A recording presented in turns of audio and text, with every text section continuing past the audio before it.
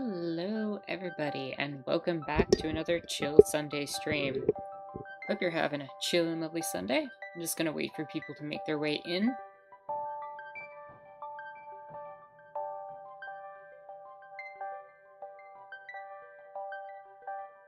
Hope everybody's having a good day. Hope everybody's been having a good couple of weeks. We're gonna have some stuff to talk about. We're starting off with Staxel today. We're gonna make our little monument to having beat Guacamelee 2 weeks ago, and then we will be making a little portal to the new game, and from there we'll be entering into it, hopefully pretty quickly.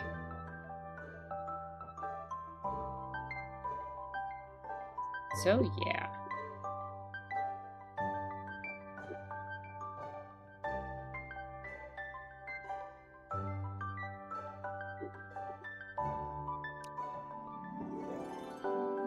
Feels good to be back in front of the camera. Hello, Jaguar. Always good to see you with the kitty in the box emote. Hello, I hope everyone's well. Yeah, I'm doing pretty well.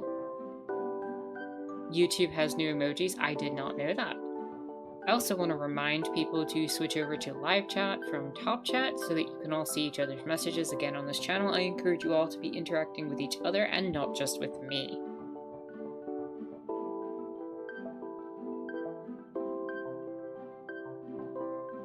It's probably going to take a couple minutes for people to make their way in, especially because they didn't put out videos this past week and YouTube is probably buried a few things. Jaguar says, at first I thought they got rid of the other ones. Got a little sad about the potential to not have the kitty in a box. Well, you need the kitty in the box. That's how you show up, yeah. So I'm glad YouTube kept that one.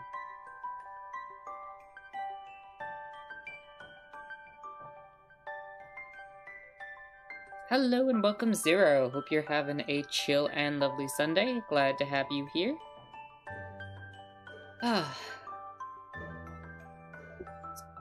Good to be back in Staxel and getting ready to make some portal stuff.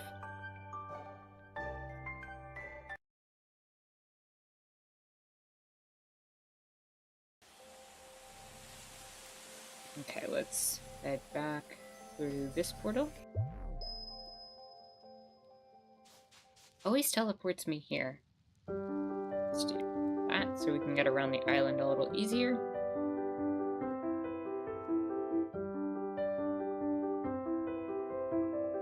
And here's our luchador mask for playing Guacamelee. And we'll make a little Boyo power.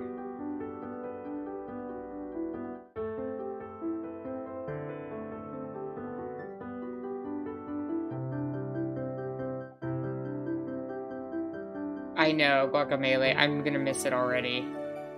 I think I did a decent job with this mask. Not gonna lie. I'm very happy with how this came out in hindsight. Zero says, I'm attempting to hang up some sort of tool rack in the garage, so not entirely sure how it's going to go up, but I'll get there. Guacamelee was cute. Well, I hope you have good luck with your process of getting the tool rack up, and yeah, Guacamelee was pretty sick. I love that game. That's the second time I've played through it. Also, hello and welcome, Duke. Hope you're having a chill and lovely Sunday. Glad to have you here.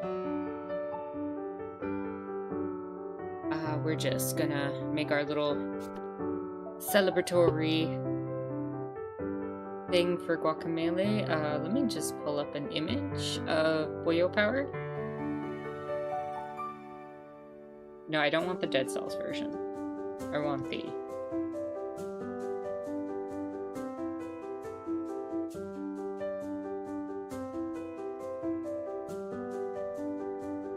Let's see.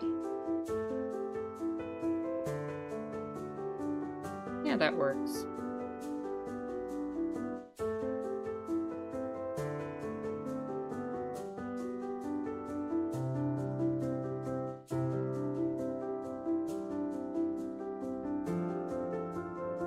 I can use one of these two images. That'll do it.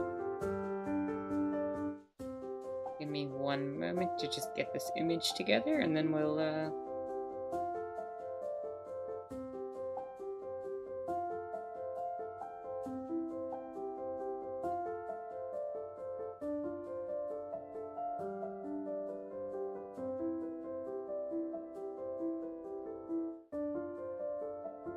getting a lot of the stuff from... Okay, there we go.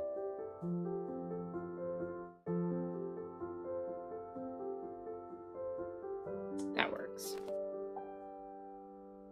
Okay, let's see. We need yellow for the feet. We need some sort of white for the feathers. Red for the beak.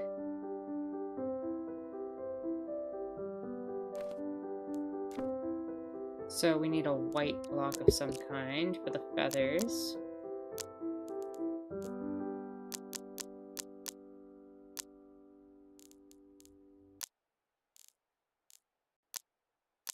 What do we got for that?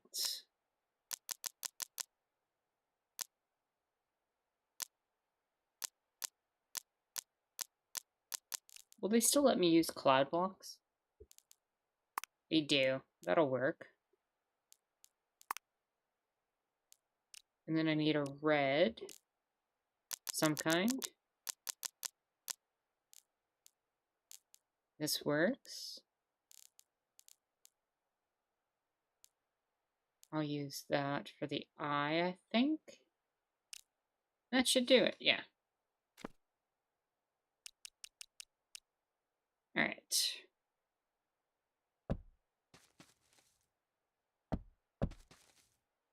One foot.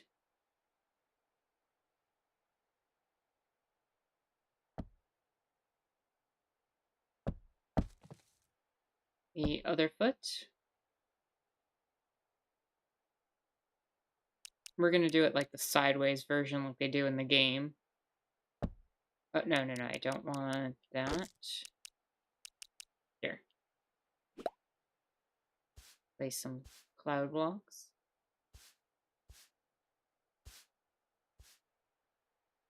And then a little bit larger in the next row out.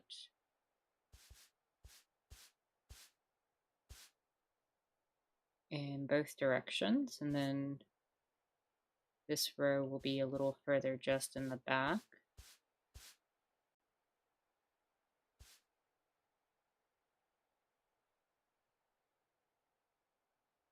And then one more row that's about the same.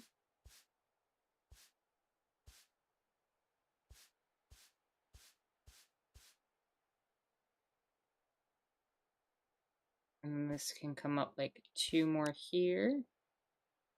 And then we can add the red, white. Let's do 2 white, red, 2 white, red. And then the next row is going to be pretty much like that.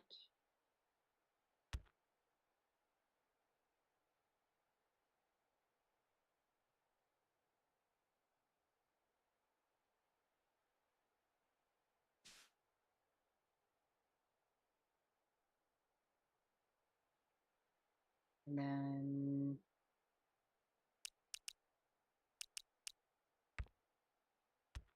something like this.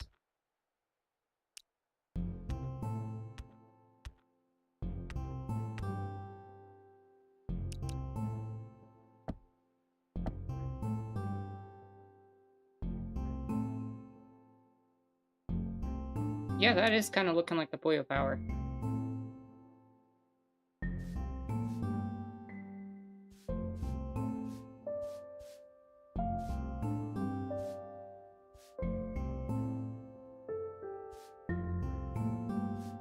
And then here, we're gonna do something like that for the feathers.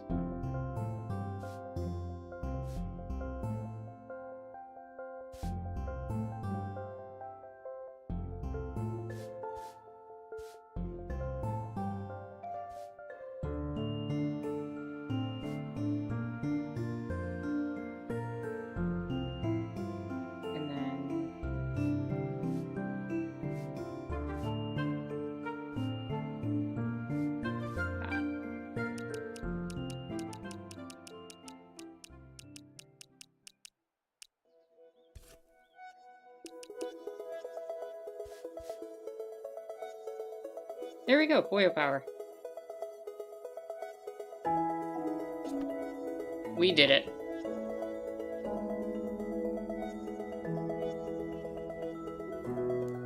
Also, hello and welcome, Jalix. Hope you're having a chill and lovely Sunday. Glad to have you here. That chicken looks very ominous with its glowing red eye. I mean, it definitely looks like the chicken in the game, so maybe I'll add like one more to the beak.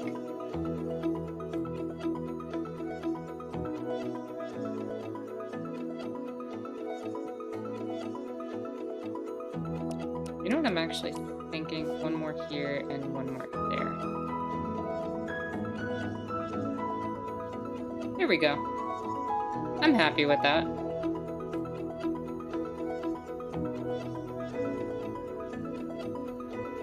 Jaguar says I'm going to be overusing the emojis as I explore the new YouTube emojis. Yeah, please do. Please do. Give us all of the new ones. What do we think of the Boyo Power?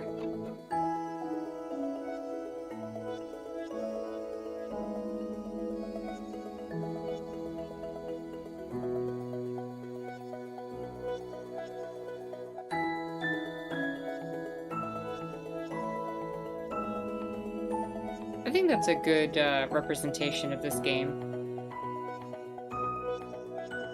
Looks good? Alright, so we do have one bit of a conundrum. New game. I have no clue what to use as the portal for it. The game is based around a lot of Hindu mythology, and I don't have a very specific symbol to use to represent the game. Like, a lot of the games, like Guacamelee, has the mask, the luchador mask, as kind of like its main symbol, or the Boyo Power for the chicken. All the games that we've played thus far have kind of had a symbol to represent them, or some sort of object or something that was not tied to necessarily a world religion, for example. So I don't know what to use for this new game. So I'm thinking about just putting its name on a little plate and just like having it there, and we can figure things out as we go for what to make afterwards. It's also going to be prompting part of our conversation in terms of nationalism and video games. So I am looking forward to that conversation. But yeah, I'm happy with how Boyo Power looks.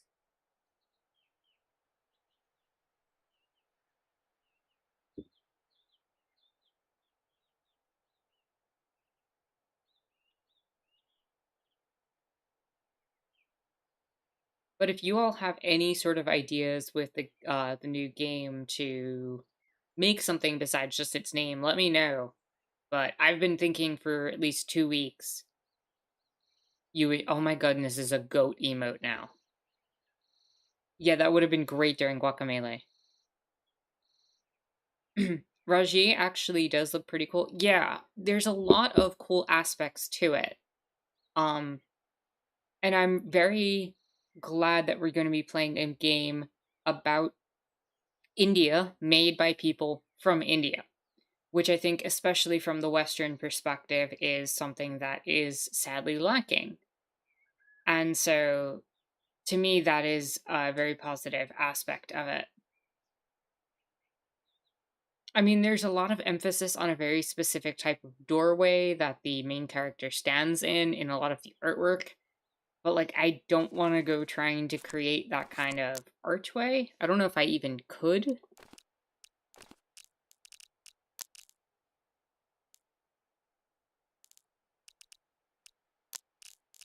And anything I attempted to do would probably not look good, given the blocks I have.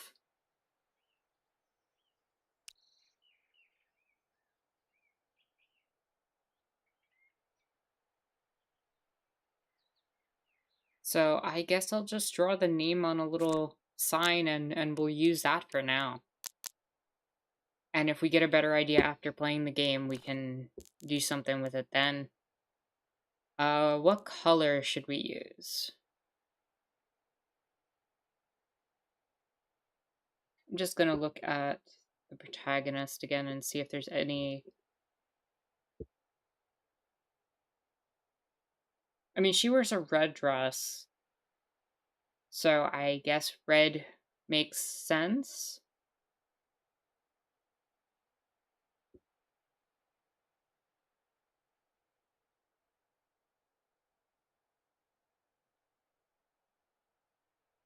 Like, they have architecture here that represents what would probably be considered from a Eurocentric perspective, like medieval in Indian architecture, but I do not have any way to represent that in this game in an effective manner.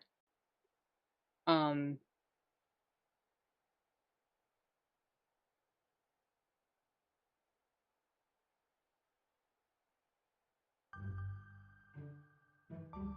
so yeah, maybe like a red sign, and then I'll try to make...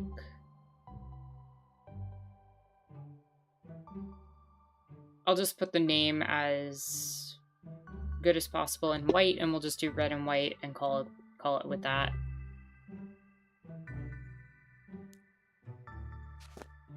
I already got the red and white blocks ready, so where should we put it? Put it on the beach. We don't...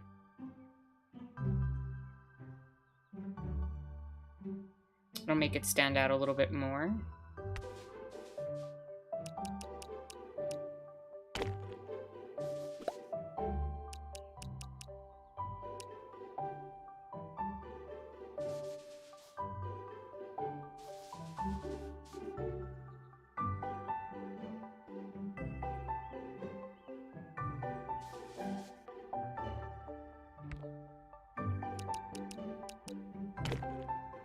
Trying to think of...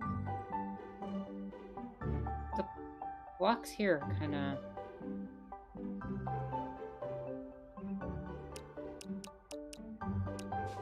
sideways a little bit, so let's do this.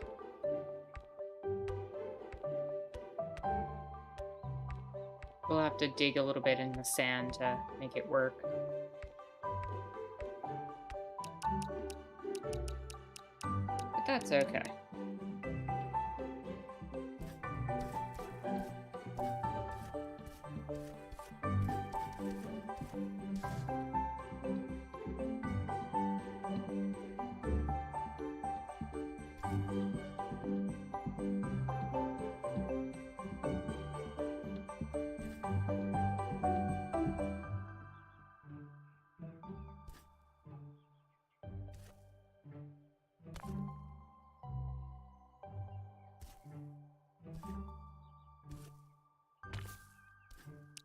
That'll give us, I think, enough space to spill it out.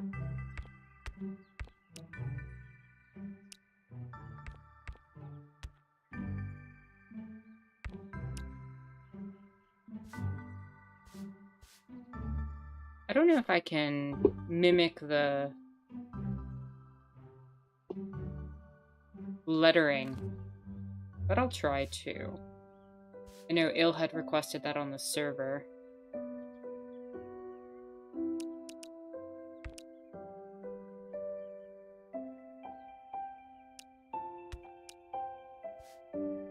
I don't know if I can there. No, that's gonna be very difficult, actually.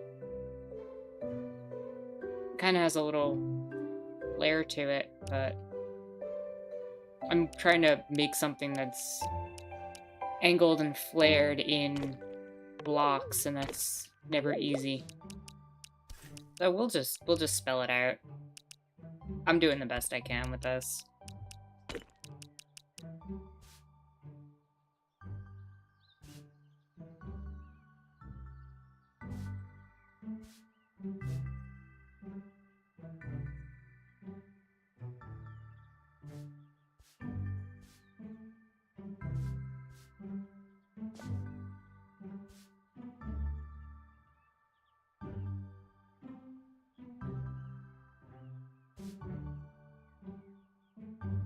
The thing about these cloud blocks is they float, and that'll make this easier.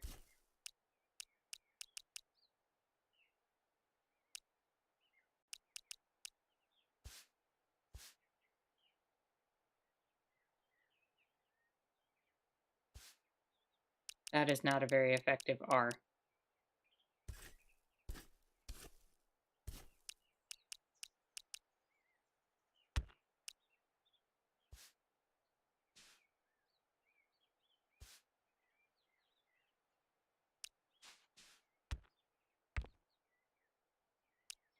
Is that clear that that's an R?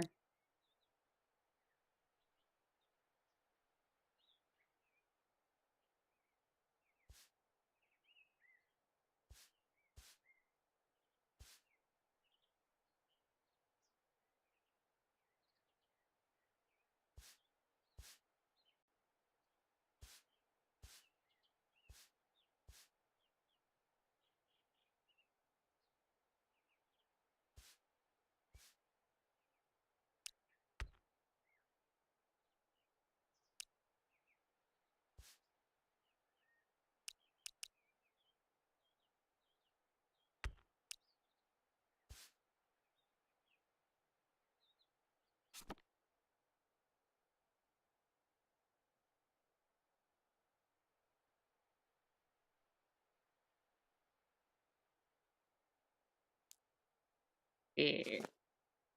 Jaguar says, "This is me first morning, but chill.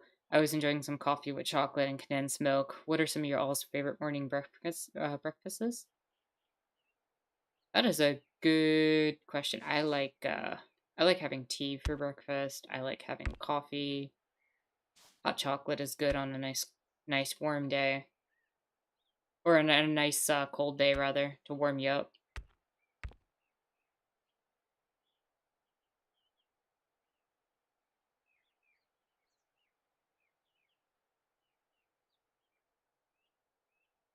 The red might be overpowering. I don't know. What do y'all think so far? Is that clear what that is?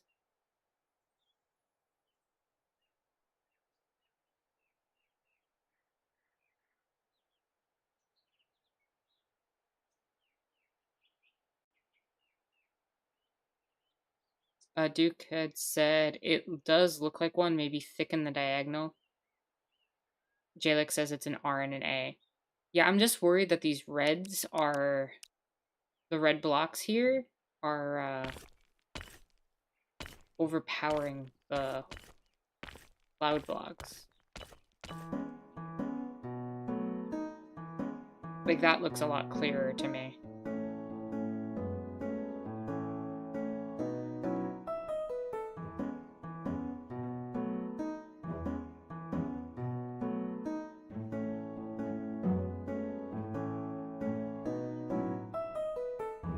Jaguar, you like the way the red looks with it? It doesn't look like it's overpowering to you? Maybe give it a solid background after? Maybe. Let me try it. I've never really done it with spelling out the word before.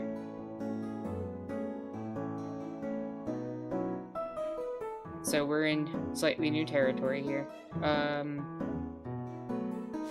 I'm gonna do the J.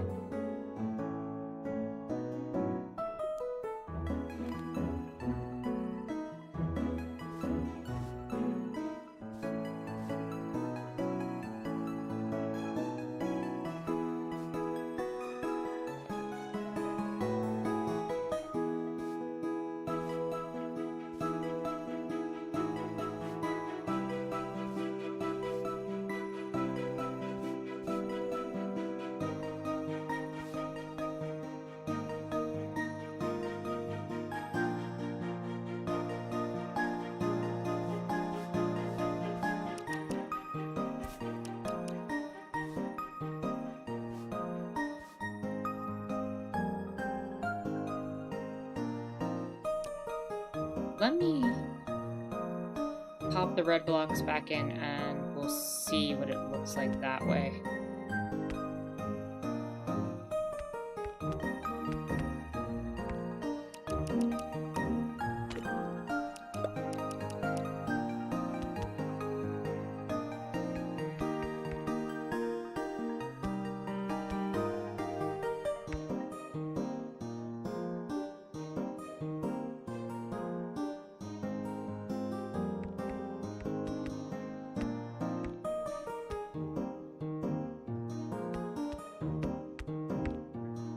kind of love that we can see other game stuff in the background while we're building.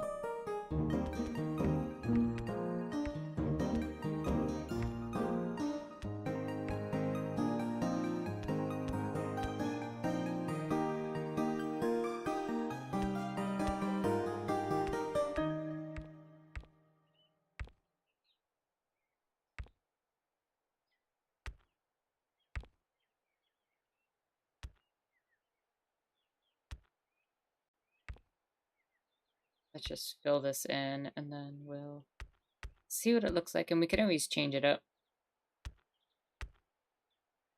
See, that covers that up there, and that's...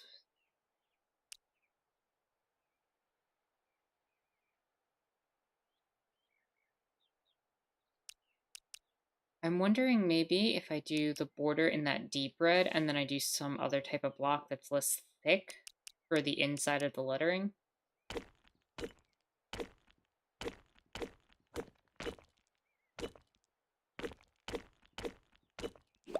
Or maybe even put like a black on the inside.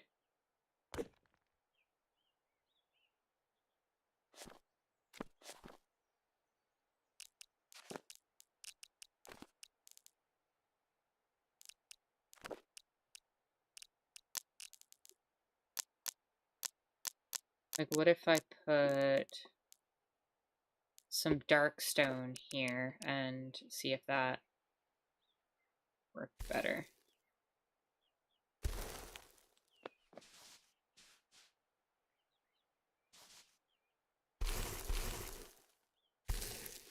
That's still going to cover it up. I need a thinner block than the cloud. And I could stick with a red, but maybe use the...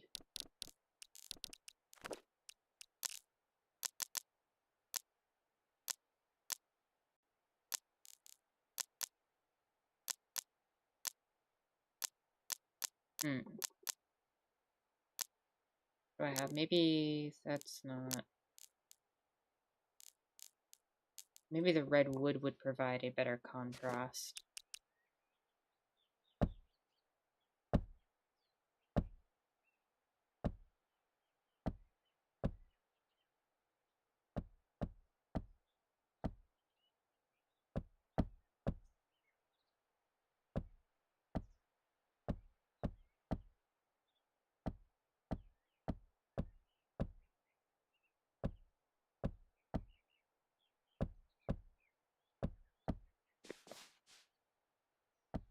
Does that look better and easier to read?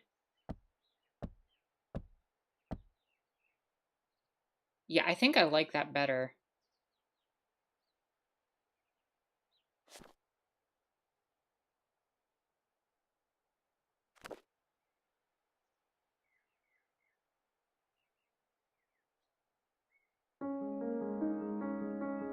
Okay. So the border is that deep red, and then we use these wood blocks so that they don't overpower everything.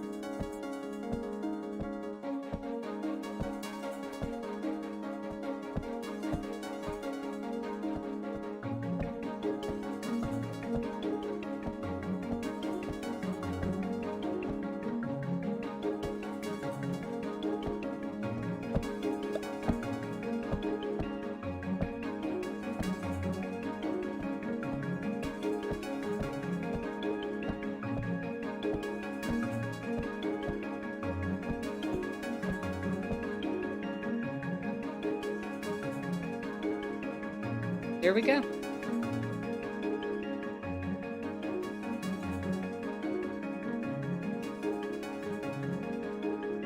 Hello and welcome, merchants. Hope you're having a chill and lovely Sunday. Merchant says, Dumble and I will arrive shortly. Well, join us as soon as you can, because we're about to portal our way into the main game. We're going to be loading up Raji. The only problem is backwards, it looks like. I could fix that, actually. I could just put it another layer backwards so it actually says it front and back.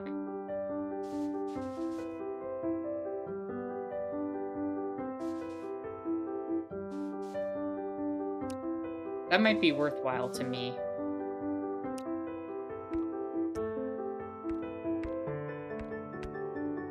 Because I like the fact that we can see most of our things symmetrically.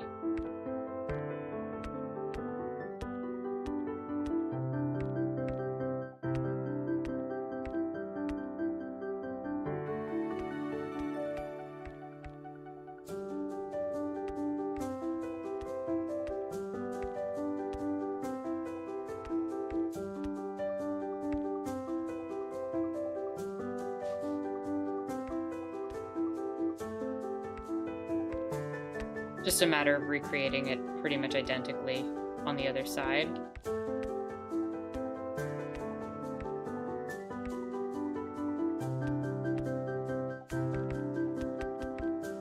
No, don't go up. There you go.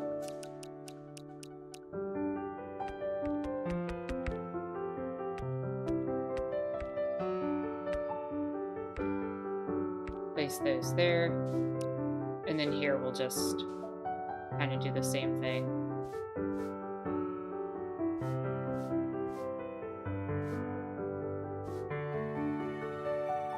I went 1, 2, 3, 4 across. 4.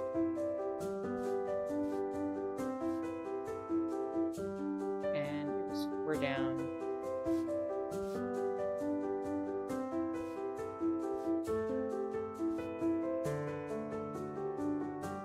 Two spaces, and then the A.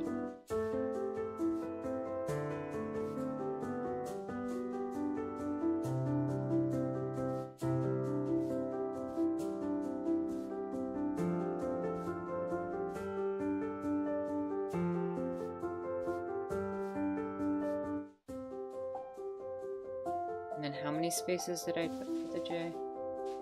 2 spaces. And then the J took up more space, so that's why that's like that, but that's fine.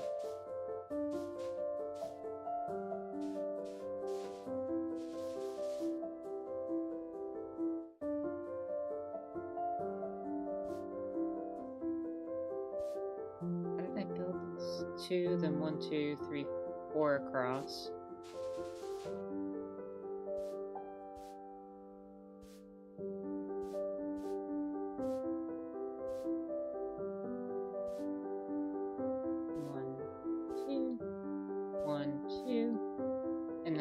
Was just this straight down.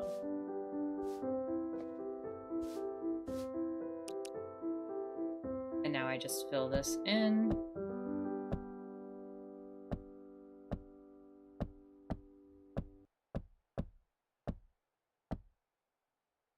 Duke says, I'm going to start a loaf of bread. I'm telling you all that so I can actually do it. Oh, I know that feeling, because like sometimes just telling somebody that you're going to do it gives you the incentive to be like, okay, now it has to happen. I have announced that I'm doing it. Though I could see it the opposite, where sometimes on certain projects, I can't tell a soul, or I'll feel like more pressure to do it than if I don't do it. And then it makes me not want to do it.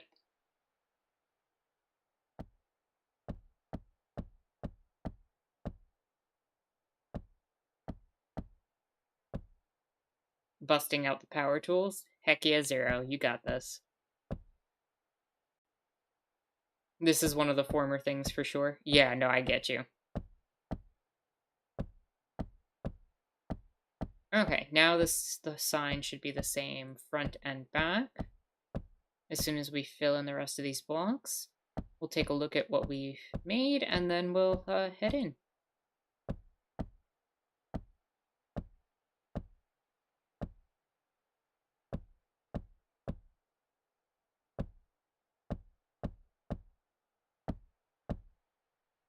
There we go. It should be the same front and back now.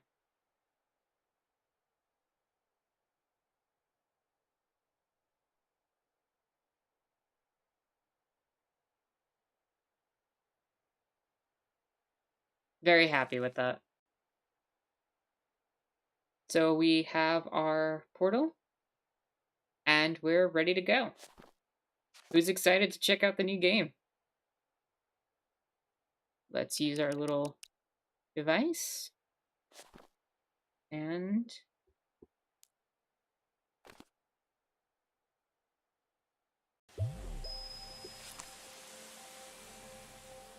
Here we are, in our little portal. As we slowly hear Staxel fade off into the distance.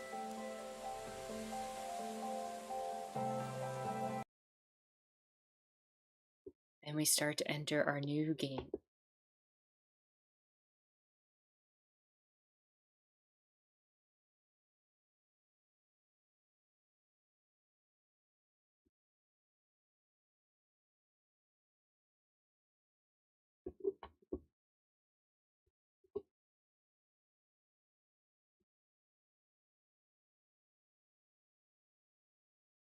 May the prophets be with us. Exactly. May the prophets be with us indeed. As we hear the new game.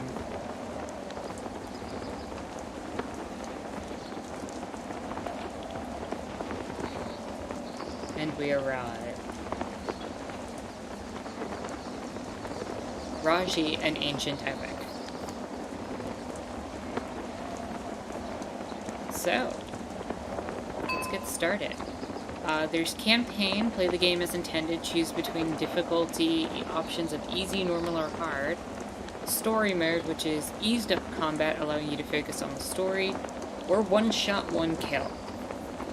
We're not doing that. You have to be either campaign or story. I think campaign on normal seems reasonable to me. Let's go with what they intended the game to be. We're going to enable the tutorial. I am going to select English as a language because I don't know Hindi.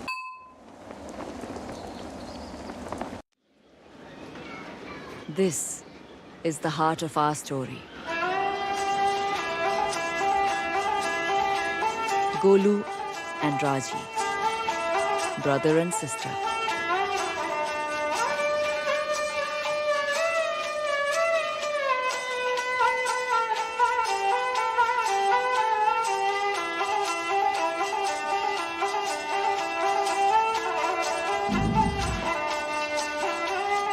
And this was their whole world, this one small carnival. The other performers were their friends, their only family. This was home. On that day before their performance, Raji took her brother aside. "Did you forget, little brother?" she asked him. And she tied a rakhi to his hand, for it was the feast of Raksha Bandhan.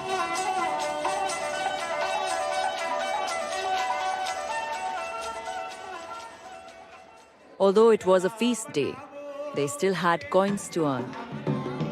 So Raji walked on tight ropes and tumbled for the crowd.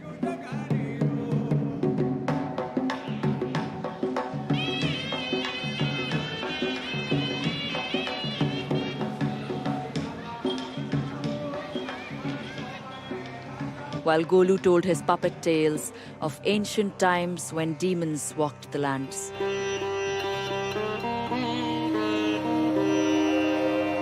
A long, long time ago, a demon did penance. For showing such devotion, Brahma blessed him with immortality and a mighty weapon of all.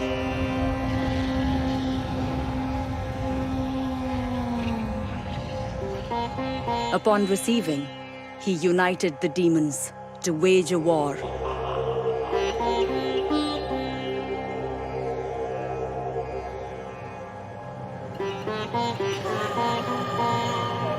Bhumi Devi urged him to stop.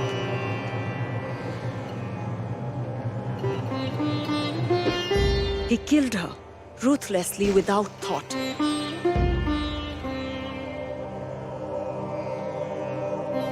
This angered Shiva greatly, and he stomped, dividing the continents. And the demons were forever lost. But as he spoke, the skies darkened, and the earth shook. And other figures dressed as demons strode through the crowd. These were not masks. This was not a child's tale.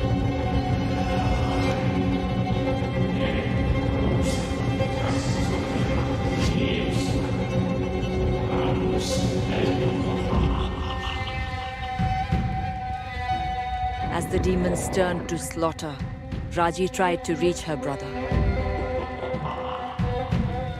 He'd been hurt, and he was scared, and she knew she must protect him. But in that moment, Raji failed, for the Garasura demons took Golu from her.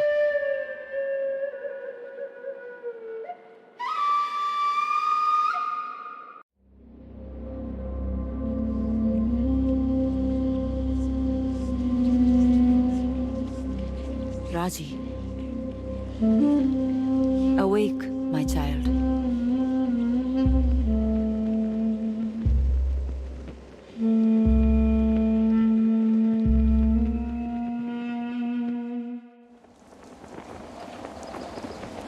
That was a hell of an intro.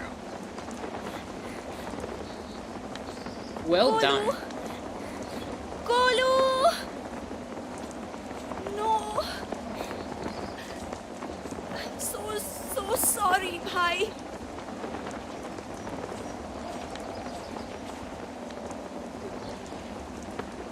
It got you in the feels, Jaguar? Yeah, no, that was something else. I really enjoyed that.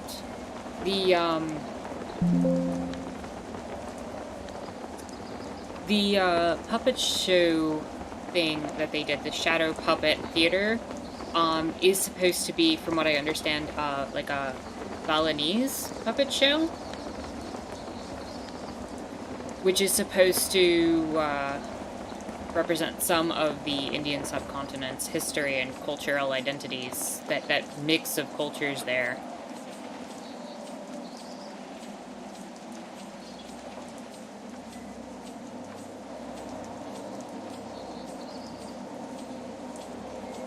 So this game, from what I understand, was modeled in a very similar fashion to games like God of War, Prince of Persia, and a few others that kind of came together as inspirations for this game. But again, this is a game made by people from India for and representing a concept of Indian culture.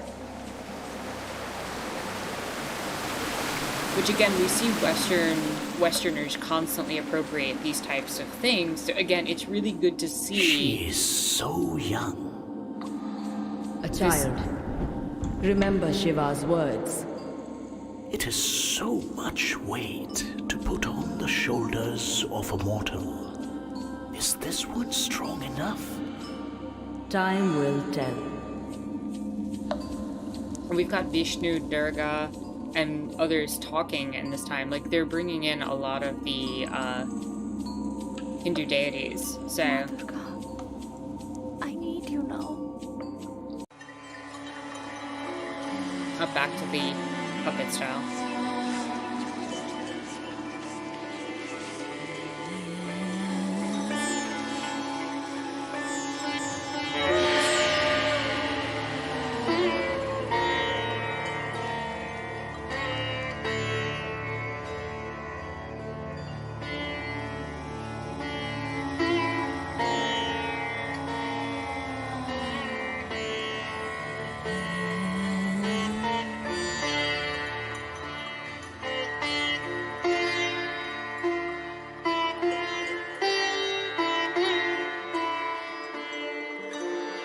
Her brother and the other children had been seized by the Garasura.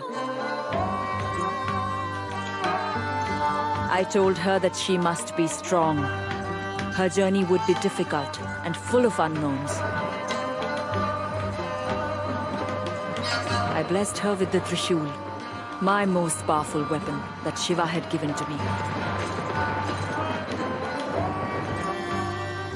This, with Raji's own serenity and strength, would save her brother.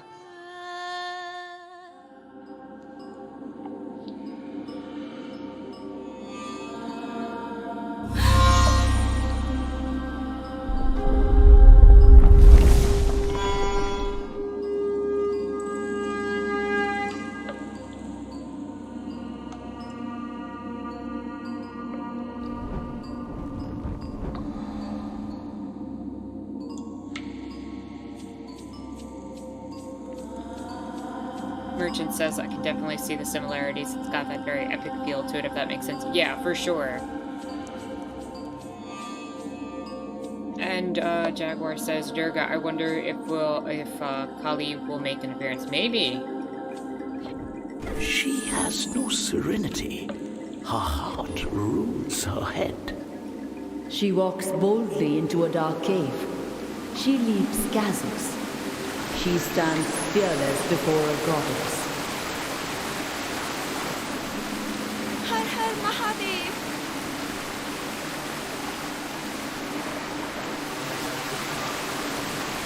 There is fire in her. Yes, it must be tempered. But without that fire, she would have already given up. Many mortals would not be brave enough to climb. Our Raji has no fear of heights. Watch.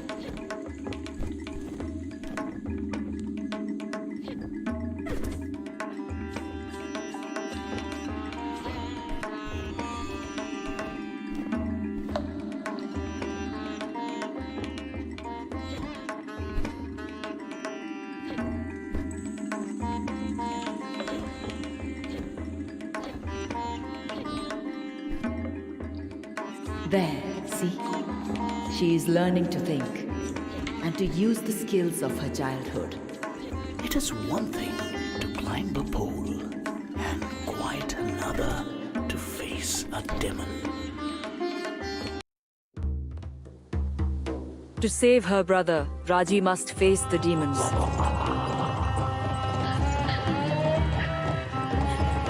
She held the Trishul, and it was a gift of great power.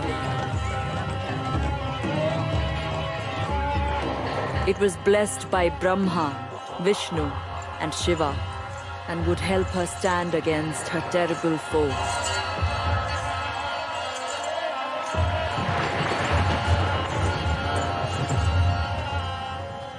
But it was also a great responsibility. To wield it, she would need strength, courage, and belief.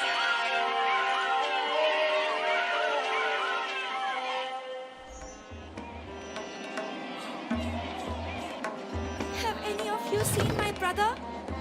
So we're literally The freeing other the boat. children here. Okay. Go, now! Before they come back! Nice combo.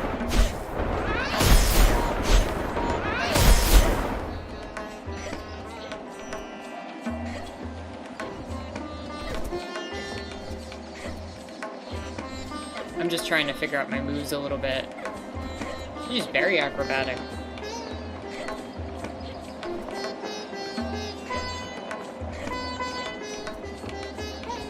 Do I have two paths forward here? Where are you taking him?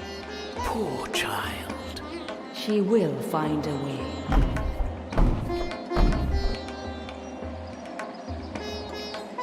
Jaguar says the sound effects are a little loud. I can lower them.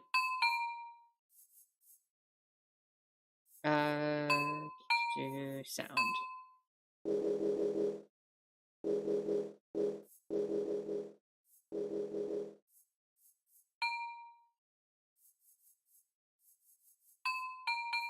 Let me know how that is. That's better in terms of my mic volume.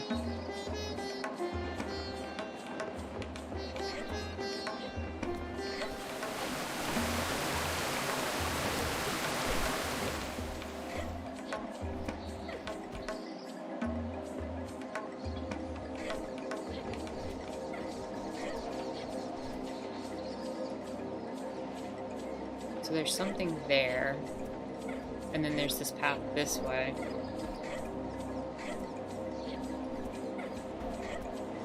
Hear your pulse, the beating of a war drum. Feel your heart beat, the strength flow through you. Oh, Fight, Raji. Be the warrior.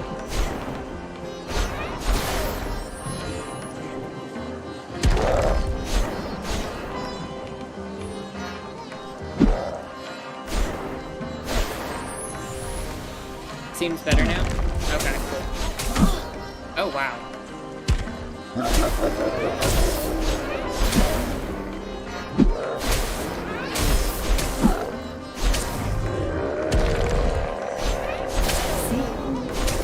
has the demon reeling. Now she will bring an end to him. Jaima! This door is weaker than the other. And the Trishul is a most versatile weapon. No, this is Tara's ninjing her. I'm trying to. Why are you doing this? Golu! Jaguar had said it was the swoosh swoosh lightning sound that was loud. It's better now. Okay, cool. I'm glad that, like, it's always an adjustment when starting a new game to figure out what the volume levels need to be. So if anything needs to be adjusted, let me know. The bottom right corner seems to be a good spot for the camera at this moment, so we can change that if need be. Jaguar says the game is beautiful. I completely agree, the graphics are gorgeous.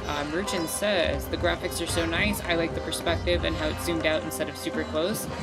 Yeah, I think it gives it a more epic scope to kind of show, like, what's going on.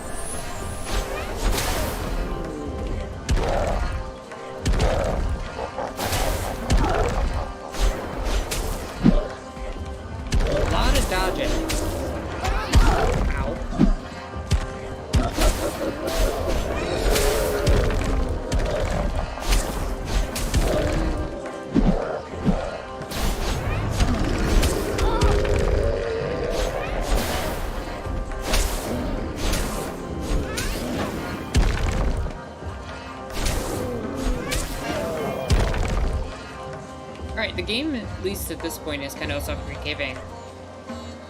You see, my daughter? They are not as strong as you. But beware.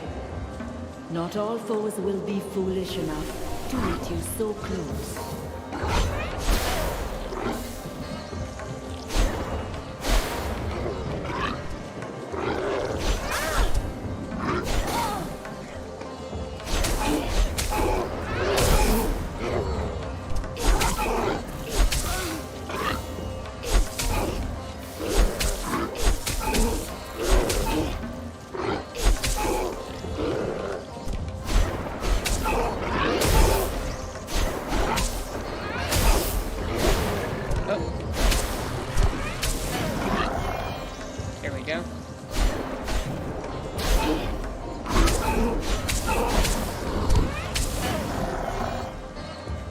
Merchant says full screen camera at 25% transparency.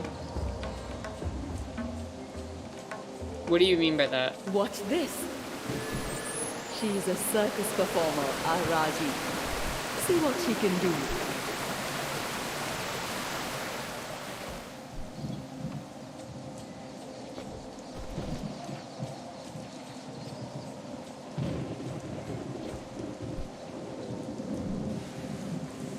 Okay, well done.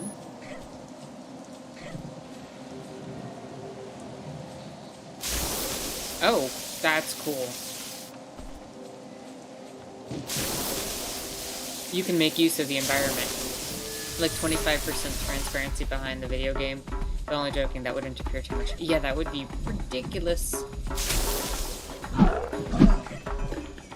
They really focus on the acrobatics.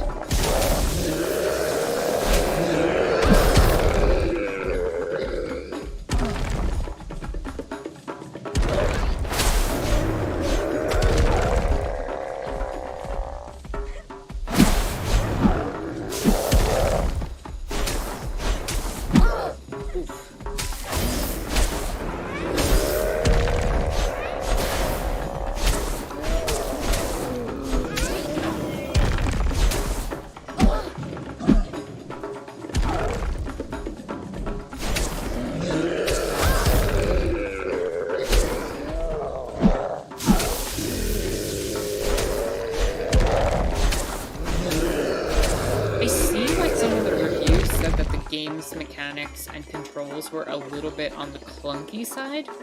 But honestly, I feel like it's asking you to dodge. It's asking you to make sure your character's in a good position before you do the attack. There is always a purpose to such visions. Oh.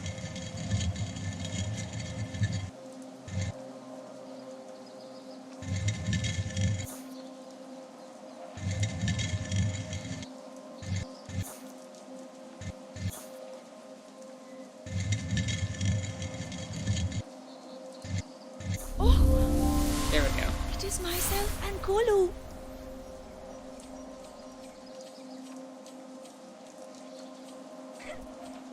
Yeah, like I said, a lot of the reviews were talking about the controls being clunky, but much in the fashion that I would expect from, maybe not so much from like God of War, where you can, in the lower difficulties, you could pretty much button mash. There. This game seems to be demanding a certain level of the fruits of a focusing on dodging and making sure you're constantly in motion. A lot of hit and run strategies.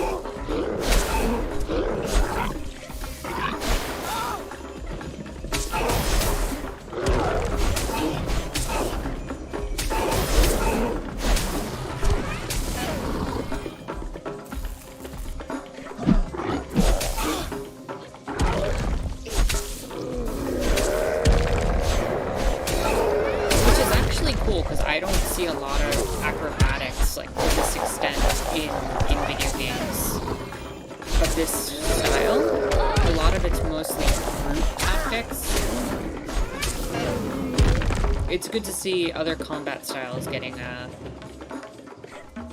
a bit of introduction in this game. And I'm definitely seeing the inspiration that they had in designing this of both God of War and Prince of Persia.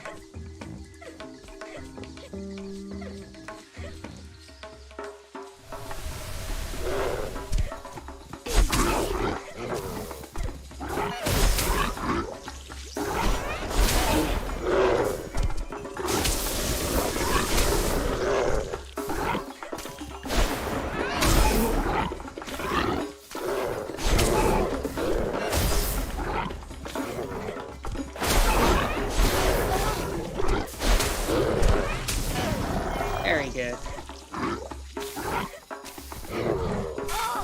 Oop, dodged into that.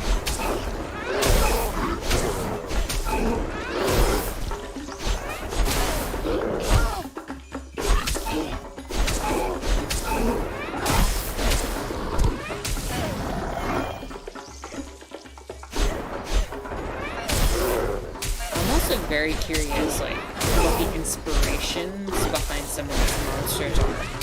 I'm not familiar enough to know.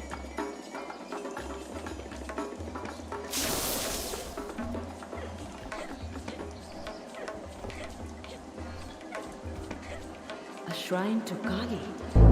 Your sister's shrines are fed by violence. Raji can make use of that if she's careful. A shrine to Kali.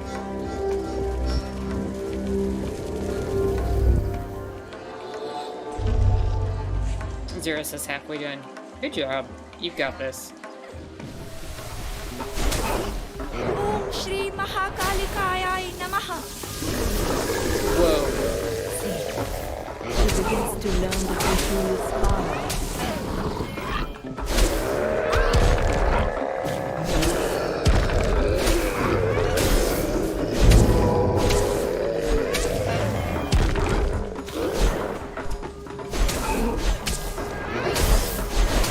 Brutal.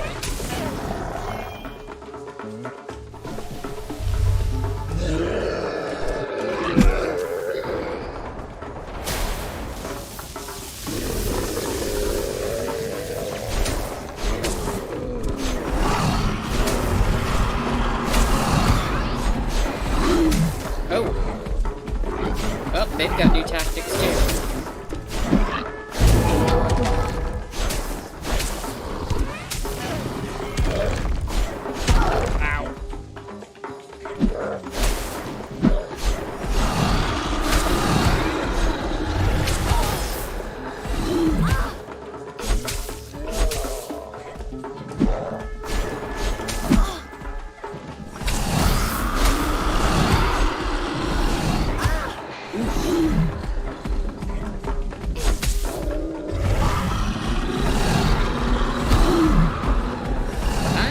Low health.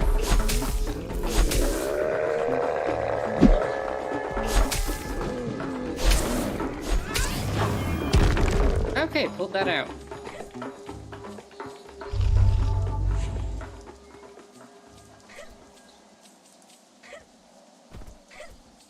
You must admit, she shows promise. She will need battle skills. That is so true, and they will be sorely tested. But that is not what I meant when I asked if she was strong. Ah, Mahishasura, the shape-shifter, the buffalo demon. Evil incarnate. Yet, without him, you would not have come to be. This is the moment when he was granted the boon by Brahma. No man could kill him.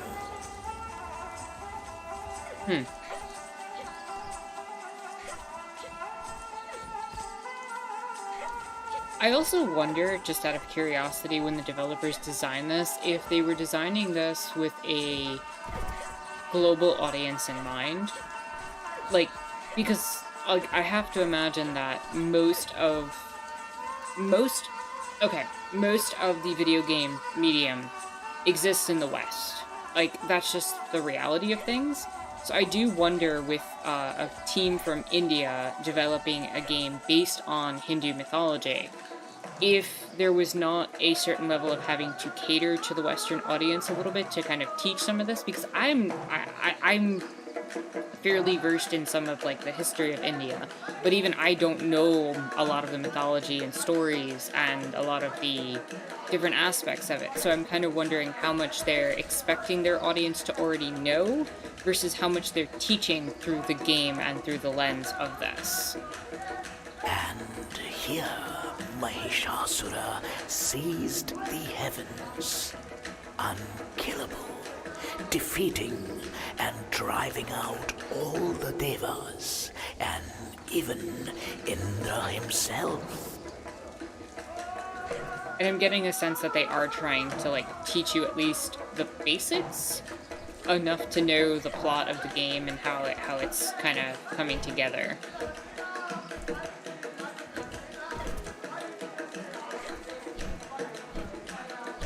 Zero said I would hope there's quite a bit of teaching.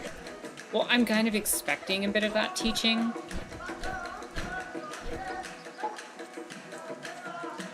Your birth, Durga.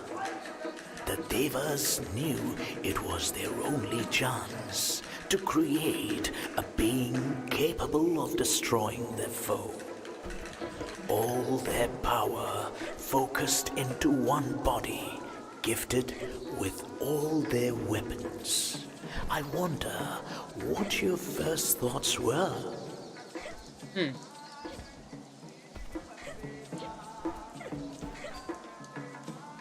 You forced him back. I remember it well. You on a lion's back, leading the battle line. The Devas flocking behind you, inspired with new courage. Mahishasura at bay, forced to take his true form. The monstrous buffalo, stamping and blowing, crushing warriors with his hooves and throwing them into the air with his great horns. The killing blow struck with the Trishul in your hand. There was no fear on your face, although Mahishasura had shaken the heavens themselves. the battle light in your eyes, determination on your brow. I knew then what the Devas had made, and I knew then what change you would bring to our world. From evil comes great good. Such is the balance of the world. Achievement unlocked, the birth of Durga.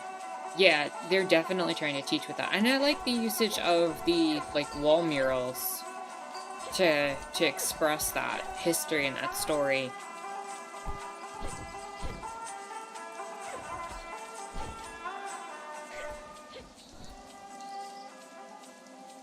I also wonder if in Hindi, if you played the game in Hindi, if they would kind of either extrapolate more or whether or not they would have to have a different language, sorry, not a different language, but a different interpretation of things that are more accustomed to the people seeing it in Hindi, knowing the story a little bit more. This is really cool. And I went right down a cliff. Okay. I don't know what I did wrong there. I hit the button to jump off. I don't know why it's not doing it.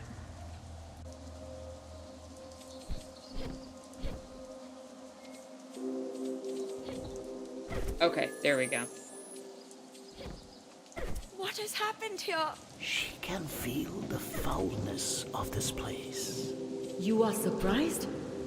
Mahabalasura's demons have warped one of the holy trees of Bhumi Devi. This is really cool, guys. This is why Shiva imprisoned him, to stop such corruption.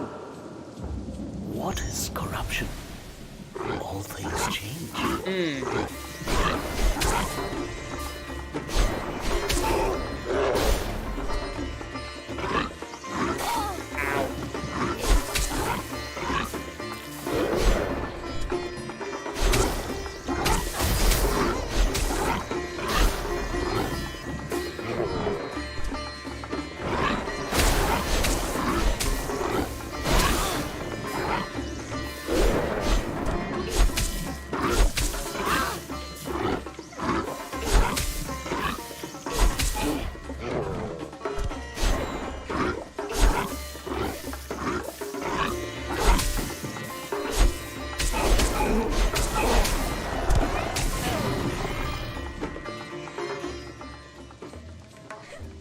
Very good. Good combat there. Let's see what this is.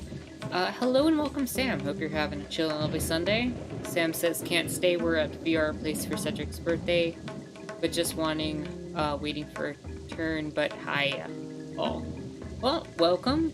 Glad you could stop by, and thanks for stopping in and, you know, for what you can check out. I hope you enjoy. Duke said, bread is now loafing on the counter. Thank you all for keeping me company while I got that done. Well, I'm glad you were able to get it done. Let's see. Put that here.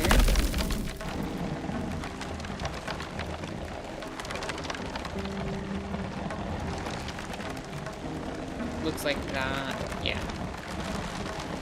I love the fact that rebuilding this tree thing in the center is kind of rebuilding the whole temple.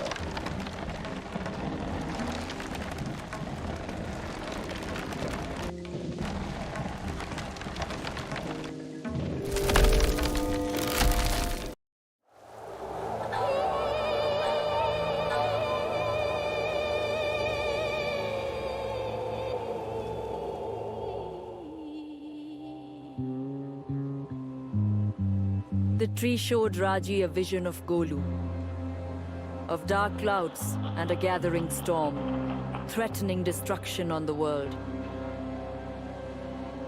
And behind it all, a being of great power and malice.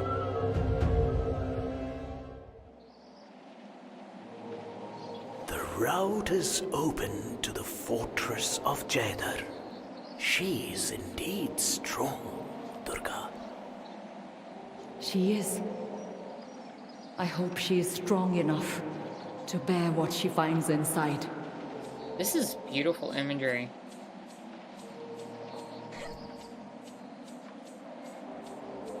Also, Jalek said this is really cool, guys. Yeah, I mean, they were teaching a new mechanic, and I died trying to attempt it.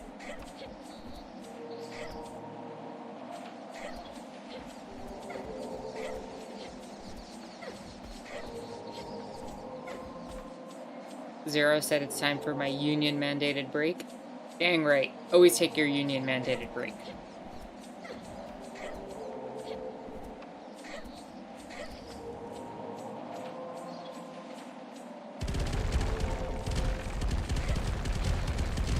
Jalek says the timing was perfect on that, though. It really was.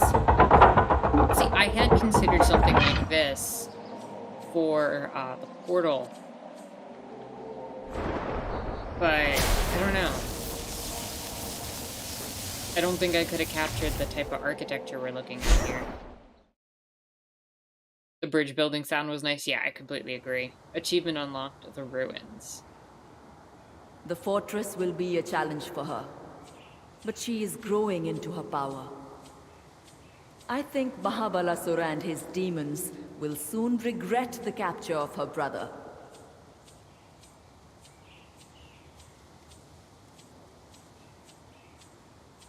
Yeah, they're definitely going for the epic scope of like a giant world here.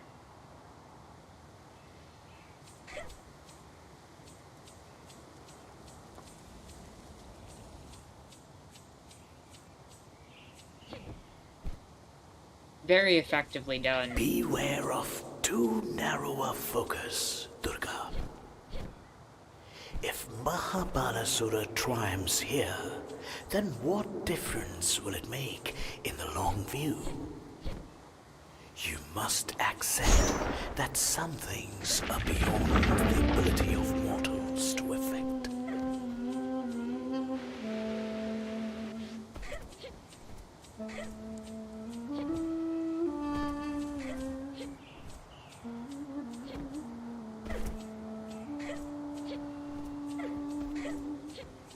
Ah, no. Oh, yep. Secret.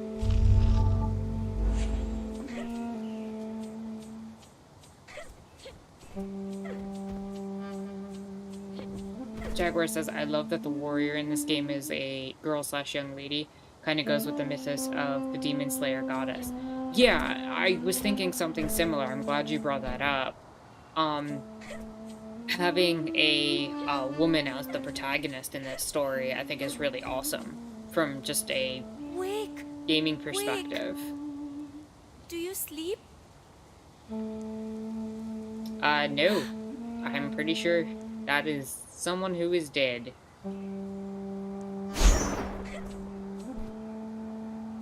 Jaguar says, also interesting that the gods are having a conversation as they watch and guide Raji. Yeah, no, that is something that I think they took a little bit from God of War. God of War would have some of the different gods talking in the background at certain points, talking about Kratos' journey. But I agree with you that in this perspective, in this game, it works as well. Yeah, everyone here is dead. Some of them in kind of gruesome ways. Duke said it's cool how they're trying to have all the personalities shown in the dialogue too. Exactly, yeah. And it gives a lens for us as the audience to kind of get to know this world, because they're talking about it in a way that is kind of above her perspective. So they're able to provide that overarching information, like that story of, say, Durga, like we just had explained. Gangle says, if I were making a game based on local beliefs and folklore, I would absolutely make it smuggle in a chunk of learning, that's a given. Yeah, for sure, and I'm really glad that they're doing that and taking the time to teach us what they want us to know about this world. Jaguar says, Raji name means one who shines, more or less, I think. I wonder how that plays in. True. Also, Gangle, hope you're having a chill and lovely Sunday.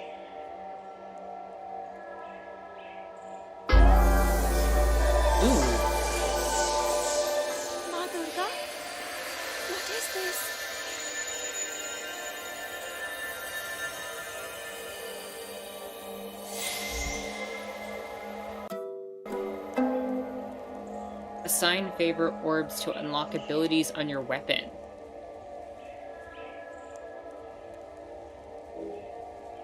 Adding favor orbs empowers abilities and increases their probability.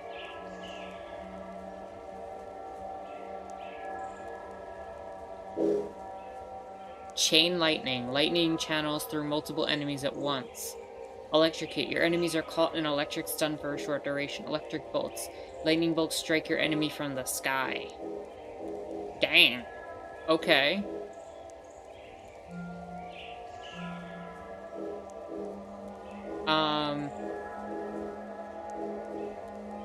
I like chain lightning. That sounds cool.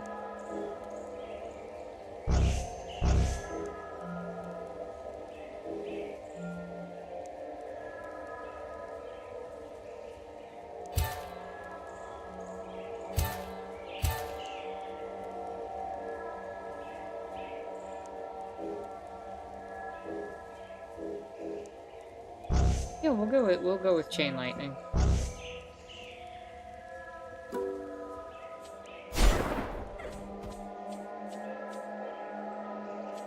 Duke said, I think Raj is also the term for king or ruler, so Raji might be feminine version implying queen. I wouldn't know. That's an interesting idea.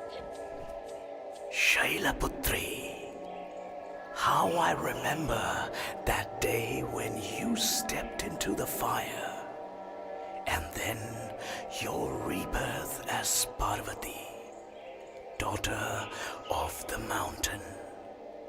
All nature is yours, and all our powers rest within you. Brahmacharini, before you were wed to Shiva, you went to live in the mountains, to fast and to pray, and he could not help but fall for your devotion. Golden Chandraghanta, great warrior against demonkind, your third eye, always watchful. Radiant Kushmanda, great creator, who made the world with just the flash of your smile. Wait, did this one not Golden finish? Chandraghanta. Oh, no, there. Great warrior against demonkind. Your third eye, always watchful. Katyayani, formed from the thoughts of all of us to be incarnated as the destroyer of the demon Mahishasura. Skandamata, wisdom-granting goddess of fire, your mighty son in your arms. Pale Mahagauri, redeemer of sinners, mistress of true reality. Ferocious Kalaratri, deadly warrior, slayer of demons, and death of time itself. That's intense. Siddhidatri, divine mistress of all perfections, gifter of the 8 powers, source of all the world. The avatars of Durga. So I feel like that's actually a really important thing that I am surprised they actually let you skip that. The different variations and versions of Durga here, and how she's represented, and how they do have different forms and different titles for the same being. Gangle had said, I just watched a preview video for a beautiful game based on Nordic folklore on the channel Alpha Beta Gamer. I think the game is called Bramble. So someone is doing what I would be doing. For sure, yeah. Il says, popping in for a bit, we'll be driving home soon. Oh, God, I'm in battle.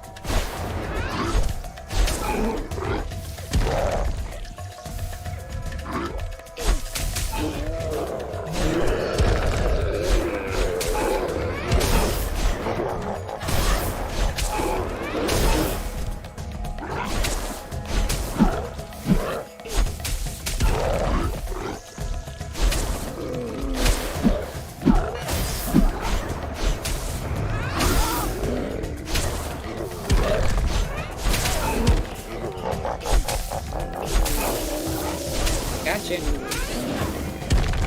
Chain lightning kicked off, too. What did y'all end up doing as the portal? We just made a sign with the name of the game. Because we really didn't know what to put. I wonder sometimes that perhaps you may have fallen in love with the human race. Civilizations rise, and then they fall. I will not see the demons win, nor the twisted mystic who leads them. What he did to Bhumi Devi was a terrible thing.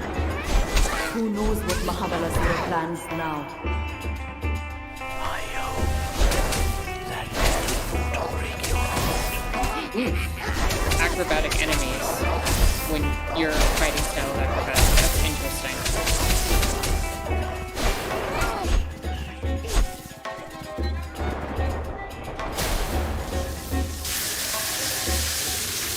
Vaporized.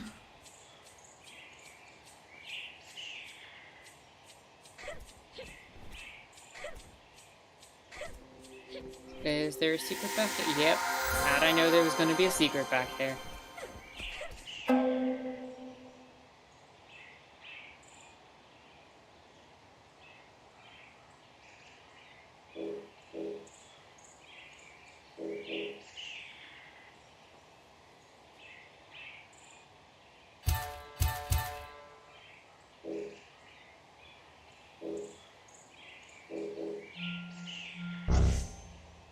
I like that you can take off the ability and swap it to something else if you have the orbs for it. Duke said, like, mosquitoes in a microwave. I wouldn't know what a mosquito in a microwave looks like, but I imagine that's something what it would have looked like. Just completely bug-zapped.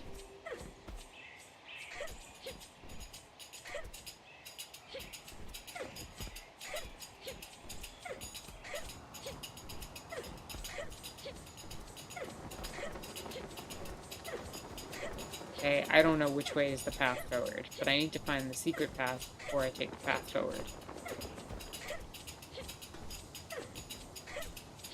Do not test me!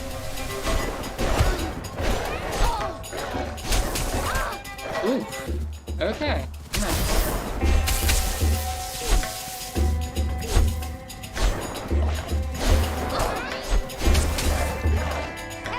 Wish I could just run up a wall.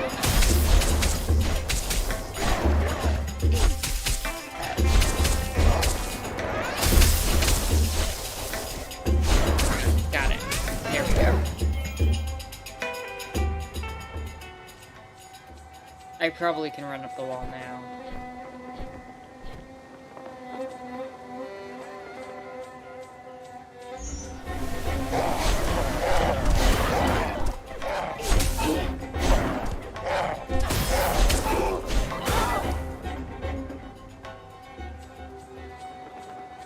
I am still not sure which way is the path forward.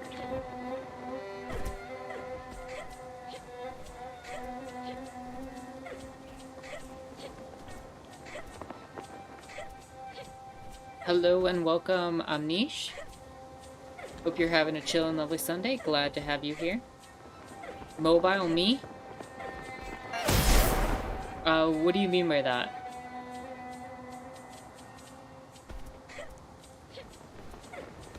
That looks like a secret over there, so I'm gonna assume this is the secret path.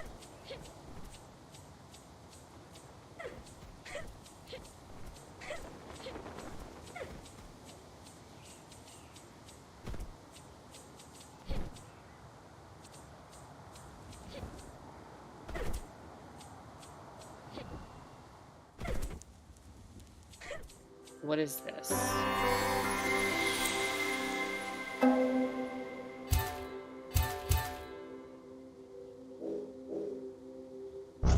Another ability to power up my weapons. Got it.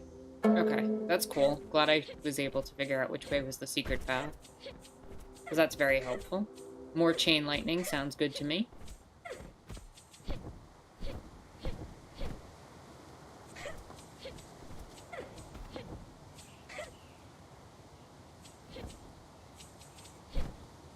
More power. True, we're gonna need it. We're gonna need it to fight our foes here.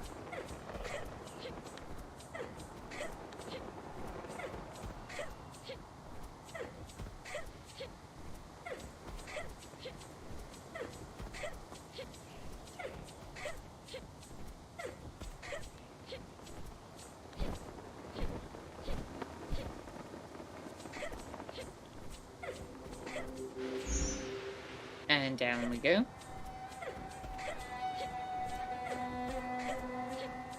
I keep getting impressed by the visuals in the background.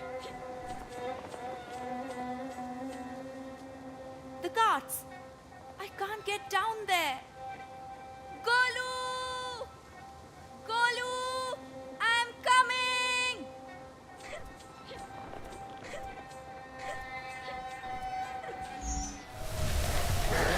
Oh. Big enemy, more enemies.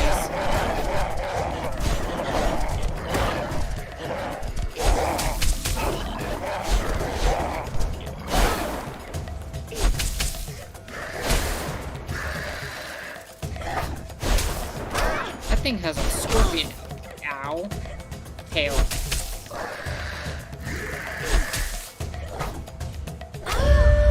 Oof. Was not expecting the scorpion tail.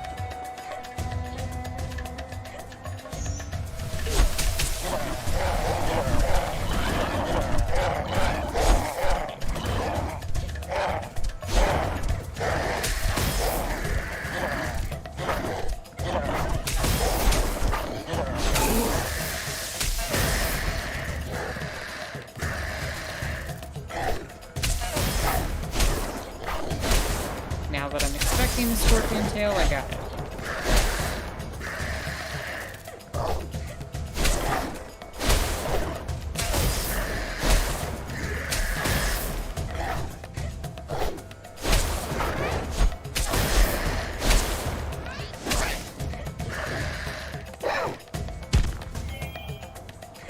It is over! It is. That was a good battle. The fortress of Jeddah, built by the humans and fought over by demons until the Great Sundering. Now what is the Great Sundering? Okay, I could not move. I just got comboed.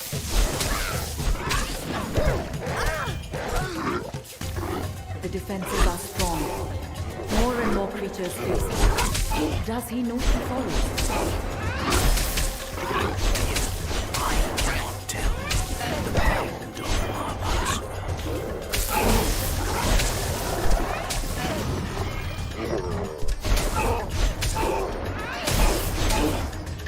That is for Golu! Dang right.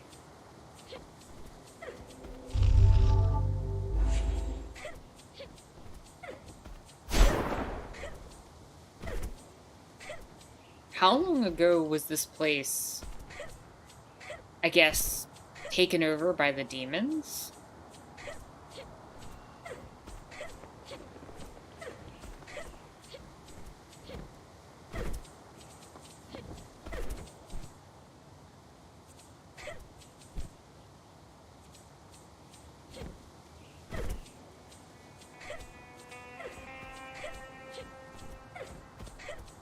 Jalek said can't be that long. I mean, we kind of rebuilt it when we fixed the tree, so I don't know. It is a truly beautiful thing. How did it come to be here? No, for real, what is A that? gift, Lord Vishnu? It seems so. Hello and welcome, Omega Black Zero. Hope you're having a chill and lovely Sunday. Glad to have you here. Duke says last Thursday.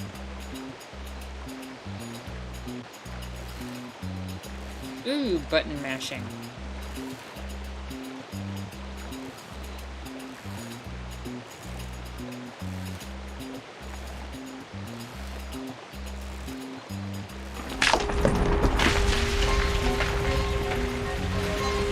Oh, run. That was unclear. I didn't realize we'd changed from cutscene to gameplay.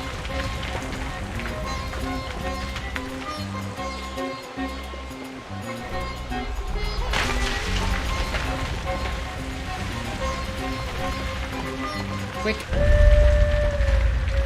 I am making this look bad.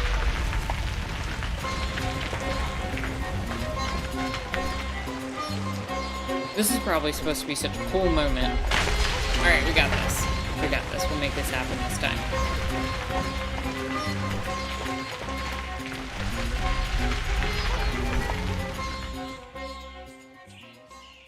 Much better.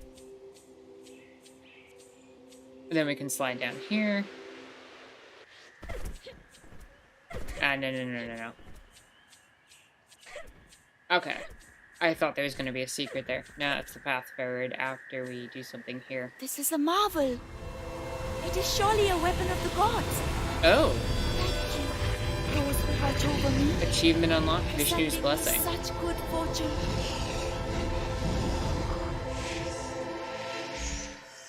I am surprised, Lord Vishnu. Your bow is a mighty gift. Heck yeah. The scales must be balanced, must they not? The girl earned her prize. Ooh, I like the bow.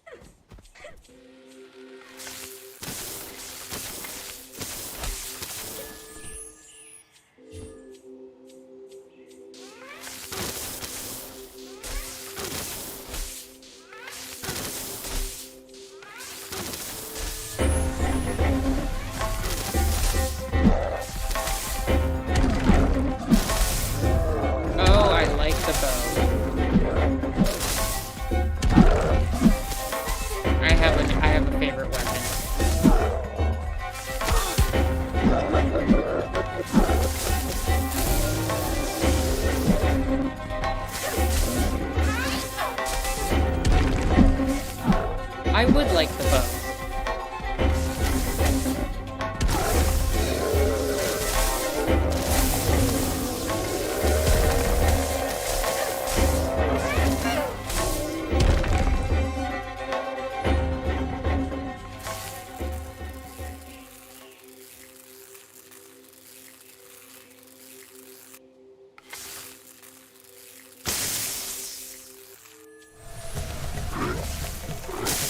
Oh, that is cool.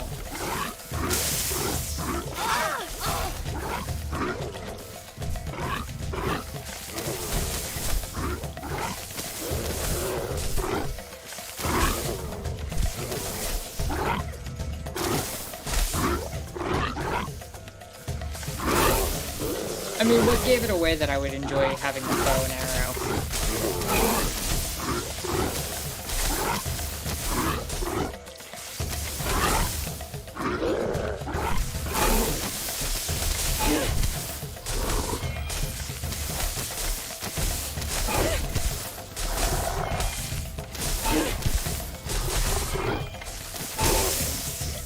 There we go.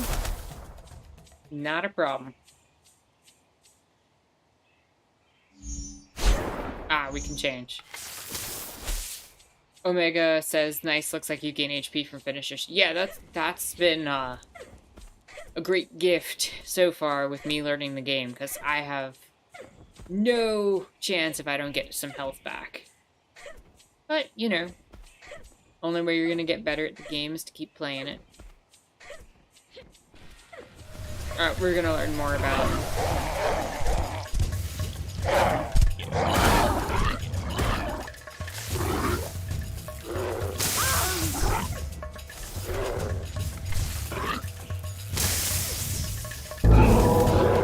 Very well done. charge that up, and... Okay. I like that.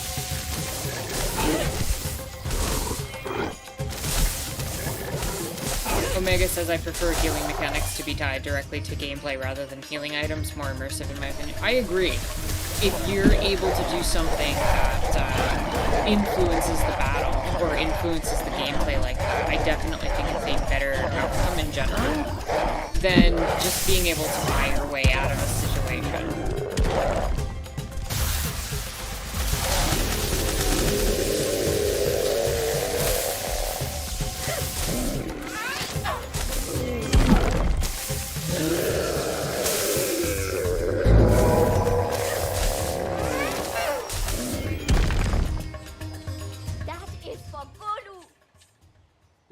Zero says, so funny story, I spent so much time measuring and making sure the holes were drilled in line that I lost the rack I'm hanging up. What a mess. No, seriously, how did you lose the rack? Isn't that something massive? I'm sure you, like, just misplaced it, right? Like...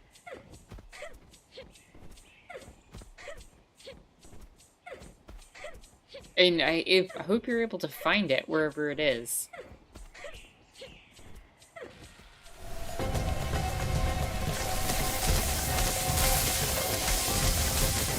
Yeah, chain lightning is going to work so much better in these situations.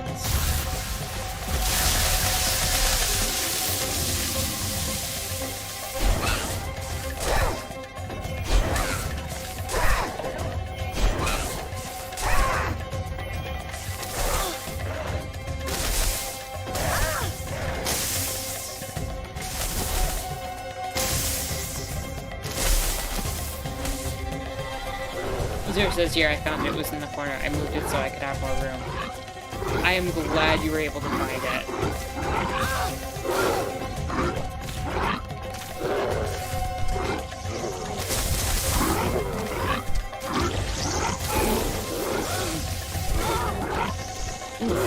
Okay.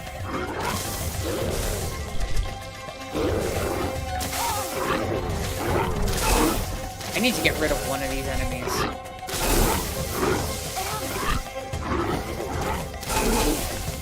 There we go.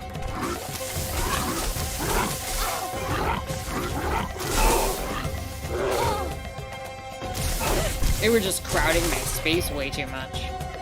Now we're good.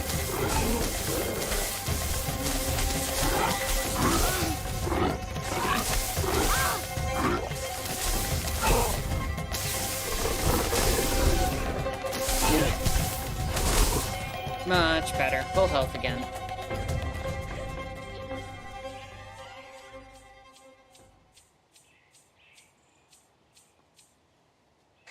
Are these like carts that were selling rugs and stuff? Like, I feel like there's another layer to the story behind all the stuff that we're looking at. We're seeing like a way of life. Because we're seeing shops and stalls put up.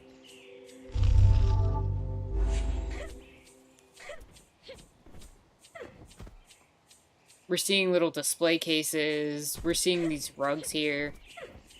Heck, there's even, like, pottery and food that's out being sold. So, like, there's a whole, like, life that existed here before, I guess, the demons took over. I guess is the narrative they're trying to tell us about.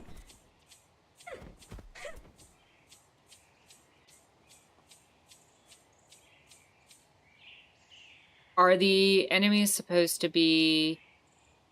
Rakshasas? I'm not 100% sure. I can double check. Yes, they are.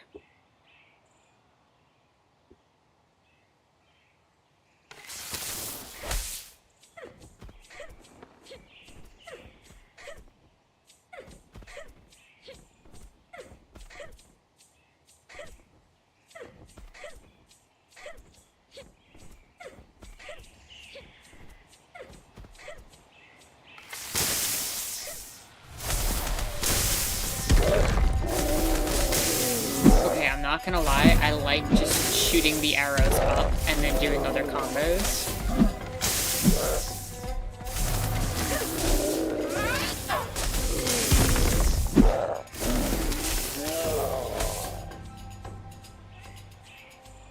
Yeah, the bow feels really good in terms of this combat.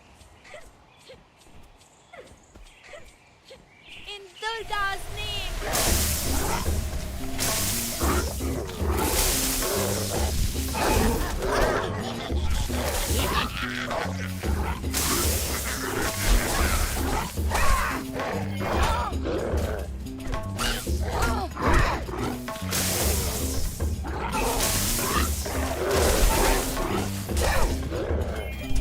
They did make it a good job, do a good job making it a variable weapon. I feel like a lot of bow and arrows in video games get stale, where either it becomes absolutely, like, broken because it's the best distance weapon, or it becomes absolutely useless because you have to stop too long to use it, or ammunition becomes too much of an issue.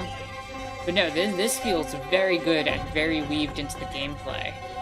I'm very happy to see the bow actually given its proper place.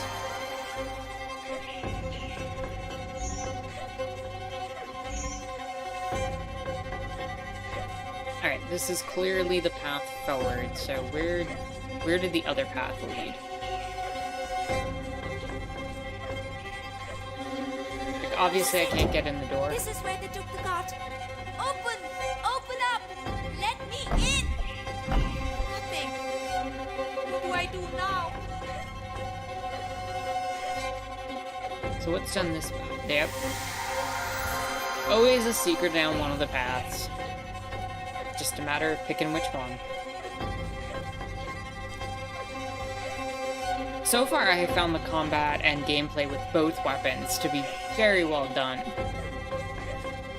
I almost have a small Devil May Cry vibe here too. Ooh, this is gonna be hard. This might be rough.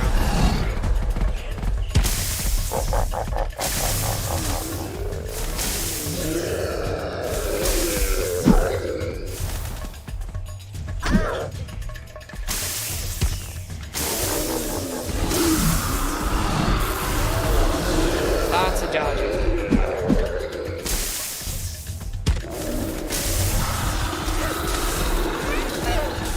Gotcha.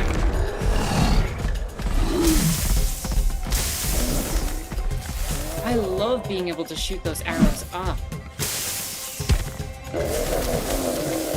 It is over! This is the other weapon. The, staff that Durga uses. That she bestowed upon you. Another mandala. Another vision of her past. I'll switch to it, before the next battle.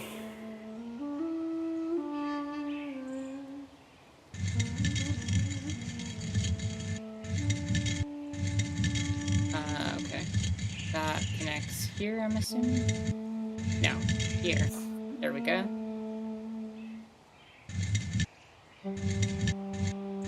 The wings match there. No worries, just curious. Yeah, I do want to show it off if you're interested. Let's see. Look! Look, Didi! I'm walking! I'm walking! Careful! Golu! Yeah, the tri-shill is the first weapon. And then we have the Sharanga, the ancient bow crafted by Vishwakarma, the craftsman of the gods.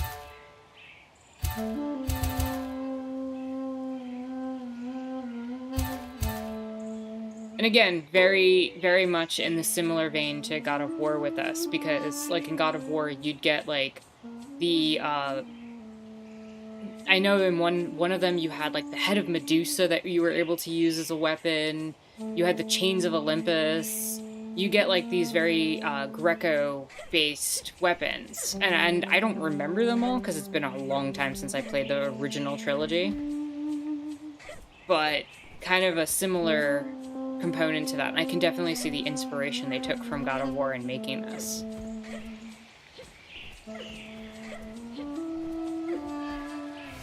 Here's the staff.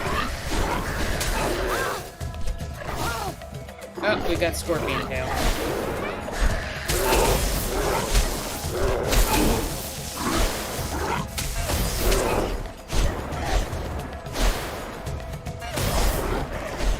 good artists borrow, great artists steal. 100%.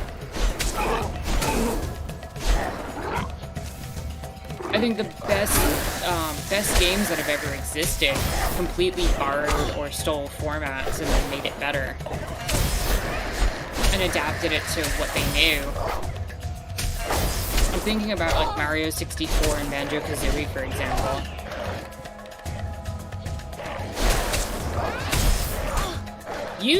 Can you go back to Scorpion Tail? I know how to dodge that.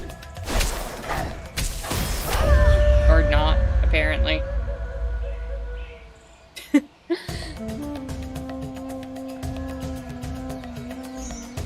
Let's switch back to Evo. Let's see if that...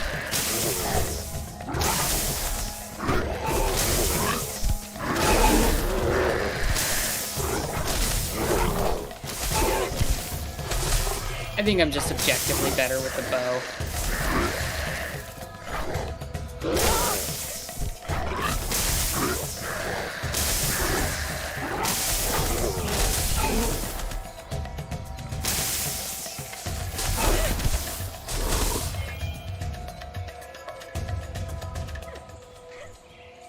Omega says, yeah, perfect examples. Yeah, because, like, Banjo-Kazooie was completely a ripoff of the Mario 64 formula. And it did it so much better than Mario 64 did, keeping you in the same levels. Making sure that you were able to, you know, adapt and change the world as you went, as opposed to having to pop out of the portrait, pop back into the portrait, constantly shifting in and out of the level. Like, sometimes perfecting a formula, or even with a lot of indie games or smaller budget games, which I know this game had some budget issues from what I was reading up on, at first especially. When you have that kind of budget, it's fine to just borrow from other genres and borrow from other games. Why do you have to reinvent the wheel every time? I don't feel like that's a necessity. I think I want to see personally a good game that enhances what we already have sometimes, just as much as a game that reinvents everything. Like, I'd almost prefer perfection of a certain genre to that kind of expectation that you have to redo and recreate everything from scratch and somehow be unique and perfect. Sometimes the formulas just work. Where is the... I would have imagined it's like right here, but apparently not. Here we go. Zero said is Terra an incrementalist. When it comes to video games, yeah, probably.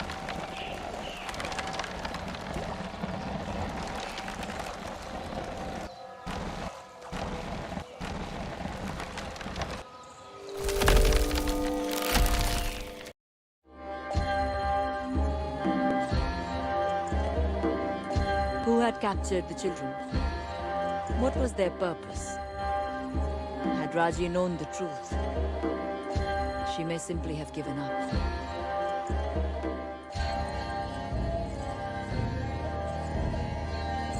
But this being was utterly ruthless, and the very heavens were at risk.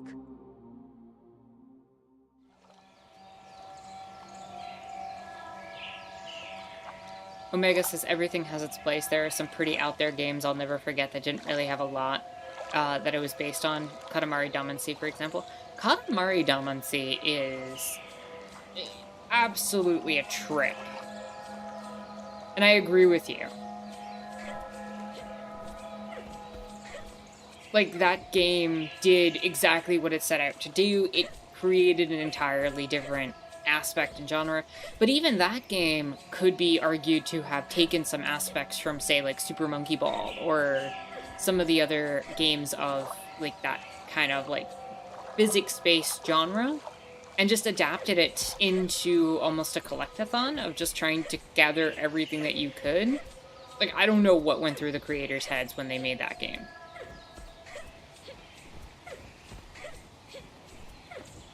I'm assuming we have to backtrack, because I did not see a pathway forward from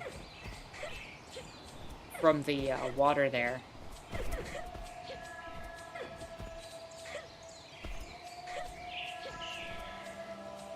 Omega said it was a great commentary on being a consumer. You know, that's a really good point.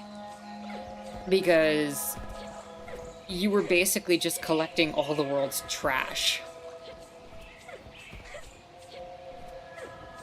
And just trying to accumulate the massive pile of trash.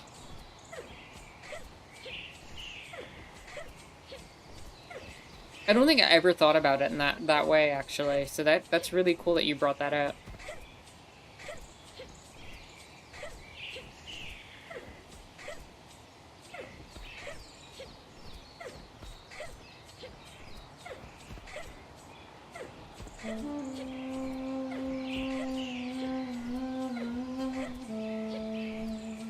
Also, I'm never not going to be spinning and rolling while I'm playing this game, so forgive me ahead of time. It's just a habit with playing these type of games.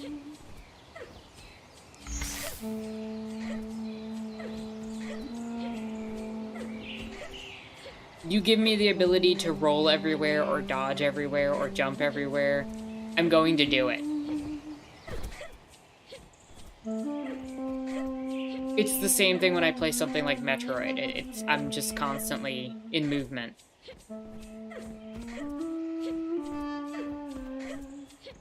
Zero said no idea is 100% unique and nothing that exists wasn't built on top of something that came before it, which is kind of the basis of the reasoning. Gurpot can use this for not having private property. Yeah, exactly. And it's disturbing when I see gaming companies try to, like, license a genre, for example. Like, I get the idea under capitalism of wanting to protect certain things that you create. I'm not a fan of it because I agree that everything is built on what comes before it, and I think it stifles innovation. But the idea that, for example, that you can, like, take an entire genre or take an entire idea of, or segment of an idea for a game and completely control it does not make much sense to me. Oh, here's the path forward. Omega says it stifles human progress in general. Yeah.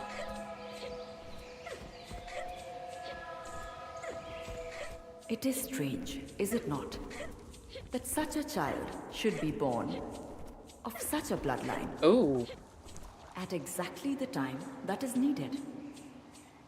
Who can say how such things come about?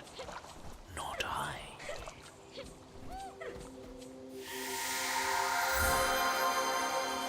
Oh no, this is a secret. Not the path forward.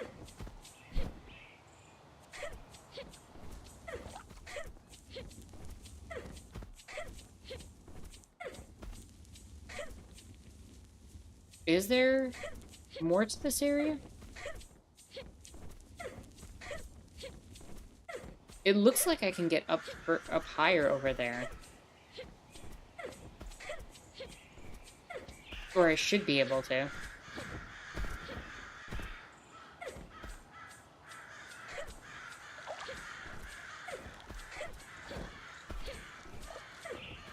Have I played Cultist Simulator? I have not.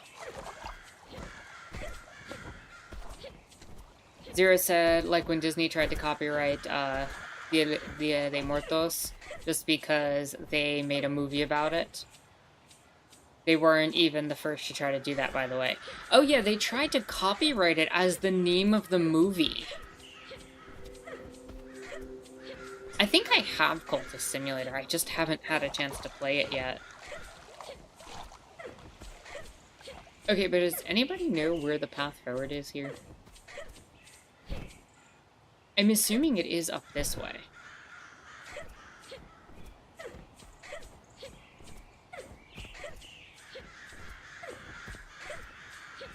And it looks like I can get up higher somewhere. Maybe if I can move into the background. Ah, there we go. Ah, see? They have depicted Shakti's first address to us. I still hear her words echo, even now. I am Adi Parashakti, the absolute reality. She told us that she, the eternal font of energy, beyond form and limit, had created us to govern the universe as aspects of her power.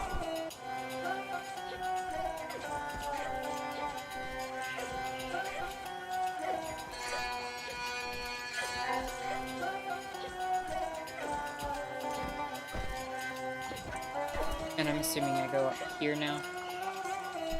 Okay, cool. Zero says, I tried to play Cultist Simulator, but I couldn't get into it, and Omega says I had to play it a few times to get into it. Like, what's the premise of it?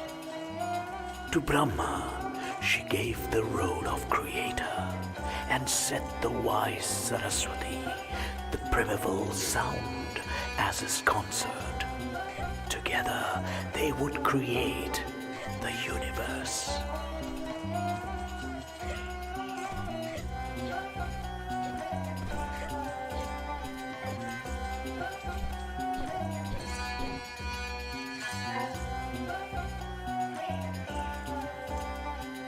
Enlightenment is one goal in the game. Once you start unlocking aspects, it starts to get better. I mean, I'd have to give it a shot. The goal you aim for is really dependent on the hour you align yourself with. To myself, she assigned the role of preserver, of protector, in all my needful incarnations, with Lakshmi as my consort, so that prosperity and wealth would be at my fingertips.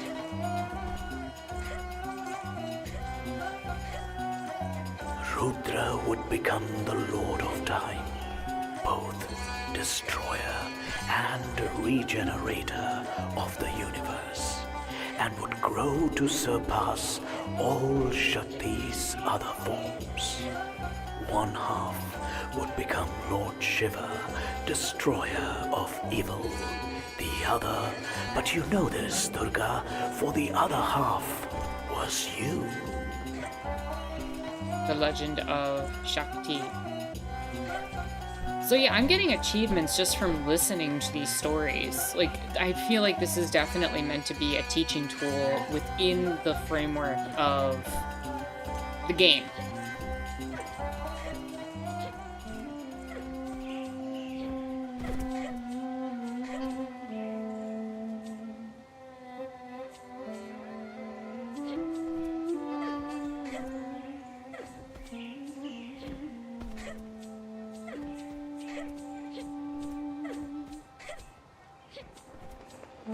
Omega says that's what I was thinking, a way to share Hindu culture. Yeah, and I think that component of it, the teaching component, is going to be kind of relevant to the conversation that we're going to be having after we take our break. But I just want to get to a good point to take that break.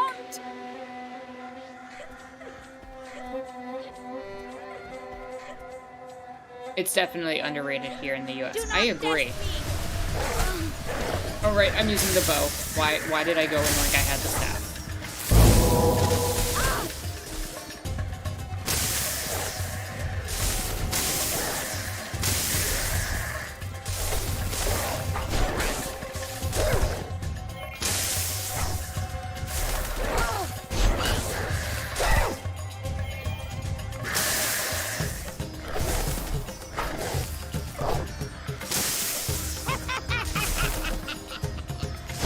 And dead.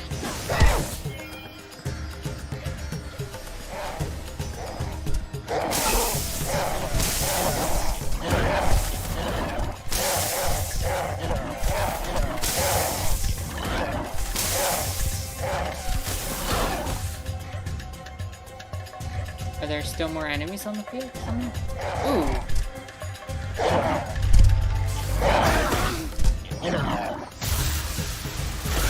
Bye-bye.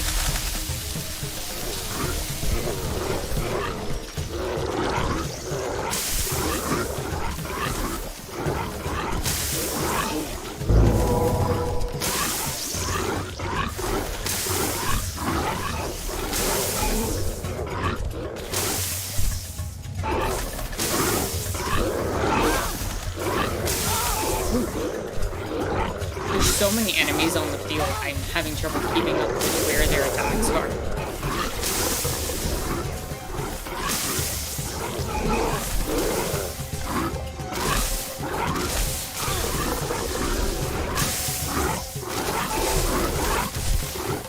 There we go. Clear the field a little bit, that should make it easier.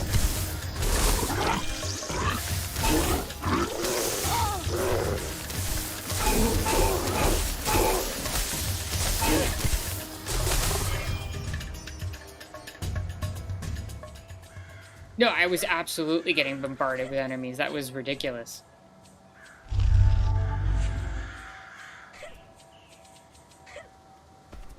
I'm gonna make sure there's no secrets around here, and Gangle has said there's an age-old conflict between the corporate idea of staying safe and trying to make a formula for success, or the artist wanting to dare to try new stuff and risking failure.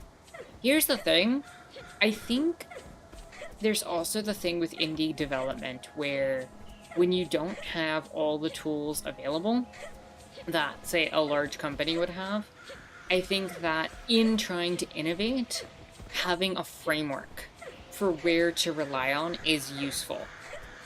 Having an idea of, okay, well, what Her if we... love strengthens her purpose. I just want to listen to what Durga says here.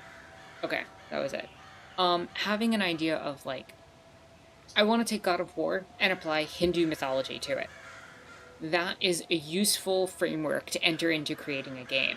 I'm not talking about like Assassin's Creed, where they're constantly pumping out the exact same game 30 times in a row and trying to stay safe. Or even some of like the new Super Mario Brothers series, where they basically made the same game over and over again with slightly different levels. To me, there's that balance between I have a framework for creating something new and the staleness of the corporate idea staying safe. And it's balancing between those two.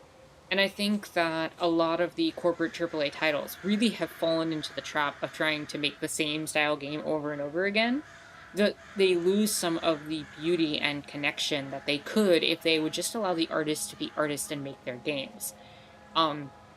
You can use that safe framework and make something beautiful come out of it. And I think we saw that with games like Underhero, which we've played on the channel, with Timeline was another good one, with the way the puzzles were designed. You take these mechanics that have been tried and tested, and you move them into something different, and you move them into a new stylization, or a new genre, or a new cultural viewpoint, or whatever. And whatever you end up putting together ends up being something unique into and of itself. Like the Metroidvania genre, for example, is one that I think of with that. And you have this genre that's based on the way Metroid and Castlevania were done a few times, and it's produced some of the best games out there. You get The Messenger, you get some of the later Metroid and Castlevania titles, but you also have what's that one? There was one based on Greek mythology, I forget the name of, that kind of had like a an art style based on like Greek pottery and everything. Jay, hello and welcome. Thank you so much for the $5 donation. Absolutely appreciated. Drive by $5. Thank you so much, and as usual, I hope you're having a chill and lovely Sunday, and glad you could make it. Gangle said basically the conflict between Mike Love and Brian Wilson, Mike wanting Beach Boys to be an oldies band from the 1965 on, playing Surfing USA forever, and Byron wanting to make new, beautiful, new music. Yeah, and I like the idea that artists should be able to do what they want in that direction and take things into new and inspiring areas. You know, not everything needs to be these pop hits that can sell, you know, millions of copies. But I think in gaming in general, you also get this idea that a certain framework works. And I think back to a lot of the earlier games, like the NES title Jekyll and Hyde, which has been covered more times than could possibly be imagined, especially with AVGN having covered it. But like the concept of a game where you don't know the rules and you don't even know what's going on doesn't exactly lend to giving you control. And part of the game is you having control, having an objective, knowing what you're looking for, knowing what that's going to look like. And there's kind of only so many forms that could take. And I think it's about adopting that in a way that tells your story effectively, with using art and graphic styles that tell your story effectively. And the art is kind of taking these different genres of video game and adapting them into the things you're trying to create. Zero said there's also a standard that people get used to when it comes to some aspects of gameplay. Exactly, like, if I'm playing a platformer, I know where the jump button is usually without having to... Like, I can watch the game, I can watch gameplay footage, and I can tell you which button's going to be the jump button, which button's going to be the shoot button, what they're going to do. Omega says red barrels as an example, could you... Red barrels in terms of what? Like being explosive?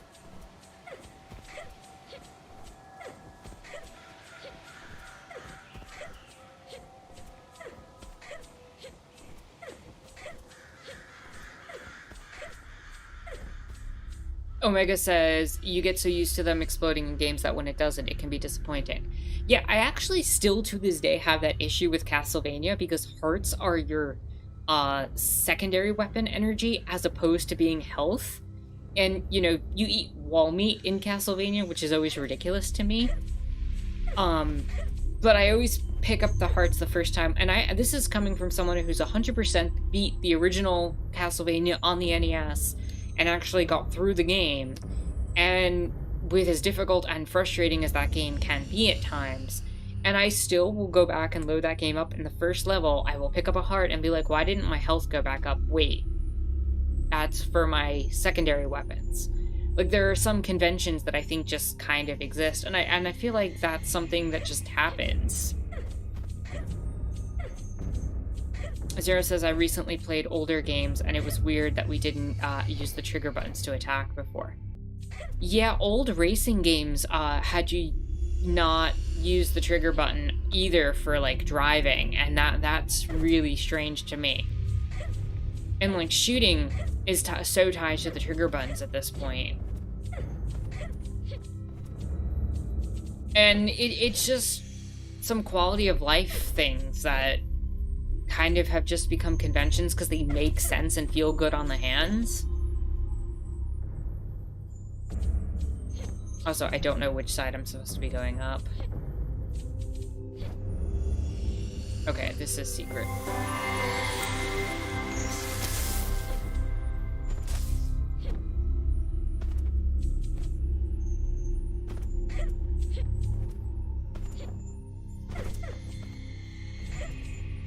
Omega says, I still remember using 2 analog sticks for the first time was so disorienting at first. Right? Because you were used to using the trigger buttons as the camera controls.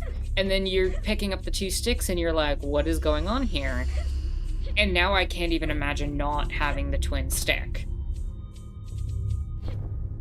To the point that twin sticks have become so normal that we kind of can't expect or imagine a controller without having it. Even like something as strangely designed compared to the other standard controllers, like the Switch controller with the Joy-Cons. You still have the twin sticks there. That's just a staple of gaming. In fact, I think that was one of the weird things about the Wii, is that you had the one stick, and that was as an adapter.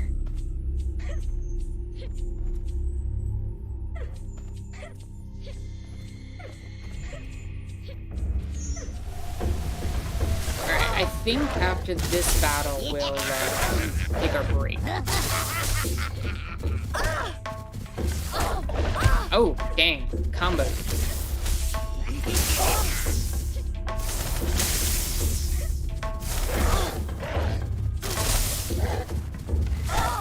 I am getting absolutely wrecked in this fight.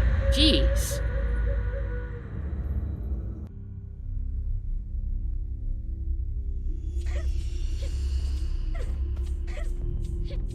Redo.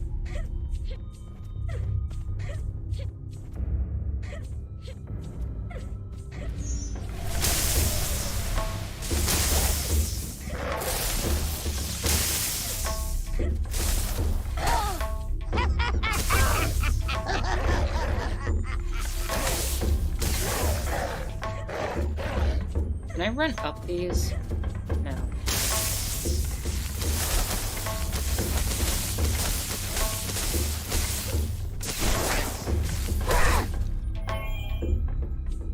Okay, that worked. Alright, I'm gonna leave it here. I'm gonna take a break for a couple minutes. I will be back, and then we'll get into our conversation, and I'm hoping it'll be a good one. I also want to remind people quickly to switch over to live chat if they're in talk chat so that you can all see each other's conversation. I want this to be an open conversation where everybody's talking, not just me. So with that said, I will leave you for about 5 minutes and I'll be back, and see you there.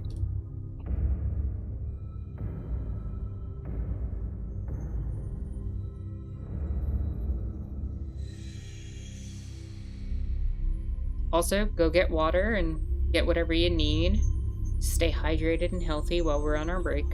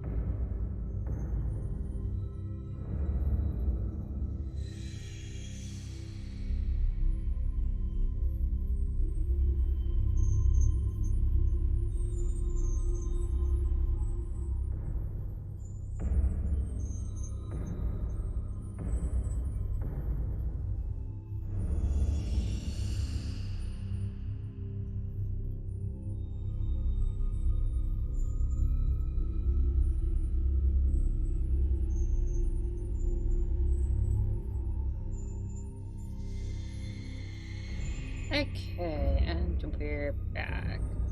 Yep. There we go. Come on, game. There we go.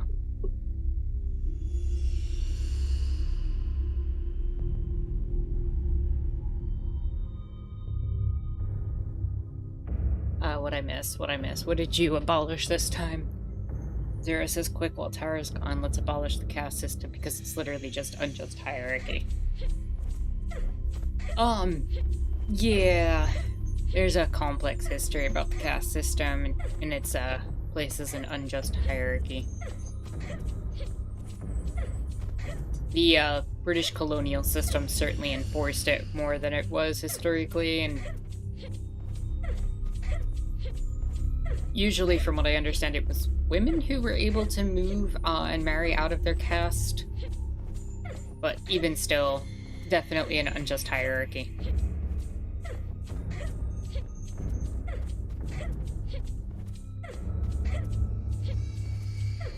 But, let's talk a little bit about our topic for today, if everybody's back. I'll give people a minute. Whatever they want from you, whatever stands in my way, I am coming for you, little brother. They will not stop me. Dang Let them right. hurt you, I swear. Oh, I have another power-up. What can I put on the bow?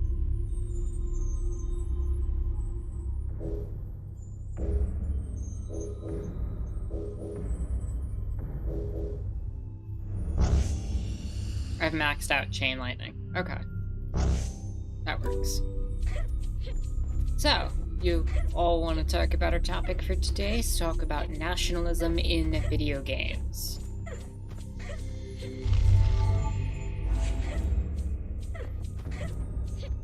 So the reason that I feel like we're about to have an encounter here. Ma Durga is with me. Yeah, okay, it's just a regular fight. Wasn't sure if it was going to be a boss fight. So when it comes down to video games like this one, obviously from a Western perspective, and I bring it up with this game in particular for a reason. From a Western perspective, we're used to areas like the Middle East, the Indian subcontinent, when they're depicted in media, they're usually depicted through a Western lens. They're usually looked at from a perspective that usually makes the characters a lot lighter skinned, usually ends up helping support perspectives of white supremacy, or ends up doing like what we read about in a book club recently, ends up objectifying certain peoples in a way that allows white people to kind of feel like they have ownership over being that ethnicity and or race. The roar is loud again.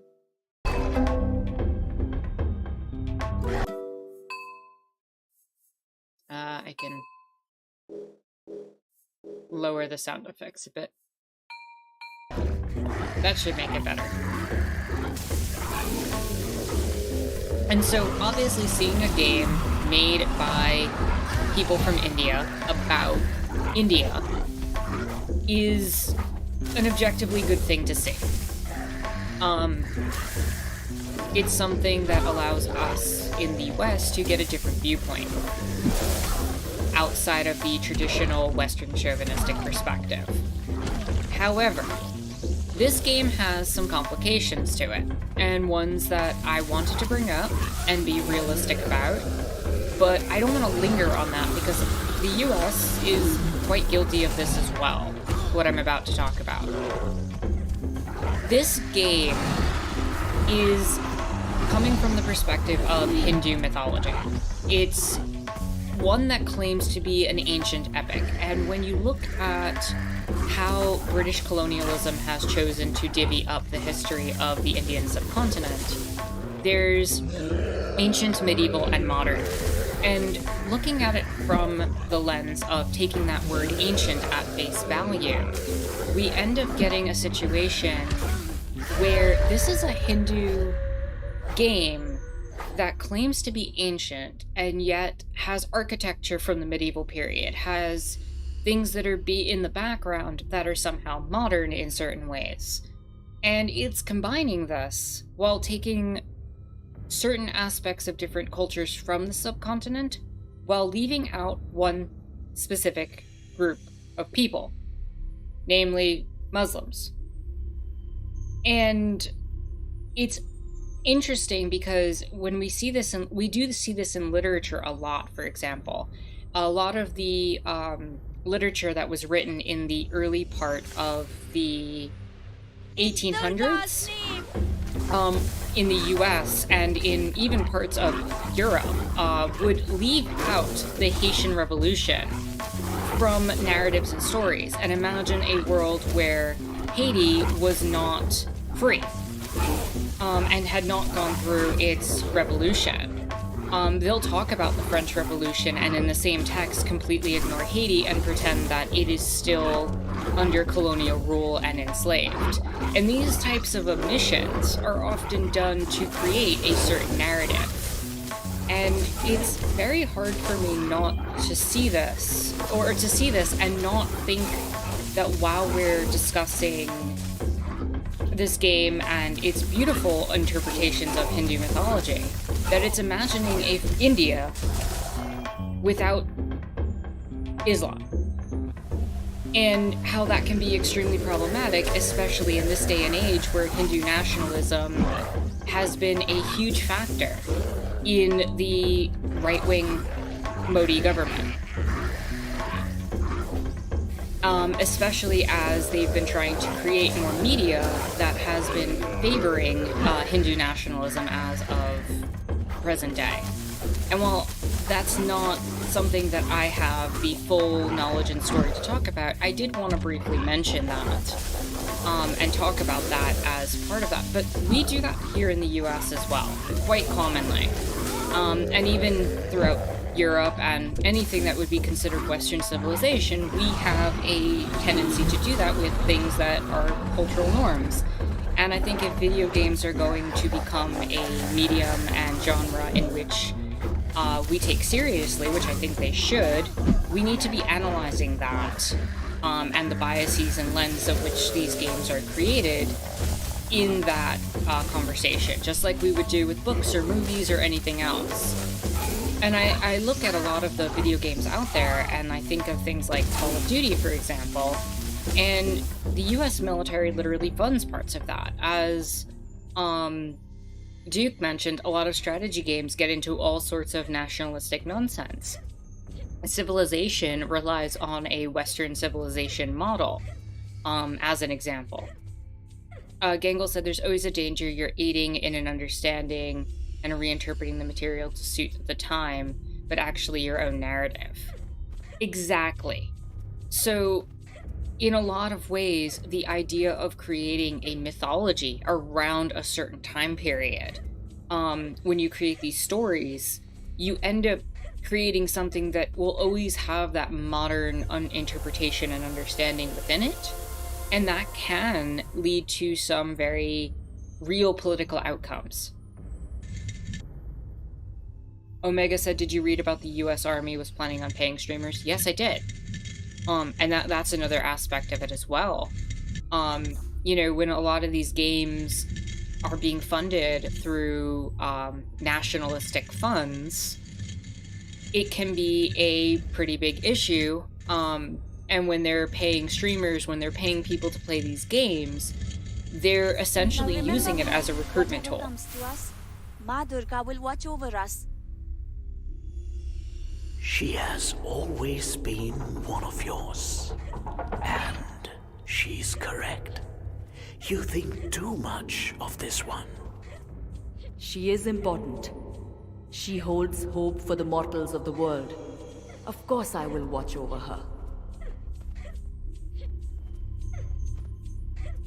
But, you know, that's the kind of the difficulty when it comes to a lot of different mediums. Like, it is strange, is it not, that a place of such beauty and intricate design should have been created as a bastion of war? War is the means they are given to change the world. They only give it the respect that it is due. War is not the only way. Sorry, I'm trying to balance between having the conversation and being able to let the game speak, because I don't want to speak over this game. It is very beautiful in its own regard. Even if there are flaws like what I mentioned, I do want the game to be able to have the ability to shine for what it is as well. But Omega says, yeah, the whole concept of celebrity has changed in the last 10 years. That's absolutely true. And they can pay streamers to basically be recruiters. And it's not even an old tactic for them to do that kind of thing. Part of the disheartening part is that some streamers don't recognize what influence it has. Not only don't they recognize what influence it has, they don't necessarily, I don't know if necessarily all of them think that they have the power and influence that they do.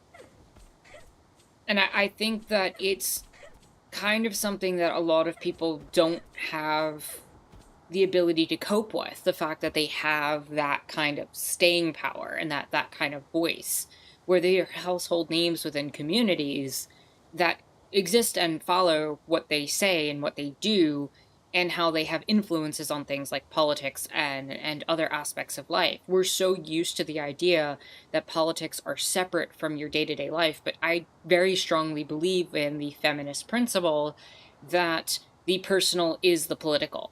And to me, that is a strong notion because it affects every aspect of everyday life.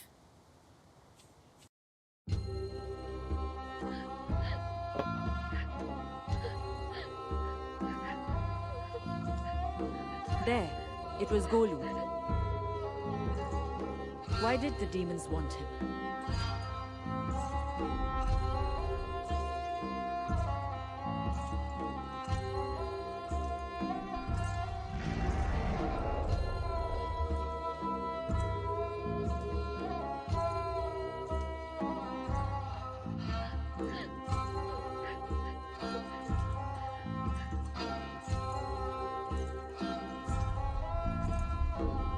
Hello and welcome, Perry. Hope you're having a chill and lovely Sunday. The Glad to have creature you here. summoned a dark mandala, a portal to another place.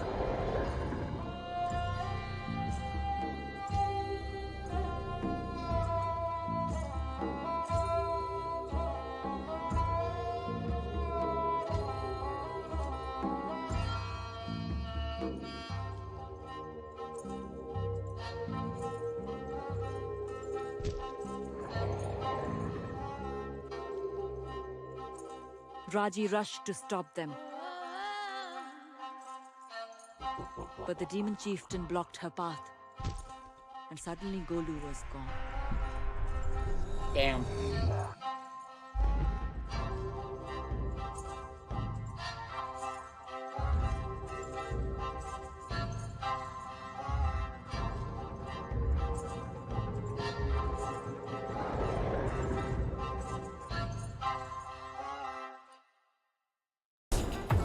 You dare frighten me. Little insect. Okay, we have a boss battle, so I'm gonna actually pause for just a couple of minutes while I finish up some thoughts. Gengal says, the personal is definitely political. Oh yeah, for sure. Like, the things that influence our day-to-day lives, it's all tied to economics, it's all tied to the way we live our lives. It affects us on every level. To deny that the personal is political, I think, is to deny a lot of the realities of issues that go on and exist today. And I think when you have that notion and you can separate the personal and the political, chances are you benefit from the political in most cases. And it only becomes political for you when it's brought up in your face how the personal is an issue. Omega says, greed can blur the line sometimes. It's hard to tell if they're actively pursuing that worldview because they believe in it, or because it's the profitable route, referring to Zera's last comment. I agree. And a big part of it is that balancing act. And I don't think, for example, the developers of this game was made by an indie development team. I don't think they sat there and explicitly said, we want to create a Hindu nationalist propaganda tool. Like, I don't think that was the voice that they came in with this.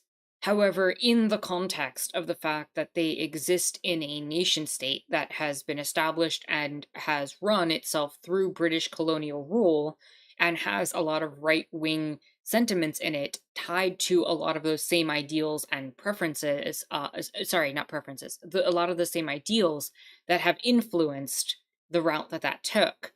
Um, Especially with the divide between Hindus and Muslims, and that whole long history where the British basically used the two as a wedge against each other in order to maintain order and control of their empire. Um, you know, historically there was a syncretism between a lot of these different cultures that came together. There were conquests and there were ethnicity changes and there were shifts, but it wasn't quite the same thing as the way British colonialism influenced and affected things. Um, and so it's very strange to imagine an India in this case without having Muslims there. And one disturbing aspect that kind of um, bothers me is the fact that this version of history ends up being and taking in some of that aspect of British colonial rule unto itself, even if it's not fully aware of it.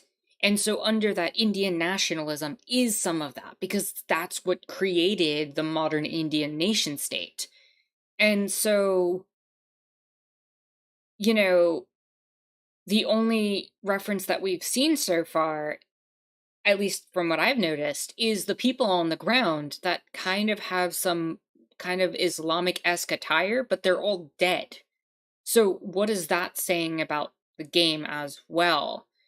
And, you know, the other thing is because of the modern influence, again, through British colonialism, of how Hinduism ended up regarding Islam, a lot of people have associated certain demon-esque creatures, and again, a very strong Hindu nationalist perspective does this, with some of the demons are associated with Islam in that framework.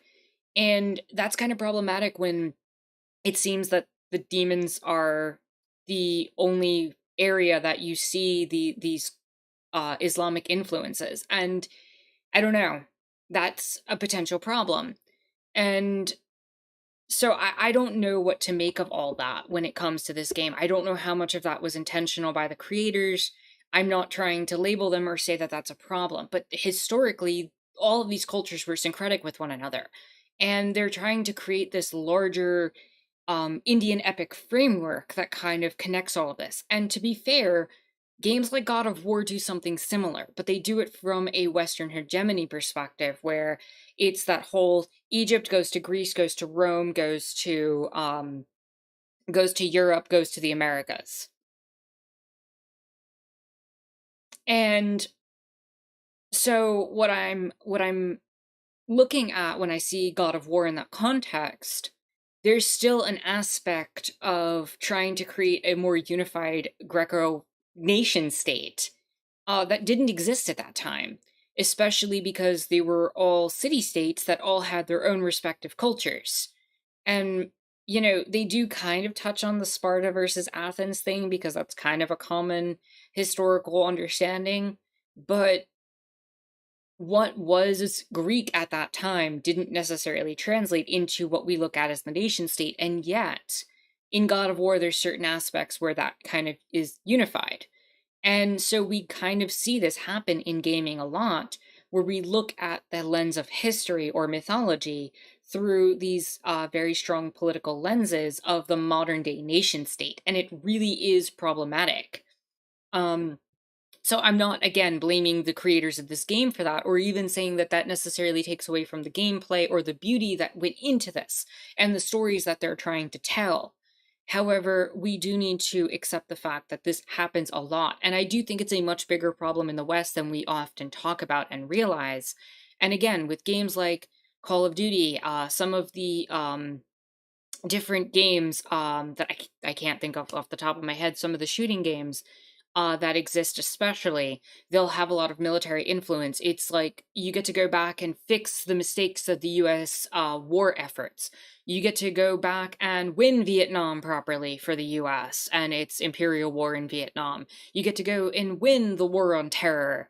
And you get to do all these things because of the nationalistic fervor, and they're just trying to use it as a recruitment tool that, kind of give that heroic-esque vibe. And so nationalism does play a huge role in not just video games, but all media. We see it with Marvel getting a lot of funding from the US military as well. All of these different things just end up coming together in a way that talks about and brings together this nationalistic fervor within the genre itself. And video games as a medium can lend themselves to certain trends that support nationalism, especially because you constantly are killing an enemy that is usually faceless and mindless. Where is my brother, you brute? Let's get into this battle. Oh, wow. Oh, jeez, I'm getting...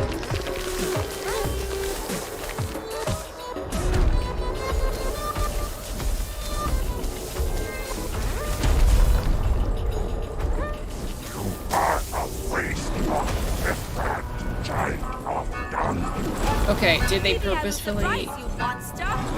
Did they purposefully give, this boss chains like this because of God of War? Because that'd be an interesting homage.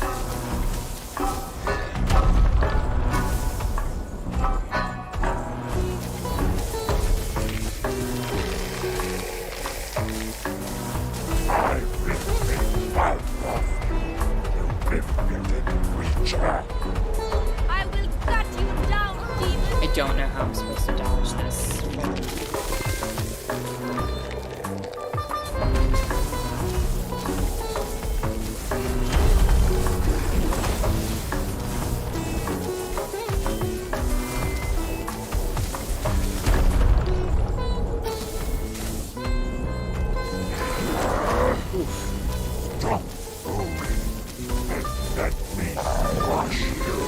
I'm not gonna just let you splash me. Because they are, the faster they fall.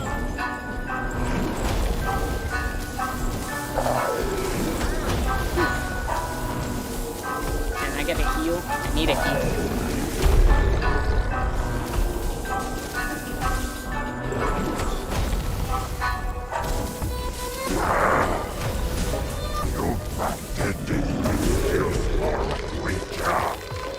Why must you best of me? Die, you monster! I don't know how I'm supposed to dodge that horn.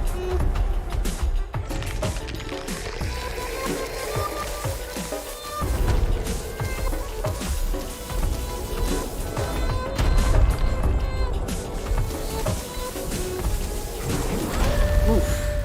Okay, we have a rough battle here. Let me catch up with chat quick.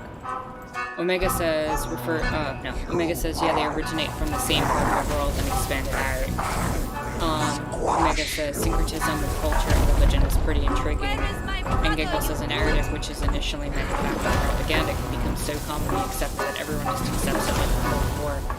Another example of that, if you look at television in the past, I want to say 25 years, torture's become kind of normalized in television mediums to a disturbing level, and that wasn't the case beforehand. And it was basically when the US was committing a lot of its war crimes in Guantanamo, where a lot of that media came out, where that became kind of normalized in the media. And it's hard to separate those two events. I will cut coughs taken.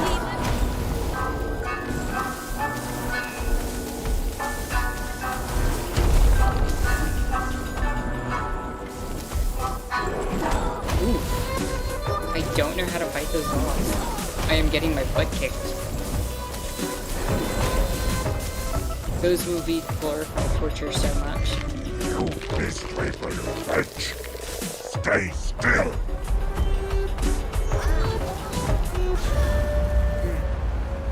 I don't know how to fight this boss. I am clearly doing something wrong.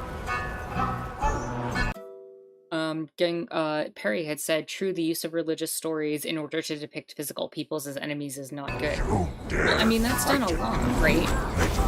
Codified racism ends up appearing in a lot of different places. Dodge when his right hand moves up. Okay, thank you.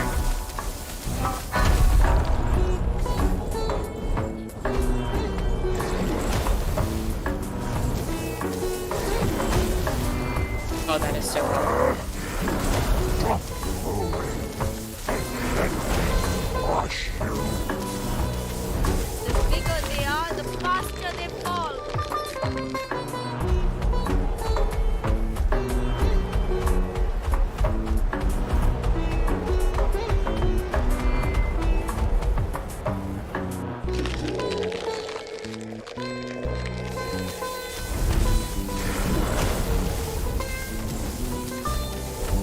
I will grind your bones to powder. I will cut you down, demon.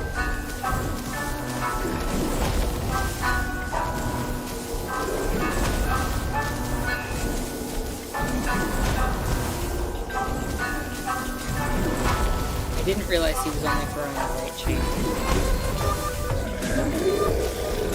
I will eat your skull in one bite. Surely a mere mortal is not too much for you.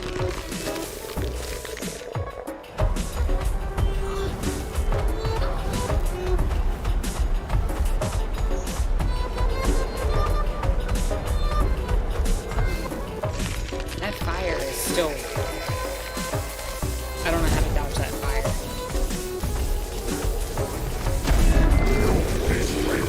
Wretch, stay still. That's new.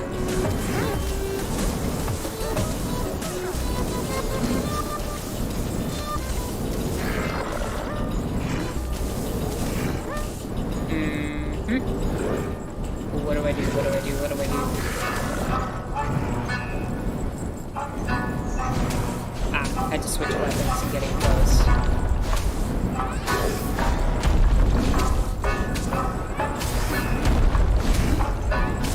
Stand still, you aggravating creature.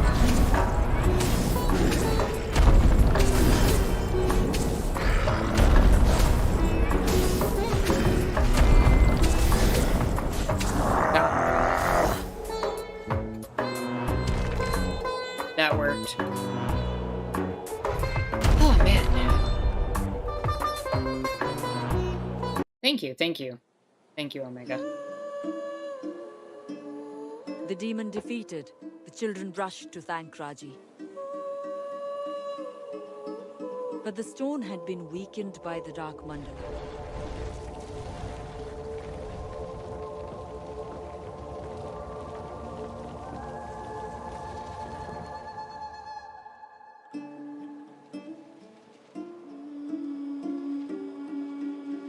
Perhaps Raji was about to die. Perhaps she had failed.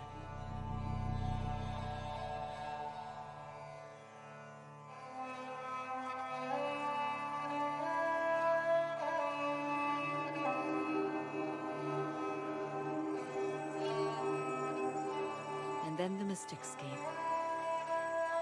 They took Raji's body and they carried it away.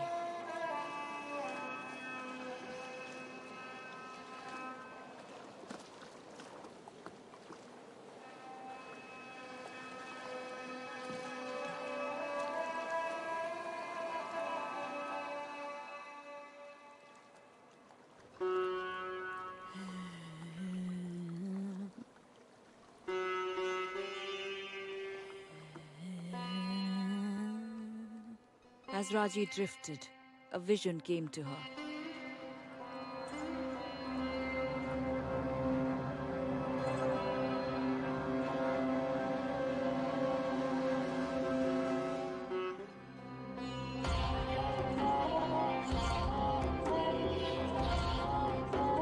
Who was that with her brother? What did they want? That's a good question. I bet we're gonna find out. She awoke on the boat, and in the far distance she could see a city.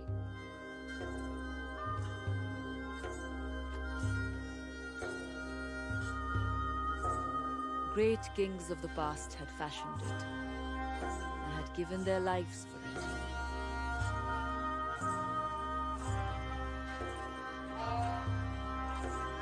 But now the inhabitants were enthralled to a vast, lurking shadow, stripped of their own will.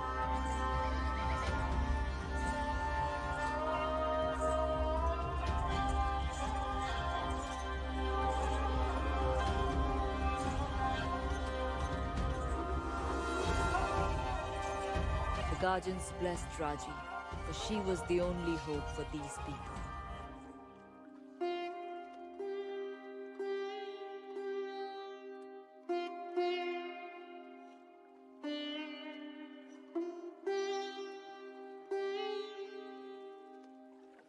That was a big fish.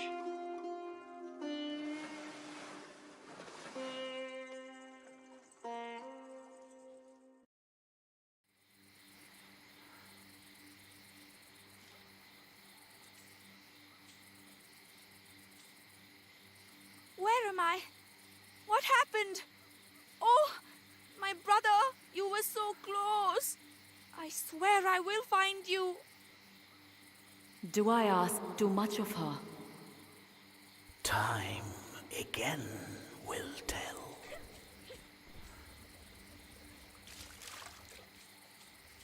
Let's see. Omega says, liking the shadow puppet approach.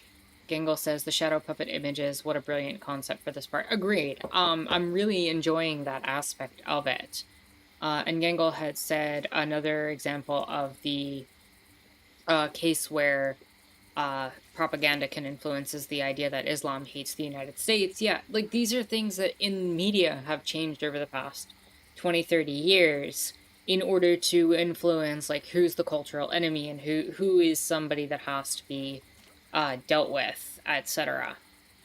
And yeah, that can create some really problematic aspects. And media does have a huge aspect of how we are influenced and what we see and how we see the world and who we see as the good people and the bad people in these very simplistic terms, as opposed to taking the time to understand a lot of the more and not nuance. Nuance isn't the right word. I guess the more realistic perspectives of how geopolitics ends up working, where the U.S. is always positioning itself, of course, in the propaganda as the good guys and the heroes coming in and save, and they have the right to go in and influence everybody else's culture. They have the ability to go in and just do whatever the heck they want because they're the heroes who fix everything. And yet we know the reality behind that. And so it really does influence a lot of that. And so, like, another thing here is that shadow puppet thing that we're looking at, that shadow puppet style, is very much taken from Balinese shadow puppet theater performances, or theater, I don't know what the right word would be. I don't know if performance is exactly the right word. But again, it kind of links that tradition of the Balinese shadow puppets under a larger Hindu banner, which again divorces it necessarily from the history of the region.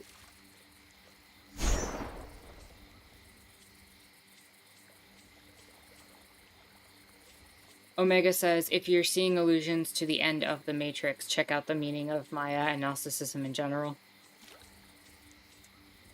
Duke said America's just superheroes. They even had a film that said maybe us destroying the other countries to defend the world needs to be put under congressional control because that's all it needs to fix things.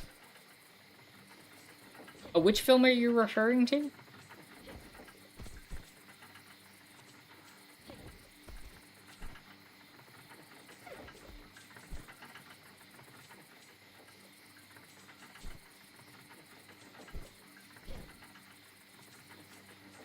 A white peacock. Oh. What can it mean? What are those creatures that chase it?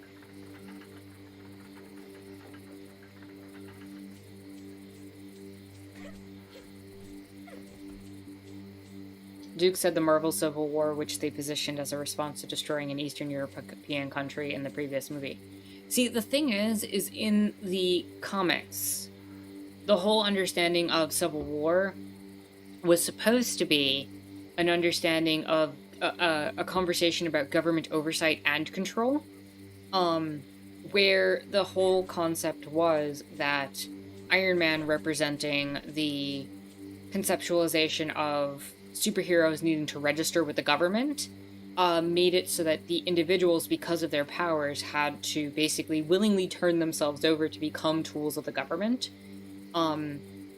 Whereas Captain America's side generally sided with, you don't have, like, why should an individual who is bestowed this power for whatever reason have to give themselves over to the power of nation states? Strangely enough, Captain America in the comics is very rarely on the side of modern America, which is a thing, but yeah, in the movies they didn't do that quite as well. But see, Rangda has the soldiers under her spell. A fresh mortal at the gate? Greetings, little fly. Welcome to my web.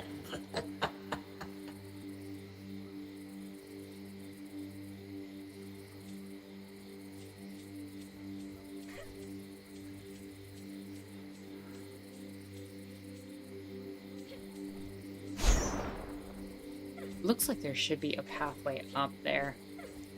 Maybe I have to go around to do that.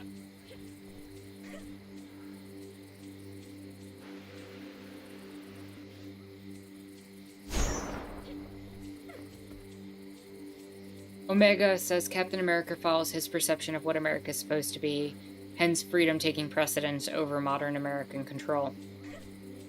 Yeah, and I mean, in the comics, he's actually at one point removed himself from the Captain America name, and if we were in a society that didn't rely on branding and funding, chances are he, one, wouldn't exist, but if he somehow did, he would not be Captain America. Like, that character is so divorced from the conceptions of American patriotism in the modern day, it's ridiculous.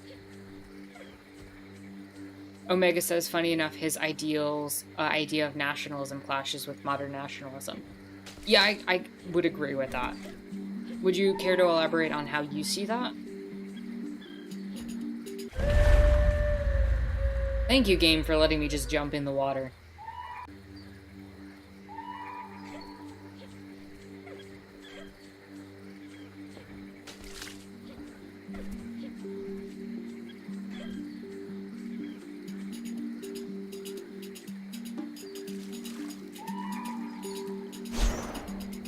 A city of such beautiful waters, but the waters are now choked with poison.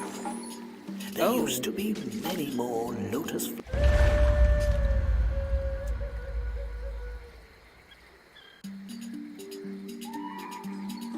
Omega said he was molded by pre-World War II nationalism, basically. Yeah, and somehow, even in the modern day, he doesn't kind of live up to that in the comics.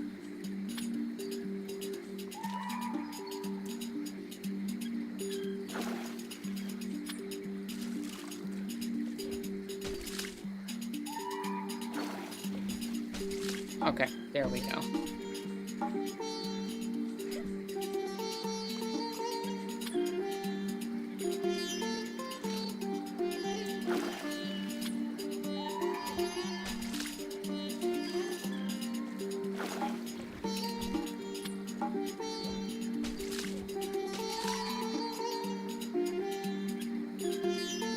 This is making me think that there's some sort of thing in the background I can access. The idea that that founded our current nationalism ironically clashes with the earlier ideas. Yeah, and of course we're talking about the nationalism of nation-states. We're not talking about the nationalism of oppressed peoples, which is a very different style of nationalism.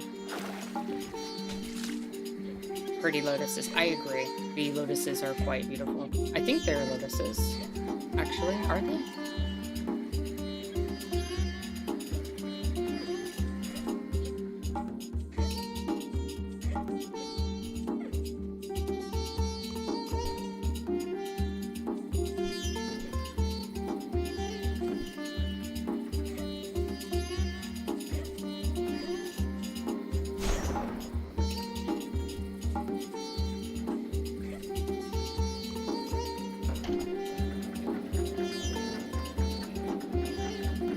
That is the shrine to mighty Lord Vishnu. This must be Hiranyanagari. I have heard such tales of this place. She recognizes the city built to your glory. Are you not pleased, O Vishnu? It was my city, indeed.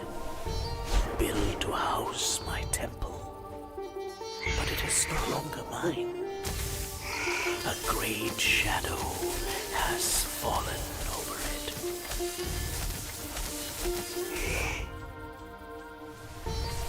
Demons of Rangda in my city? Her shadow is long. You must defeat them, Raji. She cannot hear you, but she knows what to do.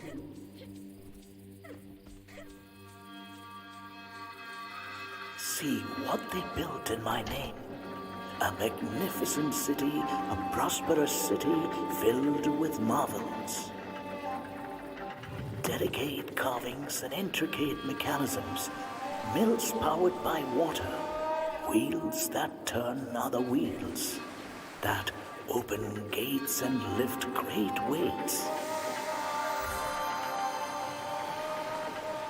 You know what's fascinating is they're talking, and the protagonist can't hear what the deities are saying. But we can hear what the deities are saying, and we're controlling her. So, what does that speak to on a meta level in terms of the game mechanics? What is our role as the player, as someone who can hear the other deities and is influencing her and her events and outcomes?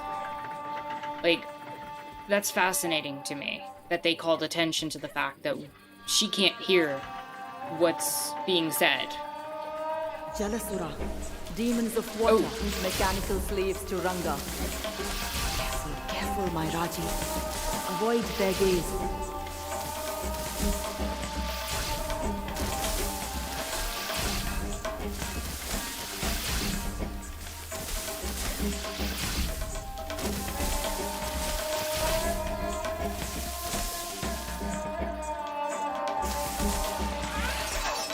Omega had said something, I love the principles of the Lotus in Eastern theology, something beautiful rising from the mud and the filth of this world. Yeah, I hadn't really thought about it in that concept, really, but that is an aspect of it for sure. Peacock, it cries out. Does anybody know what Is the it hurt? white peacock is supposed to represent? Is that, like, actually a part of mythos, or...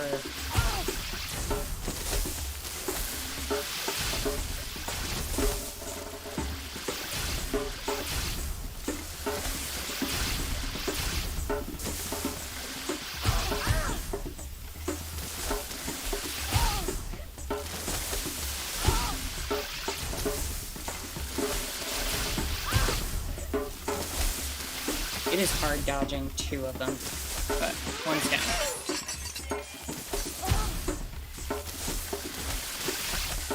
Gangle said many of those World War II era superheroes were invented by Jewish artists who were obviously immensely worried about the rise of fascism and European nationalism. Ironically, those superheroes then became avatars of American nationalism. Yeah, a lot of them... what you said is pretty accurate in that regard. Or pretty much absolutely accurate in that regard. That gives her a chance. But the way is blocked. Look, the Guardian waters are high. There are mechanisms to lower them. But what does she know of cocks and wheels? She is clever, this girl. She will find a way.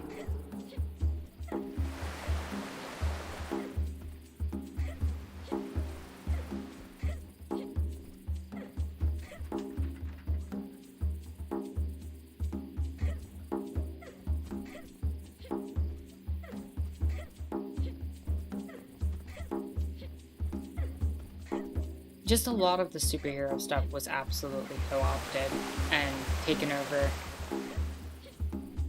And it's frustrating.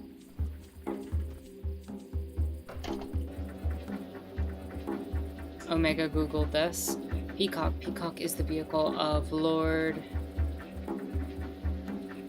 Carthaginian Moruga. Lord Carthaginian rode on a peacock to go around the world. The peacocks dance during rain and are also symbols of immense natural beauty. Thank you for that. Apparently the white peacock represented the divine, self-realized, purified, and cleansed.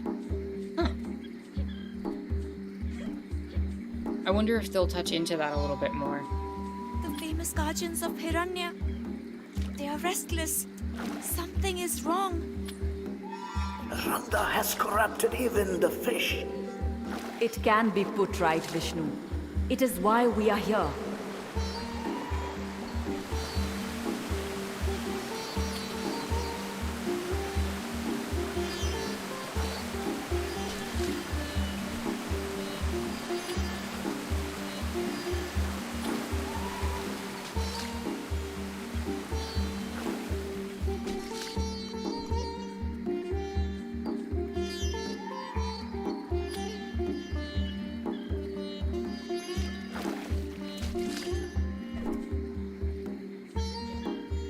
Please tell me this is a secret over here. Yep. That's where I would have hit a secret. Oh. But I don't have another power. Well, I mean, I could throw.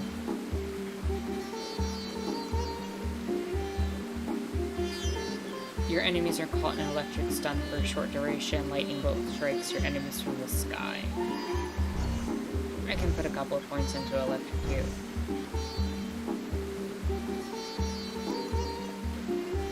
Having some stun on my enemies would be pretty useful.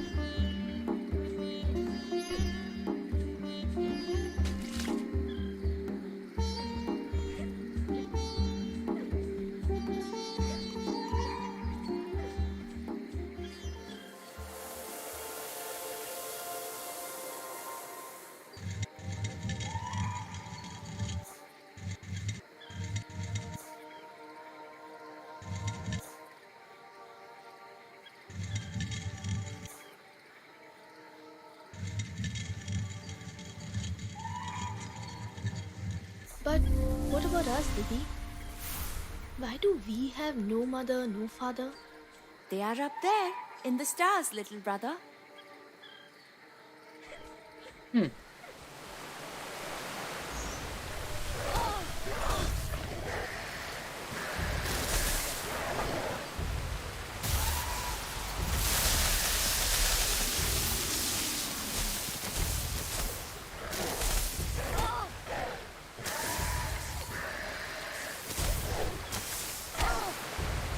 Why did my health change to like that pink color?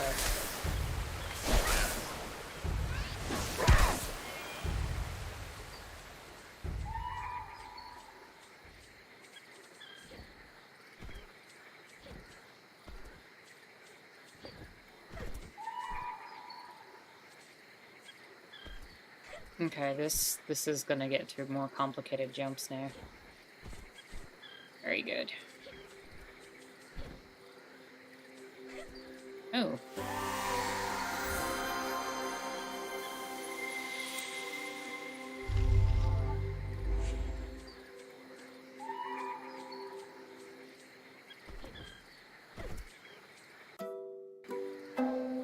I can throw my last point into... Ah, so that's maxed out now.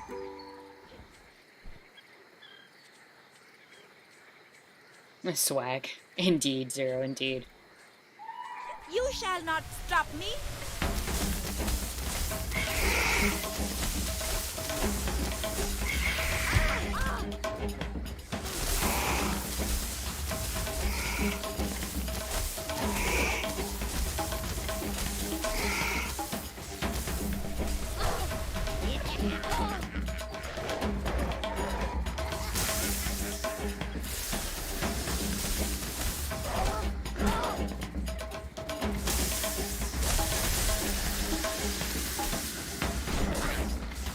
Some health back there. Nice.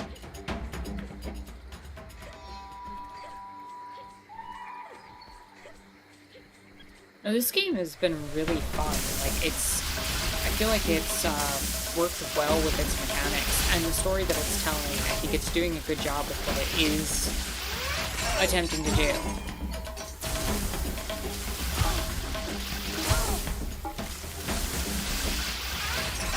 And I definitely get the sense of, like, a god of war with Hindu mythology.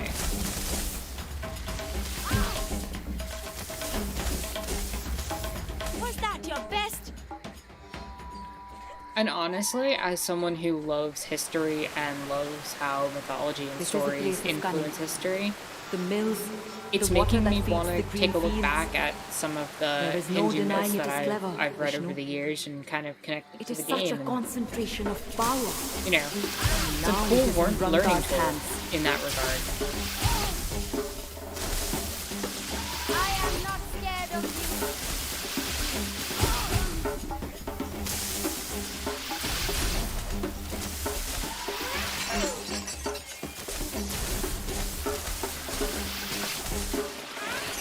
Like, what are these eye creatures supposed to be?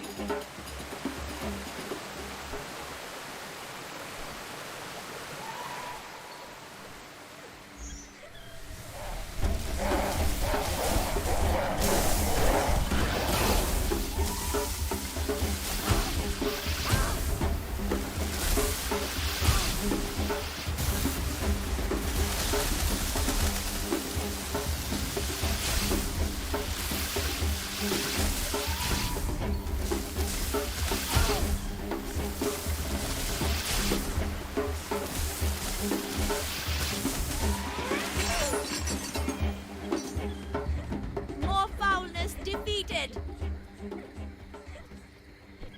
And victory is ours in that battle.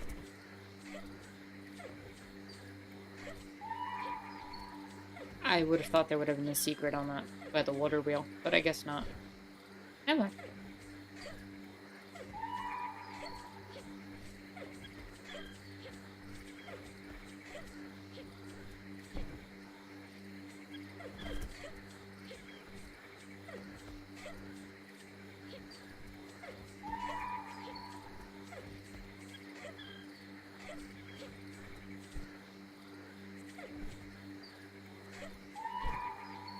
What are people thinking of the game thus far? Because I'm thoroughly enjoying the experience of playing this.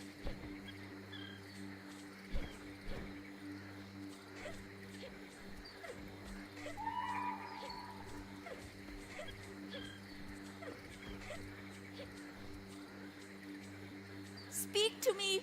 Will you not wake up? These people have no will. Their minds are clouded by Ranga's shadow. And so the city was taken without any way to fight back. Duke said it's really They cool, are well alive, paced. and I so agree. they can be freed.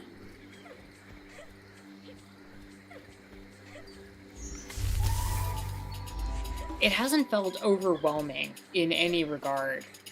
And I do actually really enjoy these little stories. See here, it is the story of Garuda. There were two sisters, Kadru and Vinita, the most dear of wives of Maharshi Kashyap. He granted each a boon to show his affection. Kadru asked to become the mother of 1,000 sons. Vinita asked for just one son, but that he must be more powerful than the 1,000 sons of Kadru. Blessed by the Maharshi, Kadru gave birth to 1,000 eggs. Vinita gave birth to only 2 eggs. With time, Kadru's eggs began to hatch. Inside each one was a coiling snake.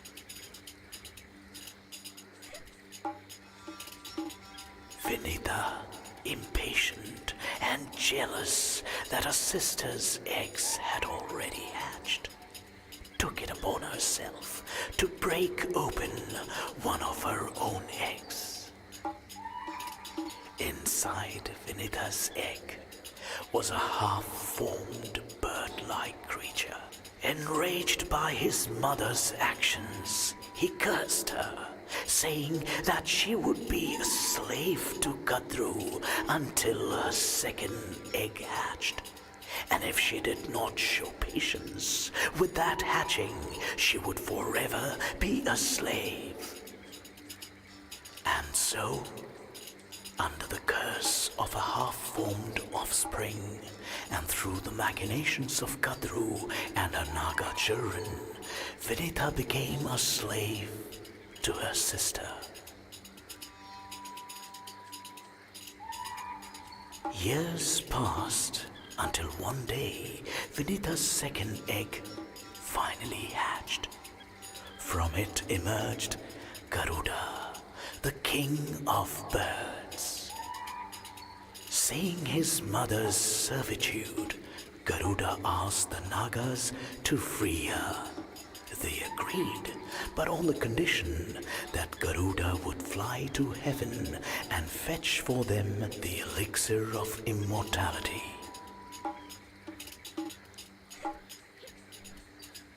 Garuda, for his mother's sake, flew to the heaven of the Devas. He was too powerful for the Devas to defeat, and so seized the elixir from them. I saw that Garuda did not want the elixir for himself, and so I manifested myself to him. Because his heart was pure, I granted him the gift of immortality. In return, he granted me the gift of becoming my mount, should I so desire it. I warned Garuda of the deceptive nature of the Nagas. So Garuda returned to the Nagas with the elixir, but tricked them, telling them that it could only be consumed after they had purified themselves in the holy river. He attacked them unsuspecting as they bathed and ate them up. He freed his mother, Vinita. For safekeeping, Brahma took the elixir and bore it back to the heavens. Achievement unlocked: The Legend of Garuda.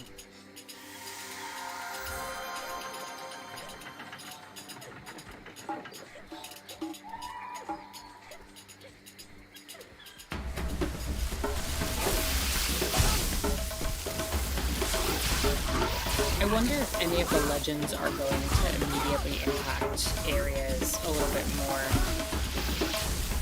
Hi.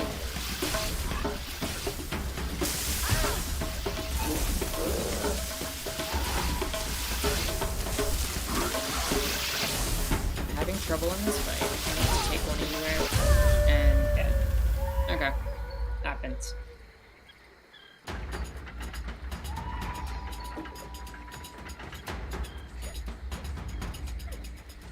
Like, are we gonna see Garuda or whatever after we saw that? 'Cause that'd be really cool.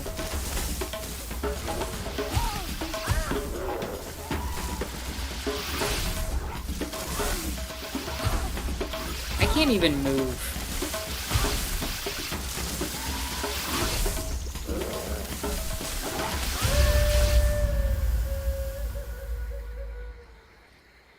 Zero says, I looked up the mechanical eye enemies. They're called Jalasora. I couldn't find the info about their mythological inspiration. Okay. Thank you for looking that up. I appreciate it.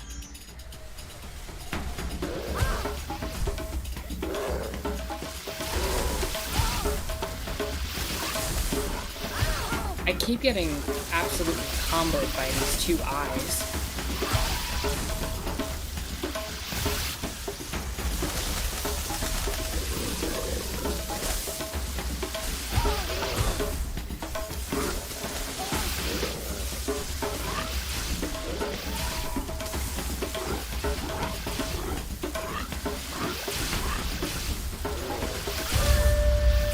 Jeez.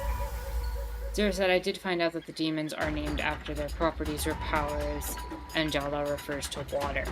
I mean, it makes sense that because the eye cries, that it would have something to do with water.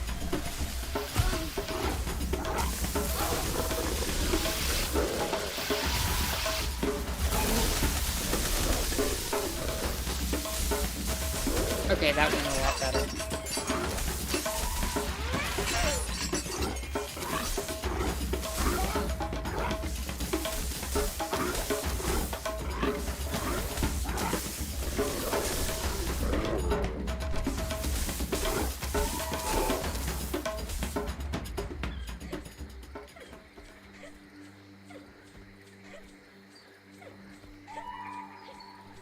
Anything else besides the elevator? Nope, we'll just take the elevator then.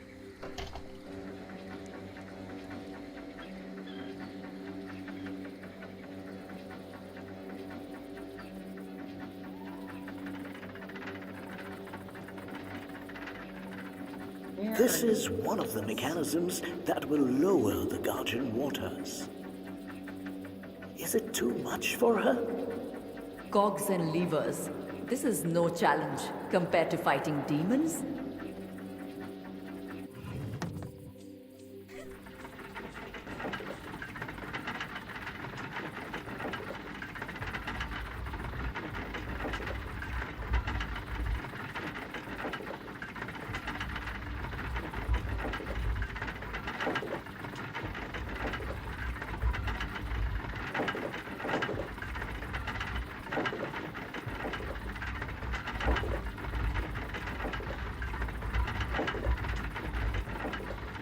The waters drain.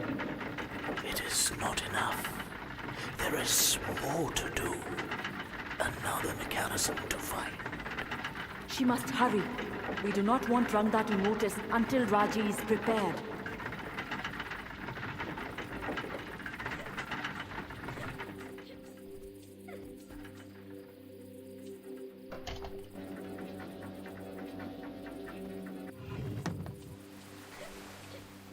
So yeah, now we go to the other side and we drain the water there too.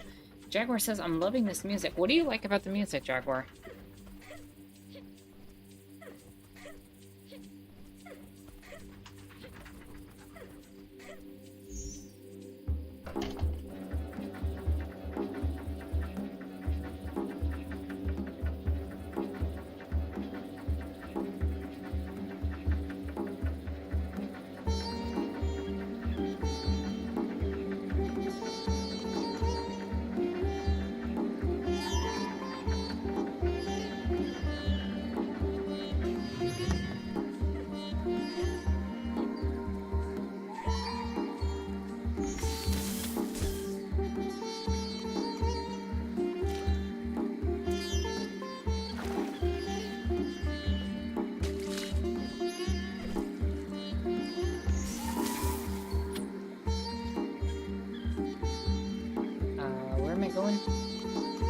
Going to that platform with the tree.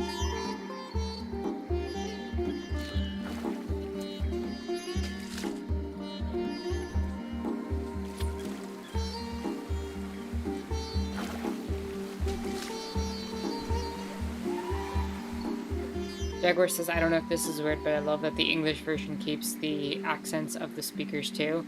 Too many media platforms try to make the English accent free, quote, accent free, aka we know what that means. Oh yeah. More corruption. She must cleanse this, Durga. She must cleanse all of this. she will. And perhaps the tree will grant her another vision of the future.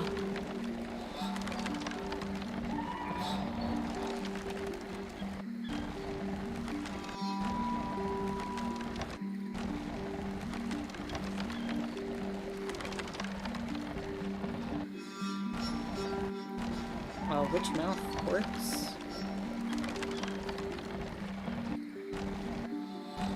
Just tried all three of them. Thought it'd be this one. Okay, it just didn't click into place last time.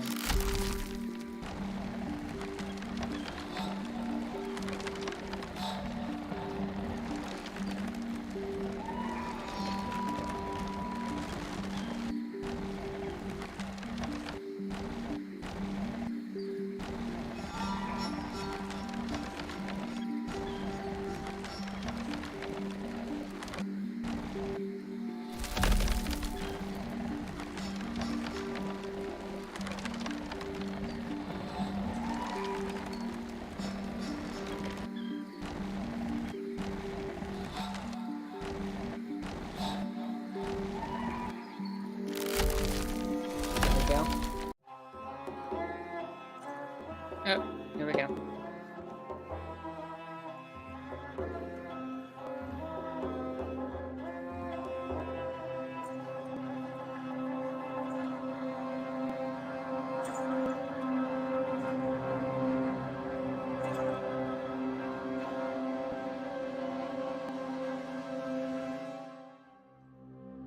What was this? What did this being want with Golu? To instruct him? To control him? Raji did not know what I knew. Here lay our greatest peril.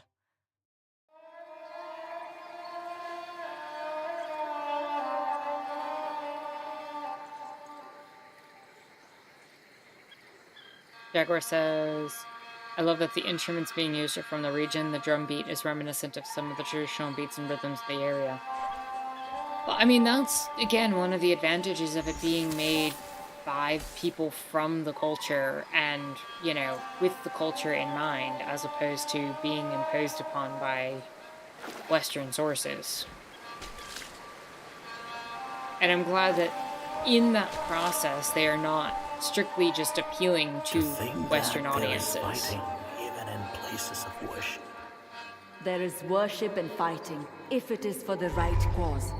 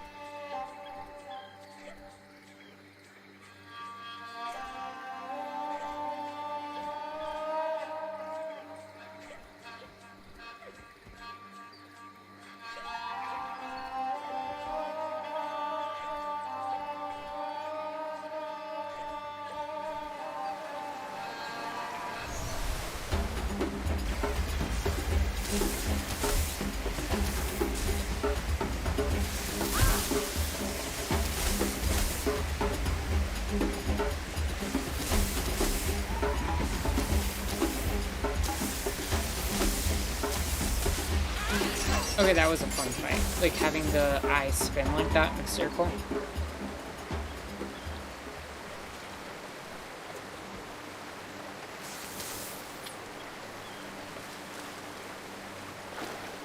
There's been a nice balance of doing, like, little puzzles in combination with the actual fighting. Oh.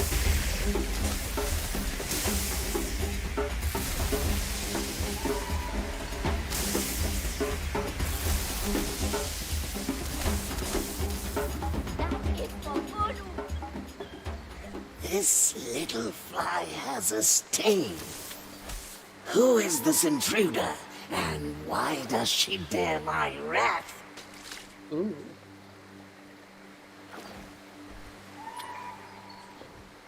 Do we have another boss fight coming up, maybe? We've been noticed.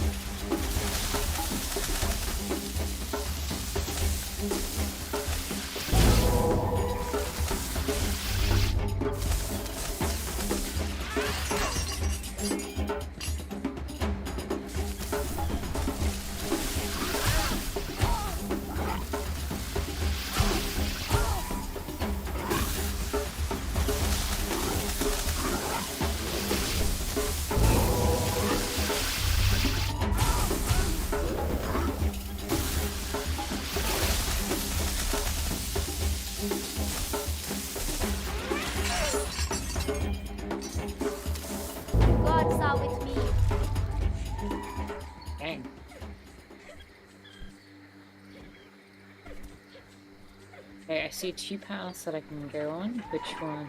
You've got the secret.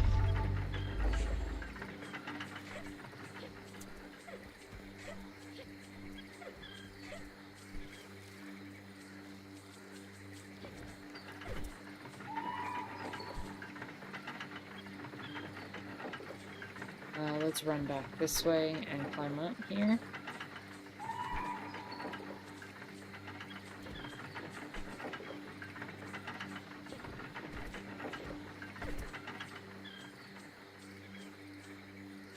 Okay, yeah, this is another secret item, which allows us to come down here, which is where the other path would have been. Got it.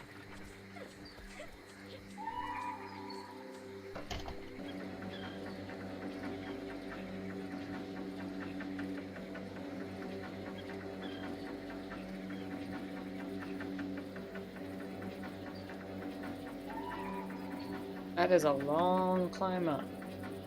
Yeah, this is the other side of it, so that means we're gonna have the center area last.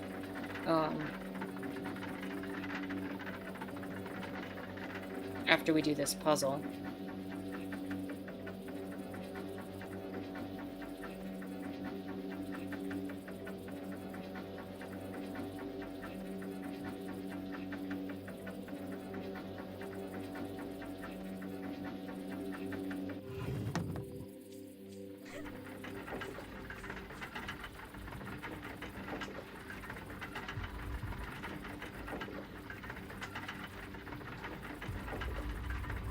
So, are we gonna move this one up here?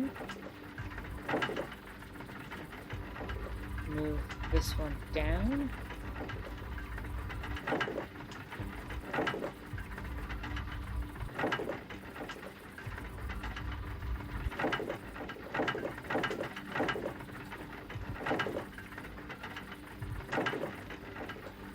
There. There we go. Now I can reach Lord Vishnu's temple. Well done, Raji. Maybe there I can find help. The waters flow, my poison dispelled. You will suffer for this trespasser. Methinks we got a boss fight coming up.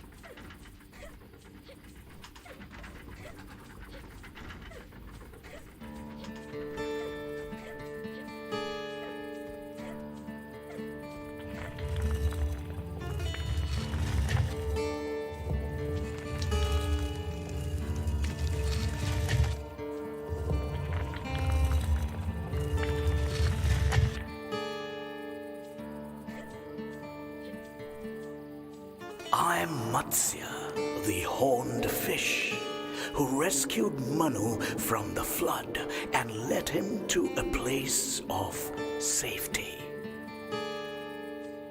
I'm Kurma, the great tortoise, bearing the weight of the mountain on my back. I'm Varaha, the bull, who battled Hiranyaksha for 1,000 years and dragged the earth back from the cosmic ocean.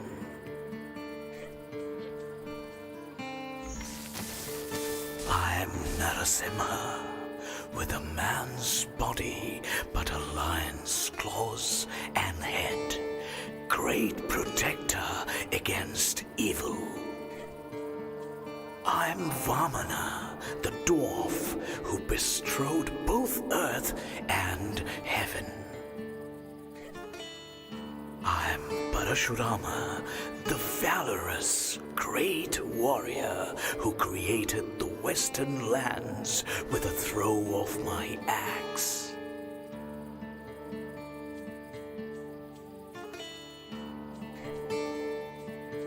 I'm Narasimha, with a man's body but a lion's claws and head, great protector.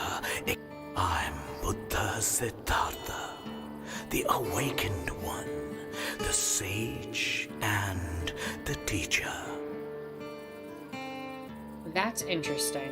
I'm Rama, exiled prince, who rescued Sita from the demon Ravana and returned home in glory. I'm Krishna, the herder, the most compassionate, who steered I believe they are Arjuna's supposed to be chariot avatars, yeah. and guided his thoughts. But I find it very interesting that they have one of his avatars be a Buddha. I'm Kalki, rider with a sword of flame, who destroys the evil and ends the cycle of darkness. Yeah, achievement unlocked, the avatars of Vishnu. Thank you for your many blessings, Lord Vishnu. I will use these in your name. But guide me, please, my lord, for I do not know why I am here. Oh, Child, save Mayura, and it will save you. I like this sword.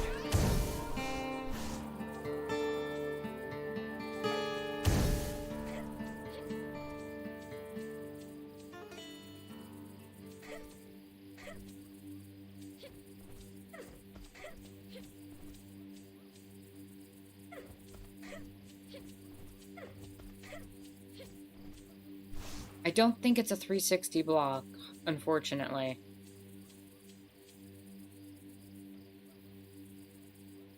I think it's just where the blue is.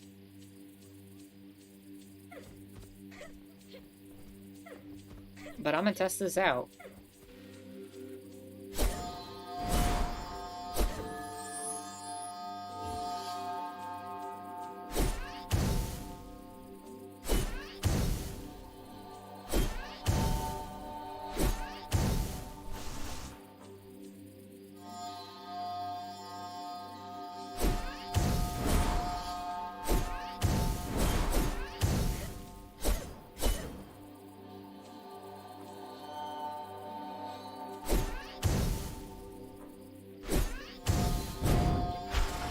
Ah, nice.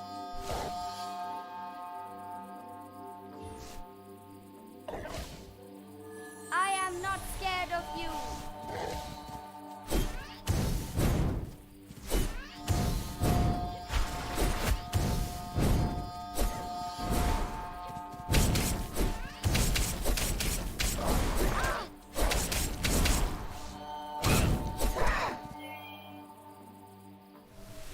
Interesting that she puts the shield down to two-hand it. If you combo with that, she actually throws the shield.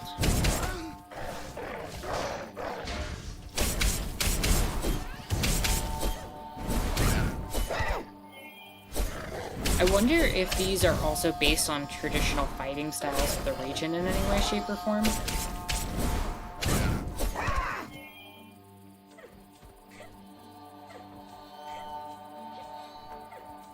You shall not stop me.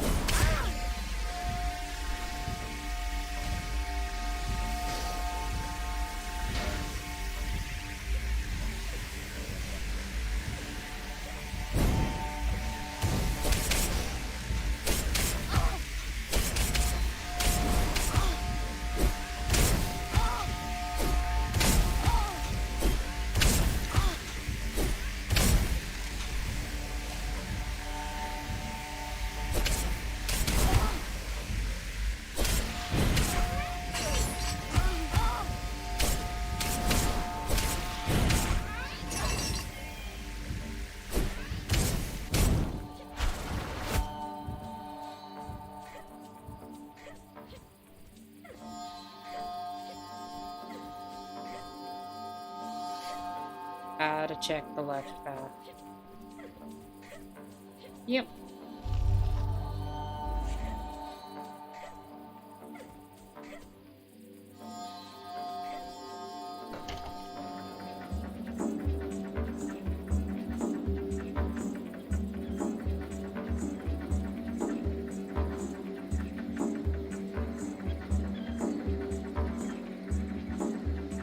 Now, what I'm curious about is whether or not, since I seem to have...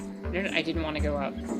is now that I have a sword made of fire, can I incorporate the fire into the bow, for example, or is the bow tied specifically to lightning? Like, can I change the elements of things?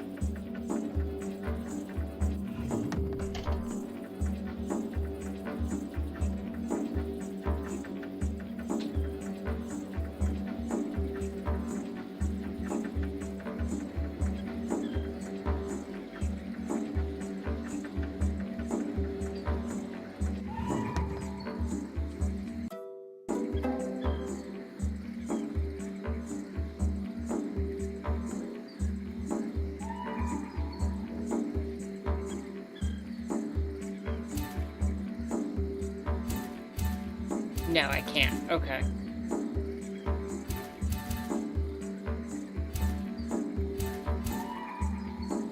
The Nandaka and Srivatsa.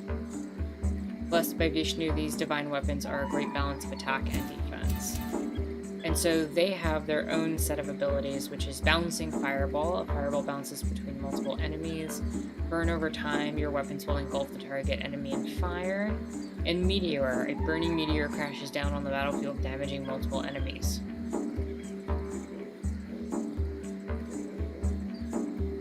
Interesting. Okay.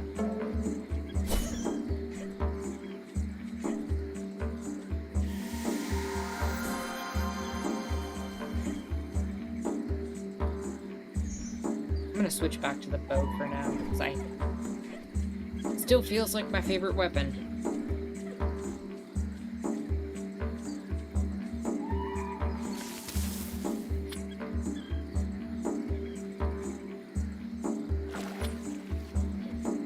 Can I go over to that?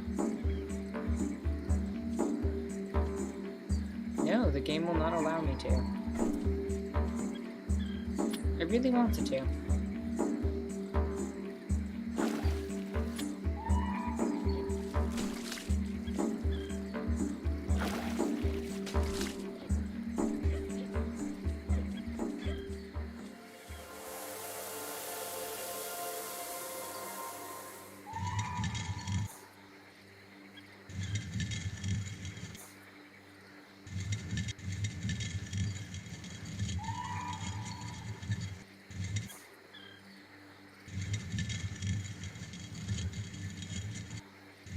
Ma, is that you?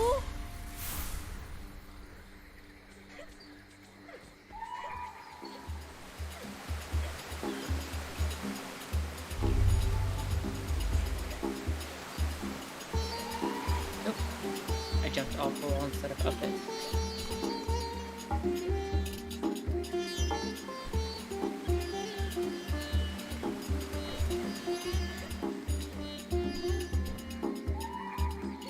You know, that's the thing also, as I'm thinking about this, like, even in the West, nationalism, the way that nationalism formed nation-states, ended up homogenizing a lot of different components of different aspects of culture. Okay, I really need to switch to the sword and shield. Yeah, I need to switch to the sword and shield. Wow. The game is like, you want to go back to your old weapon? No. Golu! I am coming!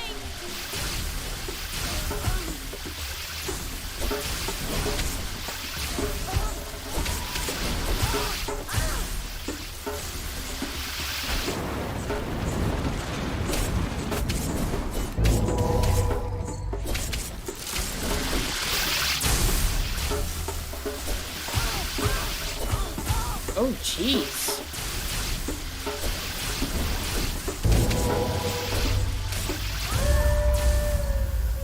That's brutal.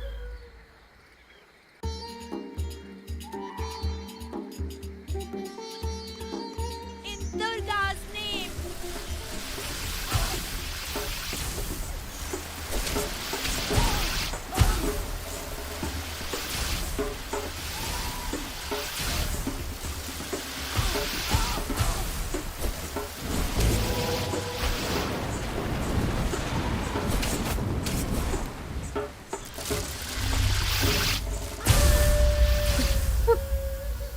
I don't know how I'm supposed to beat this part.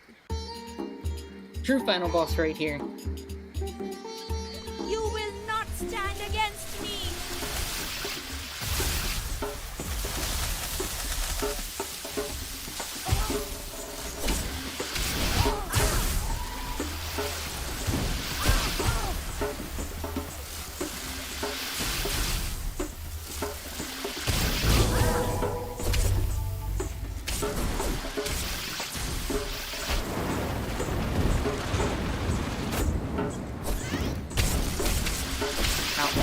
Oh, jeez.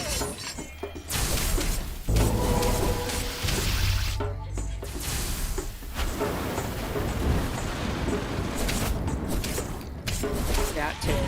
Okay, we're fine now.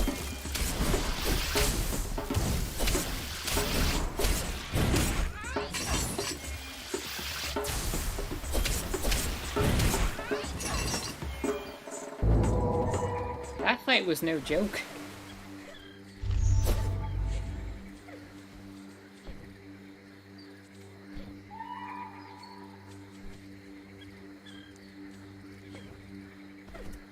Jaguar says the architecture and designs to the buildings are also so nice and beautiful. Yeah, they really are. They've done a great job with depicting the architecture from the region. Jaguar says I haven't really been talking much because I was trying to finish some projects and just enjoying the beauty of the game. For sure. I'm glad you've been enjoying and being able to just even learn it in the ways that you have.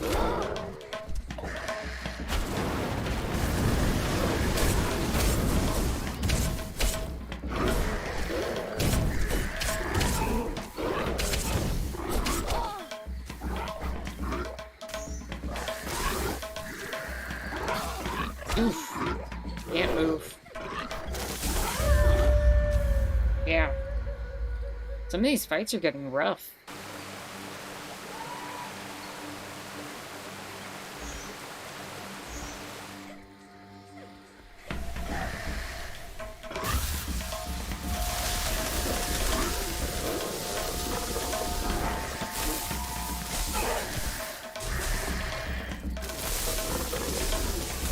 Alright, I'm good. Just back to my usual bow and arrow tactics.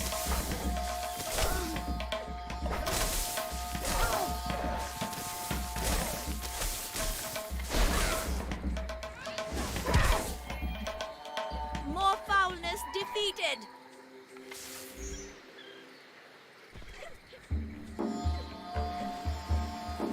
Ah, come on, you pointed the camera forward, so I needed to go back to Blessed check for a Vishnu. secret. I never thought to see such sights. Ah, Raji, you will go further than this and see many more wonders before your time is done. I have no doubt. She will also see terrors. Indeed, this place is beautiful, but at its heart stands the usurper Rangda. I hope Raji is prepared.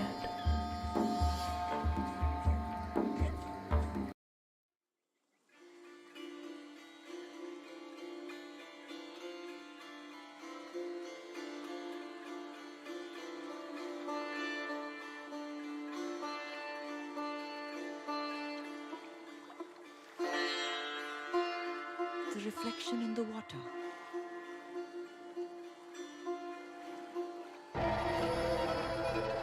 What's that? Golu.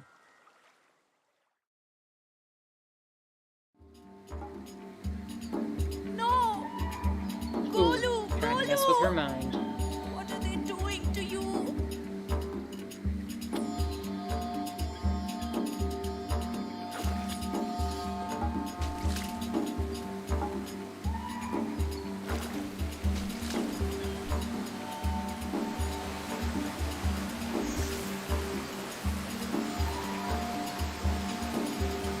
That has to be a secret.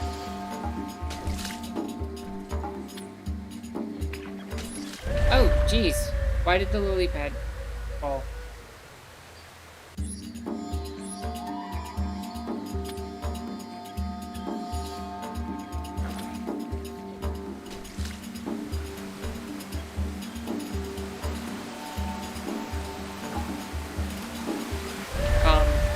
Okay.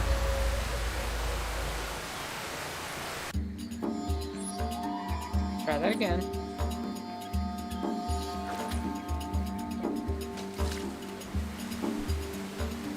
Throw it a little further out this time.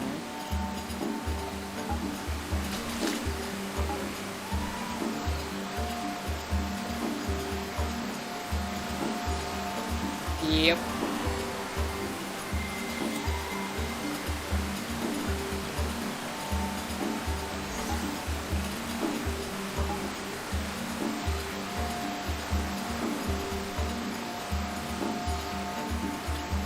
Is there more to this?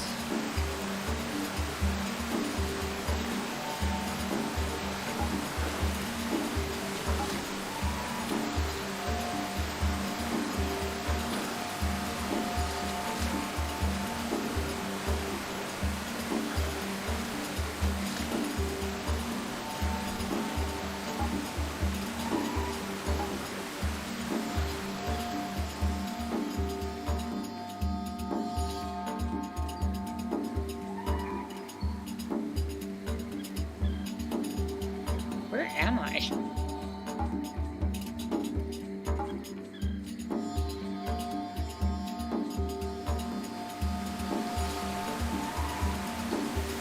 Okay.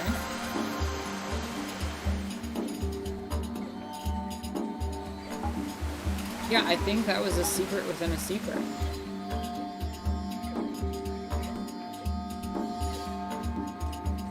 So can I then go this way?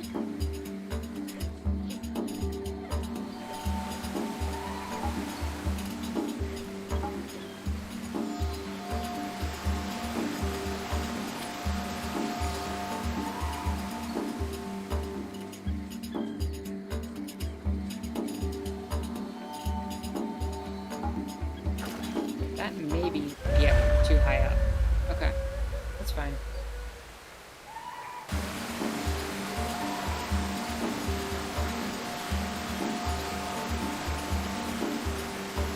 I don't know if I have to get that other one now, but we're gonna find out.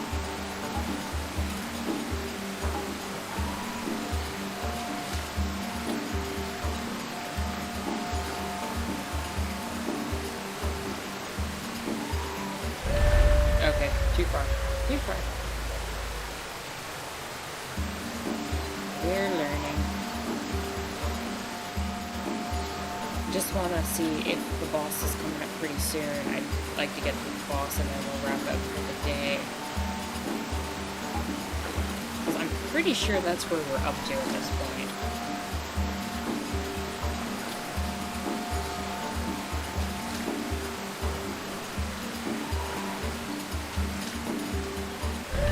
Oh, okay, game. Thought I made that jump, but sure.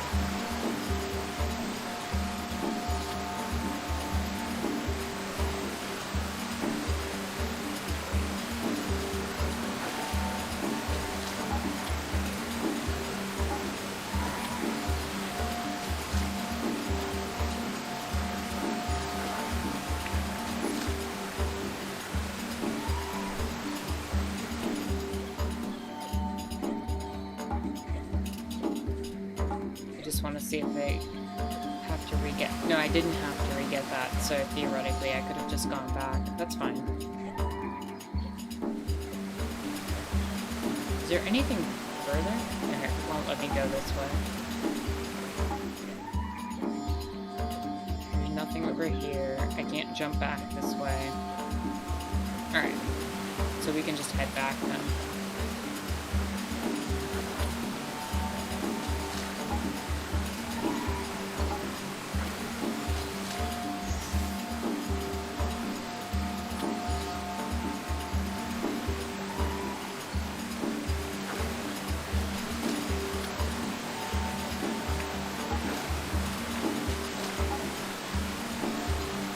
Okay, made it back. Now we can cross over here.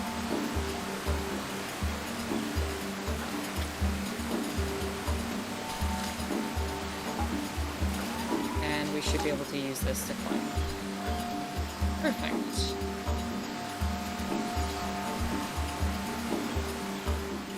Oh, and that's where we were. Very cool. Very good use of the background elements.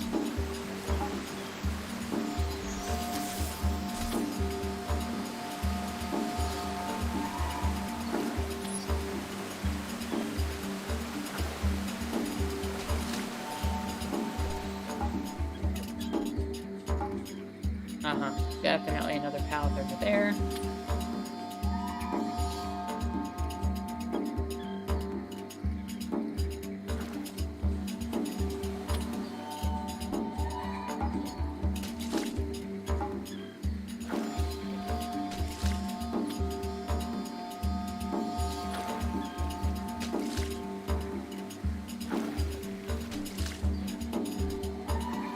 Where does this lead now?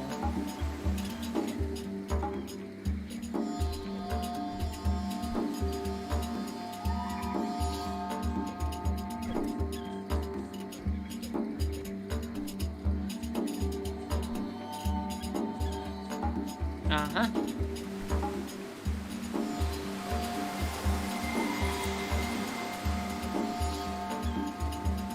Achievement unlocked exploring the Golden City.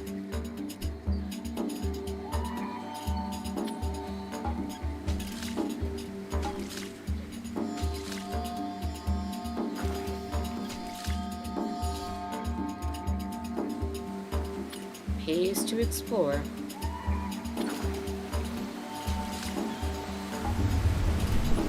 Peacock again.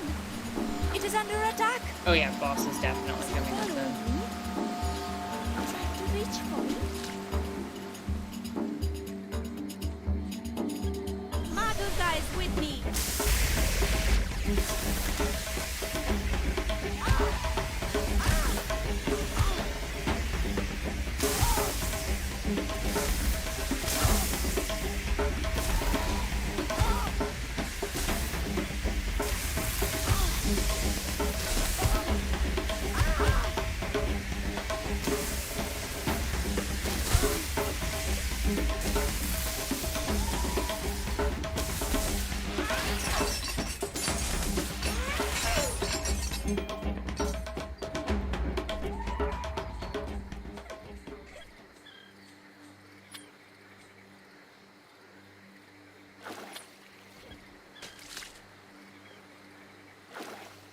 I think I can make that jump. Yeah. Cool.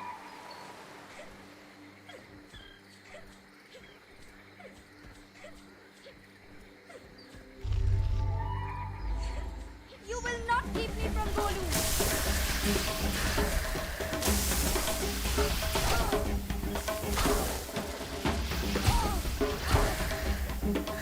Yo, you can just get comboed in this game.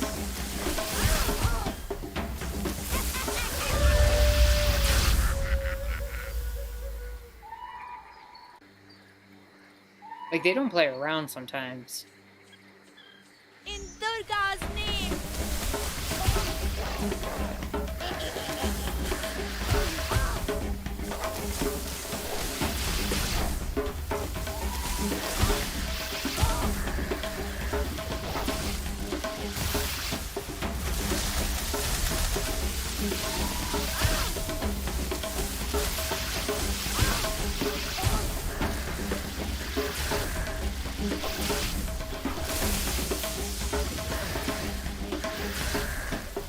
Come on. Come on. Oh. This is brutal.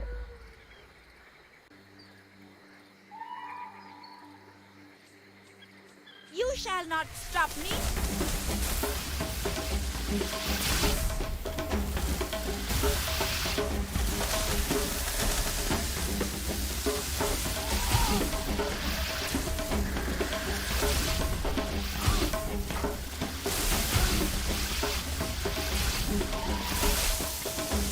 Okay, there we go.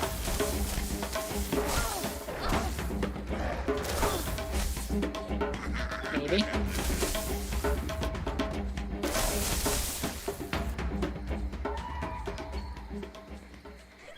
This little fly has a sting. Who is this intruder, and why does she dare my wrath?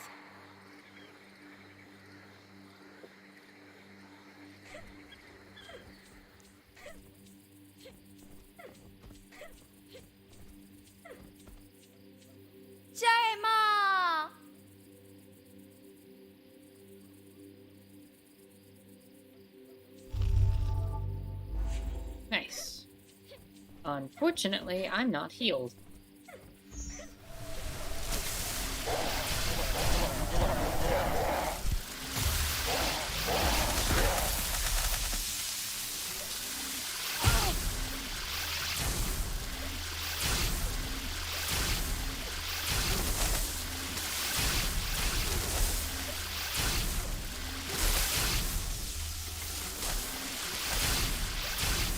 Come on.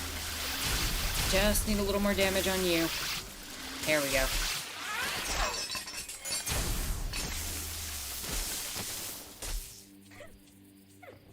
Hold that one out.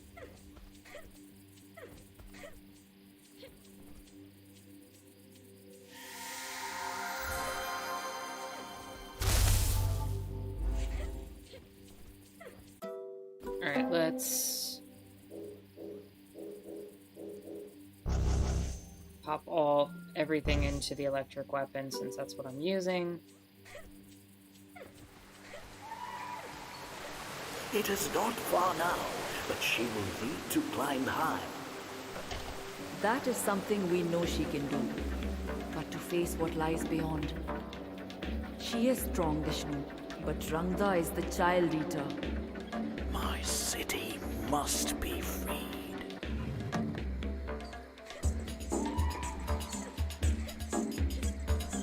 Ma Durga is with me.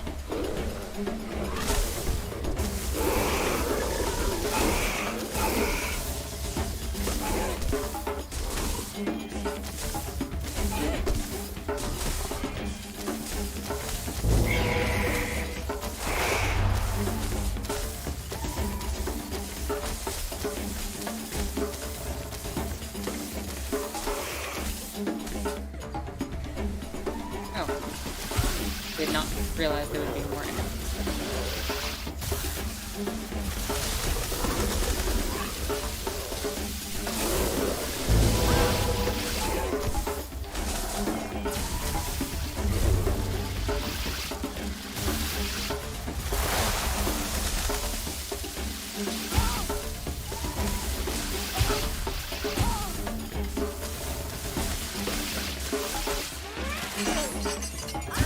The goat would be proud.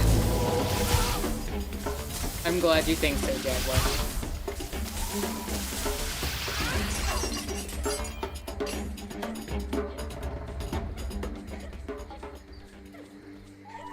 Really? Nothing over here? Okay, that's fine.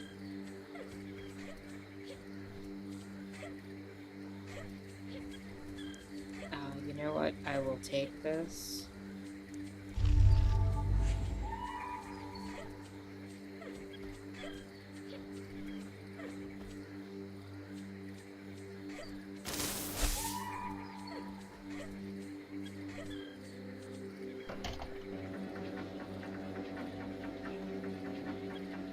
Is that a goat of an azure color?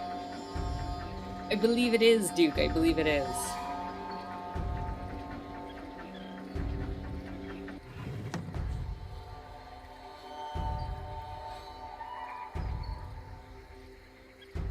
And I'm assuming boss fight is right up there.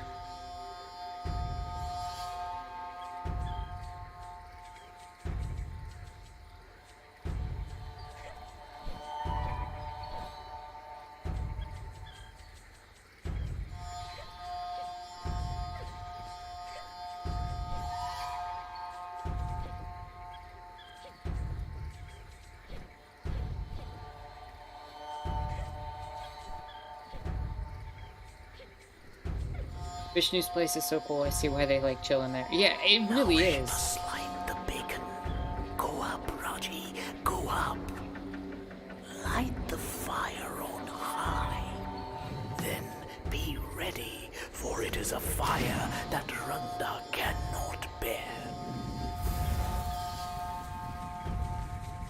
See now, the evil reveals itself.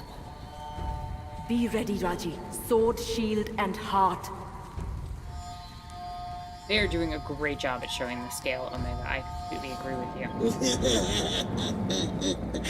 Who dares to light the beacon fire. I'm sorry. I will end you, I mortal. heard that and all I thought was, who dared light the black flame candle?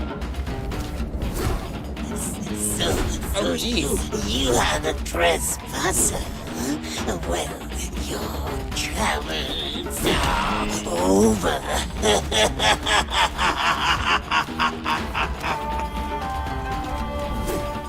Where is Golu? Tell me what you want with him.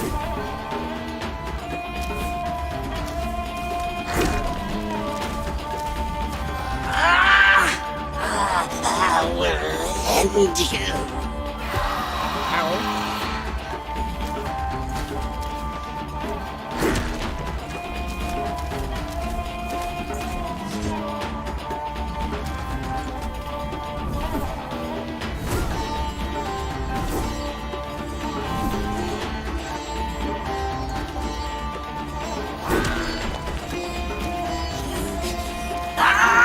You dare defy Rangda! I don't know how to dodge that. It's cool how the farther out the perspective really does You highlight how have small caught it my attention. You've caught my attention. Now face your death.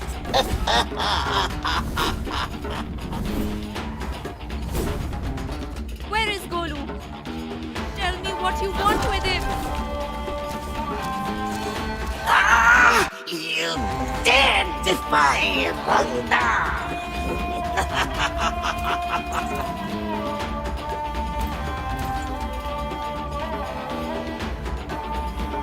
Oh, you can choose the element.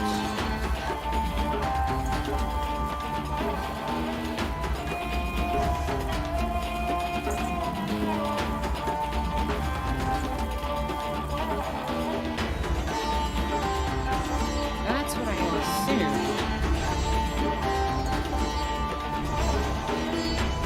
So now I can use a fire bow. Okay.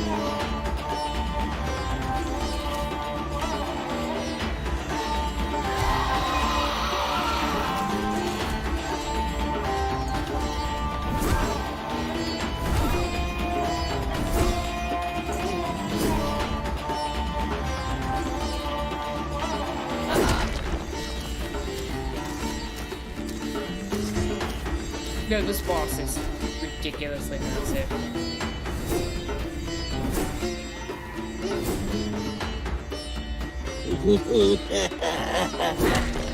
So who has up? I will end you. I need the shield. I just realized that. You have It's forcing me to use the sword and shield. You've got my attention. Now face your death.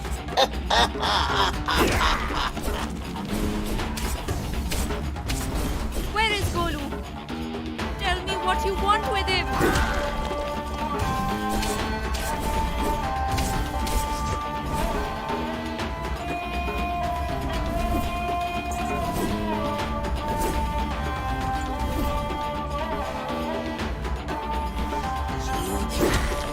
Only prolong. I will end you. Yep, that's how you do it.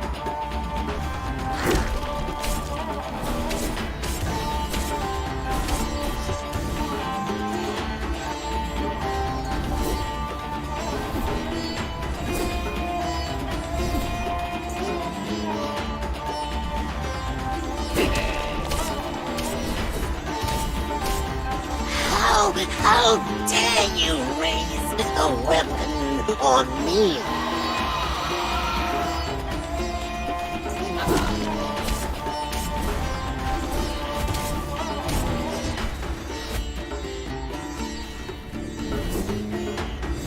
Ooh.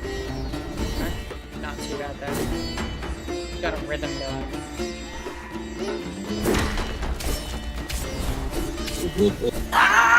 You dare defy Rangda!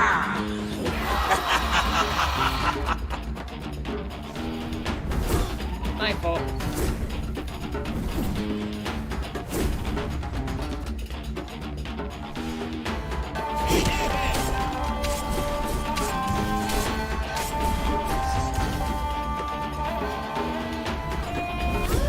Ooh, okay.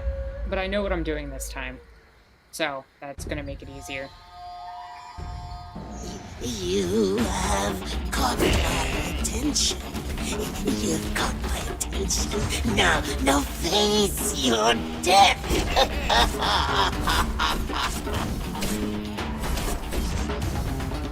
You will die for what you have done here.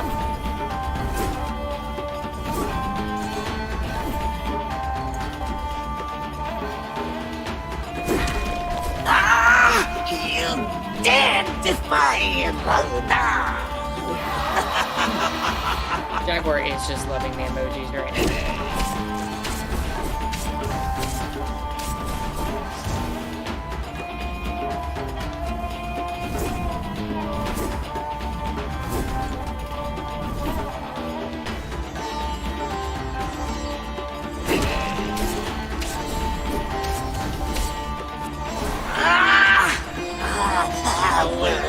Jaguar says I'm very expressive and they depict my reactions perfectly. I'm glad you're enjoying them.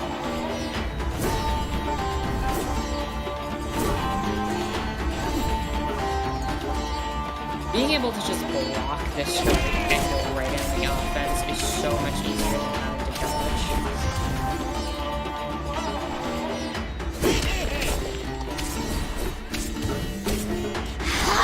How dare you raise a weapon on me?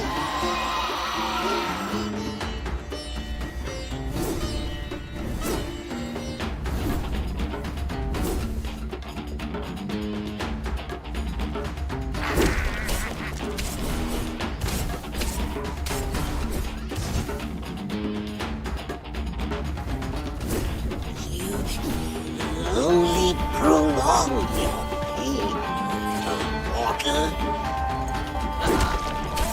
Vishnu is my shield and Durga is my... I will use your entrails as a banner. Okay. Oh, twice. Great.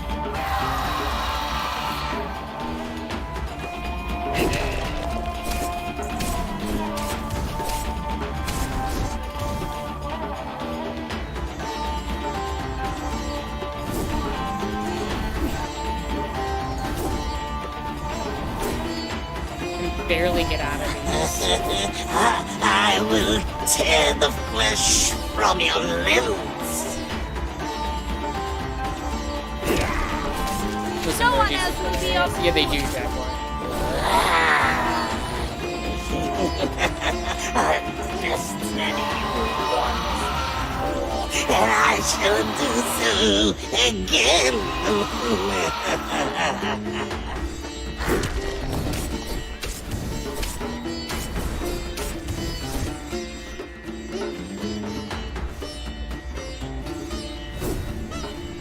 You barely got enough time to dodge these.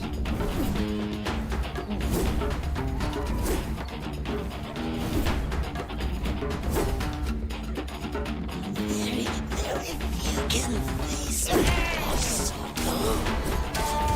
Who are you? We have fought Now I got 3 blocks. before. 2. Taste death, monster!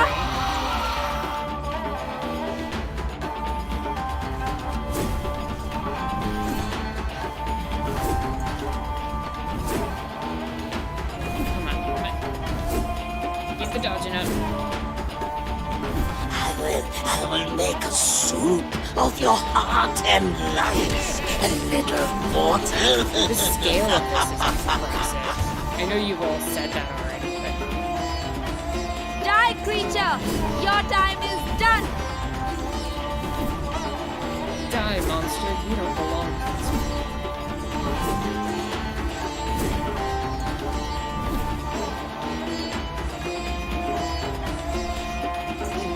The shield is really good to go. The I shield will makes her tear the flesh from your limbs.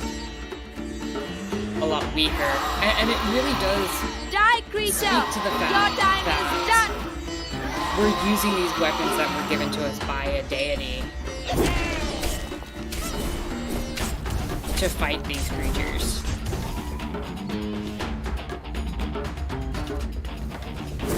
Oof. Come on, no, do not get combo. I will make a soup of your heart and lungs. A little What is the man? water. Nothing but a miserable pile of secret. I was thinking the same thing. Taste death, monster!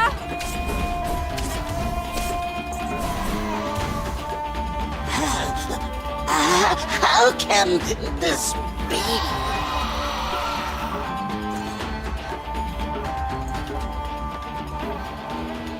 And she has triumphed. You said that it would be so, Durga. And yet, so many souls have been lost to Rangda's greed. It is a great victory, but Rangda was never a clever creature. Now Raji must face the schemer behind Rangda. How will she fare against Mahabalasura, who holds her brother's life in his palm?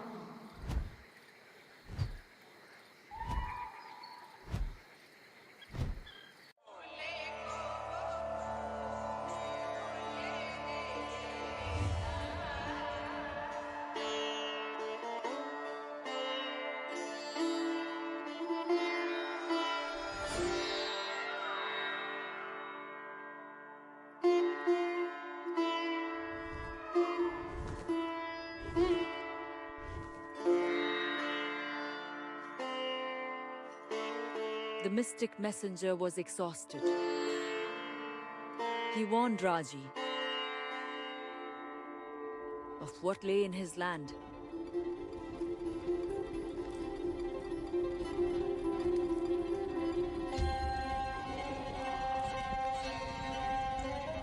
A conqueror had come, bringing demons, death, and despair.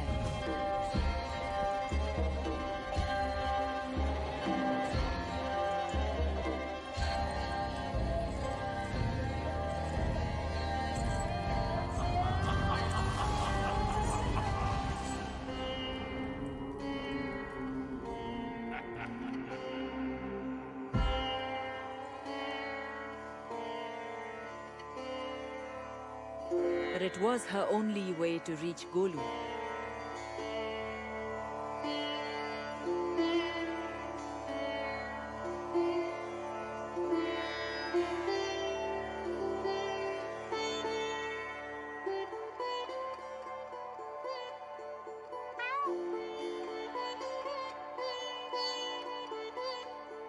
They must move swiftly.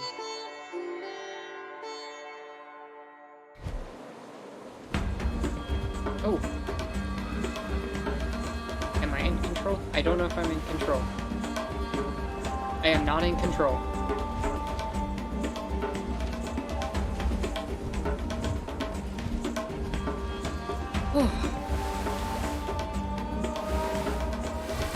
This is beautiful.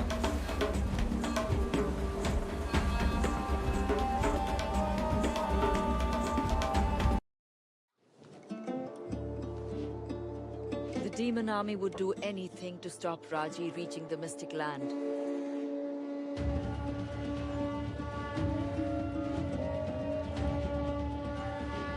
The mystic.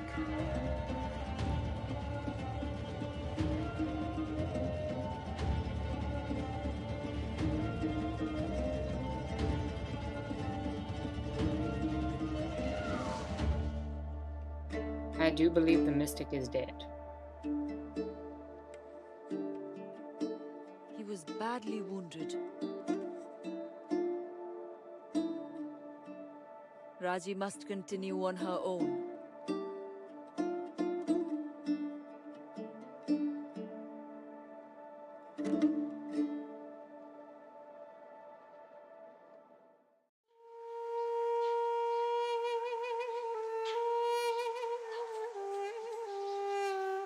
Mayura, you have done all you could. Rest now and be safe. Oh, the mystic's okay. I mean, relatively speaking. But yeah, I think this is a great place to end things. Thank you all so much for stopping by for the stream. It was good to get back into things. Look forward to videos coming out this week. I needed a little bit of a break, but I'm glad to be back making content and working on things. So look forward to that in the next few days. If you've been enjoying this stream and you want to see more content like this, please do feel free to check out my Patreon, linked in the description down below. It goes a long way to helping the channel, but please only donate if you're in a financial place to do so.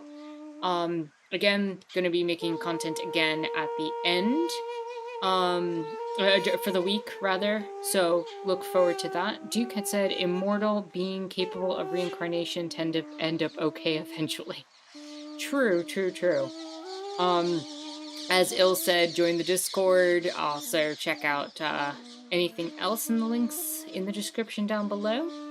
See you all back on the Discord, and yeah, have a good one. I'm going to give you all 5 minutes to just chat amongst yourselves if you'd like, with this music in the background, and we'll catch ourselves up next week with more Sunday stream. Have a good one, everyone.